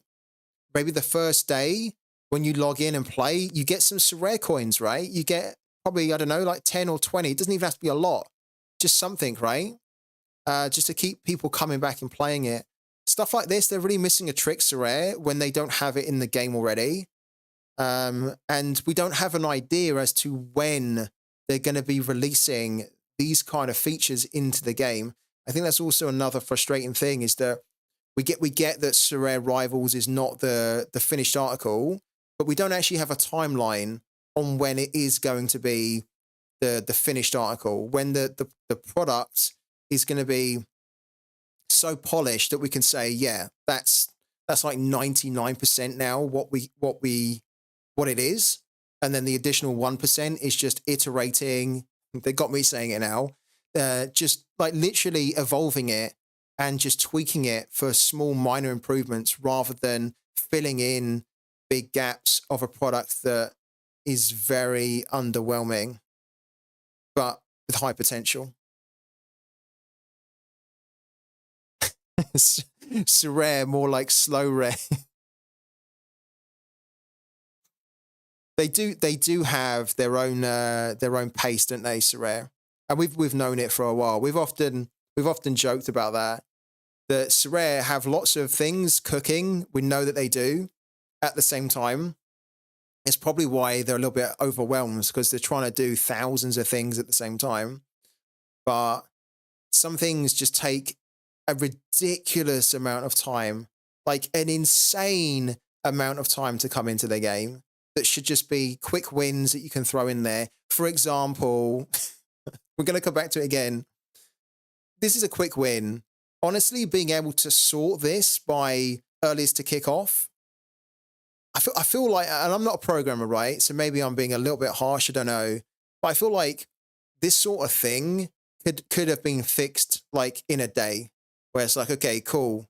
But maybe there's just loads of hoops and loads of sign off that they need to go through in Sorare, in in order before they release like stuff into the game. But technically, just for them to be able to sort these games from earliest to kickoff is such an easy fix to do. But it's still not there. And there's a load of other things as well. Outside of Rivals 2, there's a lot of things that technically should be in the game. They're not there. But Sorare have their own pace of doing things. So hopefully they'll be there one day. Pace like a turtle running backwards. Love it. Free Tip Scout, what unpopular opinion do you have about the games that have happened over the weekend in the EPL or just in general? That's a really interesting question. Really interesting. An unpopular opinion. All right, let's bring up the Premier League first of all. I do like that question though. I thought the Premier League was really exciting this weekend. I watched Man United and the Arsenal game yesterday, and I thought it was quite fun. Man United we'll talk about quite quickly, because I actually thought Man United were going to do poorly here, and they actually done very well. But I have to be honest with you, I think that this scoreline also flatters Man United, because this is the type, maybe this is the unpopular opinion. I saw a lot of talk about after this performance and after this game, how Man United have kind of turned a corner and they're going to get back to, doing what they do. We've all heard that same shit before. We've heard it before, that Man United have one really good performance and then all of a sudden Man United are the team to look out for. And I was watching the game and they did play pretty good, actually, Man United. But I think also West Ham were just so poor. I was really surprised when I was watching West Ham. They just weren't at it. They just weren't at it at all. So probably that's the unpopular opinion, is that Man United won. They played quite well. The stats, I think, were largely in their favour if we looked at it. And they scored 3 really good goals as well, I thought. So look, they had good possession. They had a good amount of shots and all that sort of stuff. I just thought that West Ham, given that we know what West Ham are capable of, I just thought West Ham are really poor. Really poor. And I think, if West Ham had actually turned up, they could have given Man United a lot more trouble, but they didn't. So maybe a bit of a let-off for Man United in many ways. But yeah, I think the next game for Man United's a kind of a tricky one, no? Can't remember it. Yeah, look, it is a tricky one. Aston Villa away. And even though Man United have hit a good run of form recently, we could easily go to Aston Villa and then just get spanked, get absolutely thumped, like 5-0. And Aston Villa are just coming off a really good result. We all expected them to do really well at Sheffield United. So we talked about them last week when we were looking at the games on, like when we've done our Wednesday stream, we were talking about Aston Villa, how that's just such a favourable game. And yeah, Aston Villa have been a little bit patchy, but at home, we know that at home, Aston Villa have got one of the best records at home in the Premier League, and Man United away are not that great. So yeah, probably people think Man United played grey and it's the old Man United that, from the past glory days. I look at that Man United result and I actually think that the 3-0 really flatters Man United, and I don't feel convinced that Man United are going to be able to do that against Aston Villa or even against Luton. When Man United go to Luton, the way Luton are playing at the moment, I think Luton could beat them. I think they could really beat them. That's a lovely game, actually. I'd love to go to that game, Luton versus Man United. Might even reach out to Sorare. Given that I am from Luton, I don't live there anymore, of course, but I am from Luton and I'm also a Man United fan. I'd actually love to go to that game. Arsenal needed a day off for Liverpool. And biased ref. That was a crazy, the Arsenal game. Yeah, I went a bit hard on that one, didn't I? You said unpopular, I went heartbreaking. Yeah, I went hard on it. Yeah, this game here, Luton versus Man United, I'm really looking forward to that one. What day is it actually happening on? Oh, look at that. The 18th as well is a Sunday. So we can do it if I'm not at the game, which I don't think I'll probably be at the game. Probably not, right?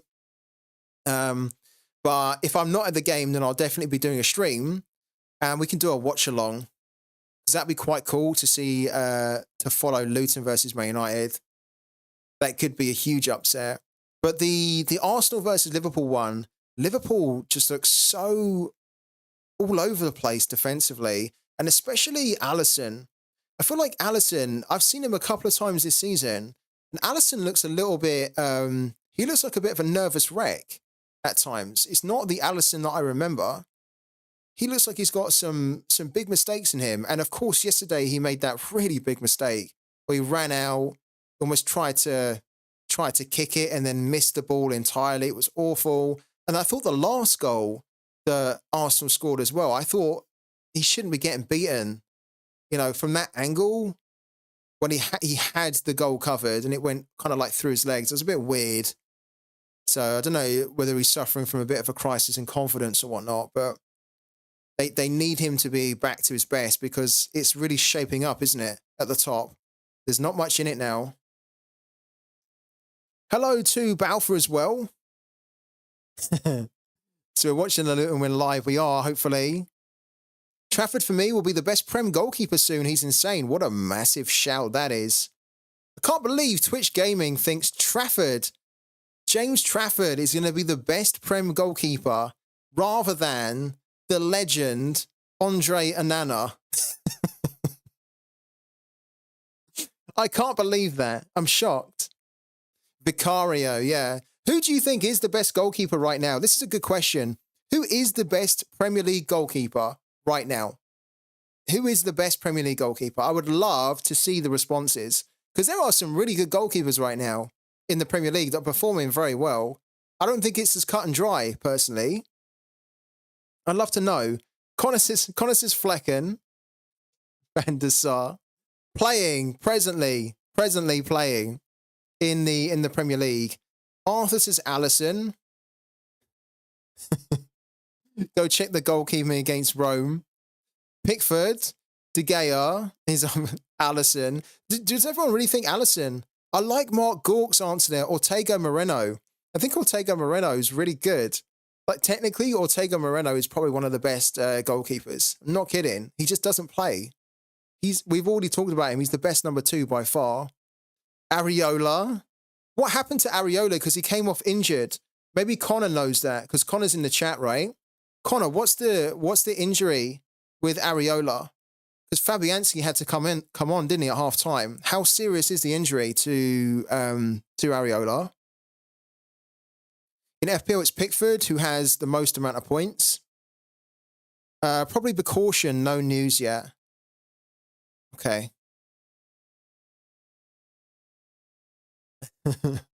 I think Trafford's incredible. Trafford for me, I'm not disputing you about Trafford, by the way. Trafford's the way that he conducted himself for England. Because what was it? They only conceded what, 1 goal, was it? During the under-23 Euros, right? England, last summer.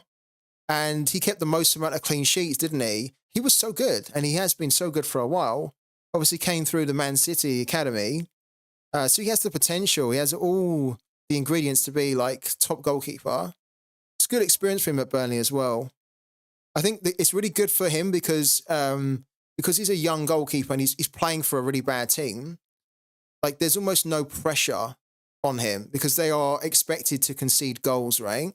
And they're not expected to keep many clean sheets. So it's a nice way for him to get first team experience without the pressure of him like not keeping enough clean sheets because he already knows that's a given. They're not going to be able to do it.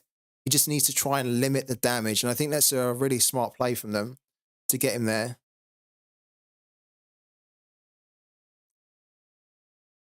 Vicario was rubbish at Everton.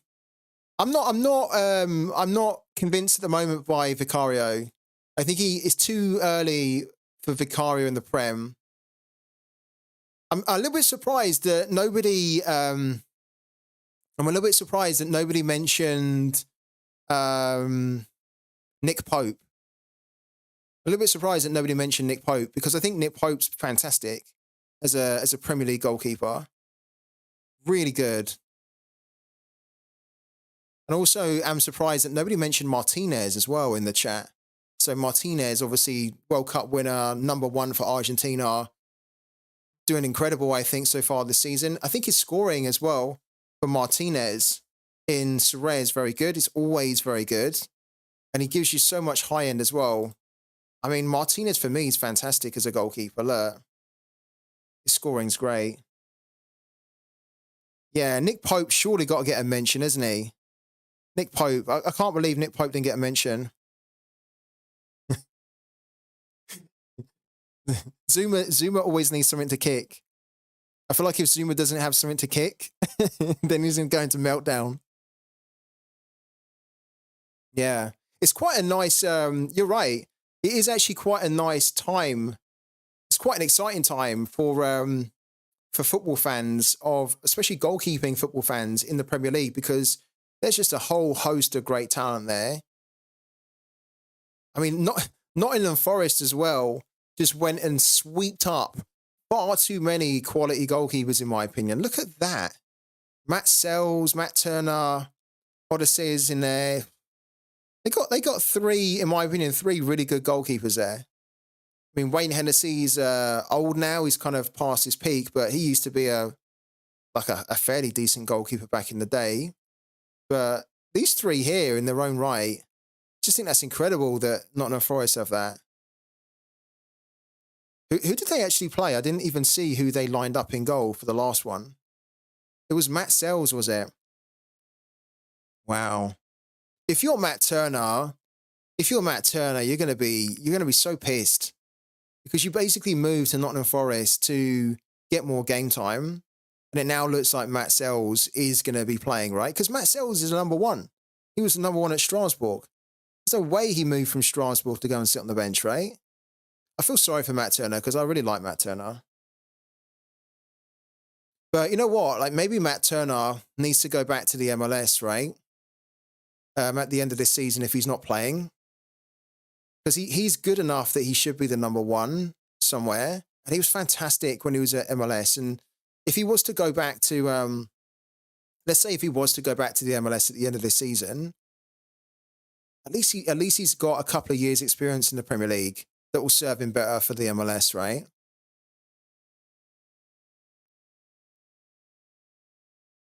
It is horrible what's happening at Forest. They will continue to have goalkeeping errors leading to goals. Yeah, I think also the horrible thing for Nottingham Forest, or like anyone who owns like a Matt Turner or an Odysseus or a Matt Sells, is that, I mean, maybe Matt Sells is going to be the #1, but I don't think I'd be convinced that he's going to play every game. Because these two goalkeepers, I mean, look, this guy here, right? He's quality. He's pretty quality. He hasn't been doing so good when he moved over there, but I think this guy's very good. Why did they get him and Matt Turner? And like, it's too many. It's too many #1 goalkeepers, right? Far too many. Far too many. Anyways, I've just seen the time. It's time for us to call it a day. At least for the day stream. I will be back a little bit later for the evening stream at 8. So yeah, do tune in then, because we've got some cool stuff to do. So yeah, thank you so much, guys, for all your time on today's stream. I hope you enjoyed it. You will be able to catch the full stream uploaded straight after stream ends to Twitch and to YouTube. I won't have time to do any of the highlights. I'm struggling to find the time to do highlights, actually, because yeah, when I finish this, we've then got a couple of hours and we've got the next stream. So yeah, full stream up soon. I'll be back in a few hours. Thank you so much for all the support, and I'll also be dropping a tweet out in the time being as well, so you'll catch me over there. Thank you so much, guys, and we'll catch you in a few hours at 8 p.m. UK time. See you then. It's all a highlight. It is. See you later, guys. Catch you later on.